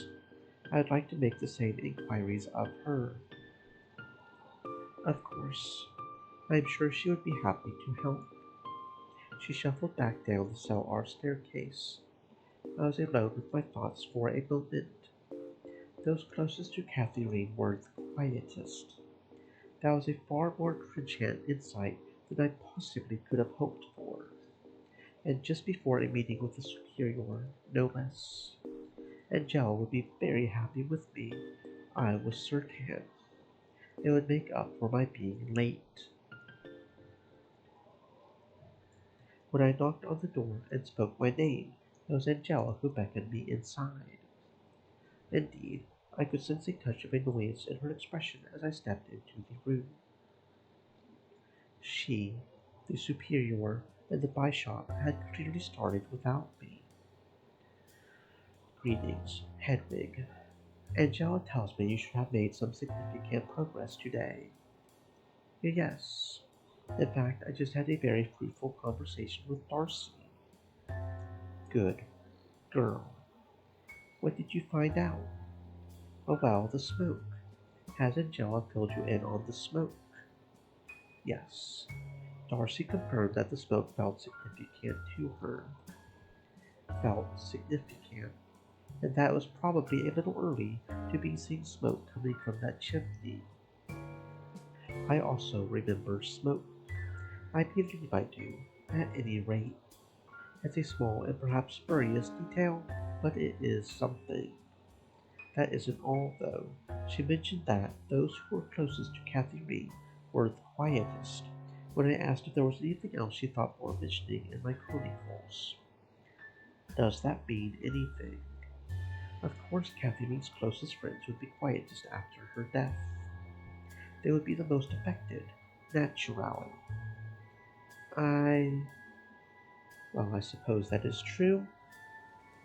No, I think Hedwig is right. That is a significant detail. Explain. Well, if we knew who those people were, could we not focus on their stories? See what elements do and do not match. You have it backwards. If there is some conspiracy those closest to Catherine are ashamed of, then they will have worked diligently to get their stories straight. We can pinpoint who those people are based on how closely their stories match, and I have a sneaking suspicion what might unite them. And that would be. Angela shot me a disappointed look. Smoke, Hedwig, or rather, the lack thereof. We believe that the conspirators left smoke out of their stories on purpose. I would not be surprised. The bishop, who had looked deep in thought this whole time, finally chimed in. This is a very small thing to go on. That boy has been holed up in the hospital for far too long. I pity him, despite his assumed crimes. Surely, at this point, it would be just the thing to do to bring him to the diocese. He could stand trial. Perhaps the smoke story could be testimony. But I cannot see any reason to delay things any further. I want this done correctly. If there is even a shred of hope that James is innocent, I want it investigated. But why, Mabel? Why? Nobody in the diocese will think any less of Glenbara. What difference does it make if it was an outsider or an insider who killed poor Captain Reed? The truth makes a great deal of difference to me, and nobody could think any less of Glenborough as it is. But if I win the day doing the right thing, the hard thing, rather than the easy thing, perhaps people might think more of Glenborough. The bishop sighed wearily and threw his hands up. Very well, we can discuss this further later. The superior nodded, then retrieved a keyring from her desk and handed it to Angela. You know the way to the hospitality yourselves. And it is 2300, friends, so that means it's time for us to head off. Um, we will go interrogate James again on Wednesday unless something happens. Hopefully you end up feeling better, Spindash. It's not very good to not feel good, that is for sure. Stay safe, friends, and maybe I'll see you tomorrow as well for some more little goody two shoes.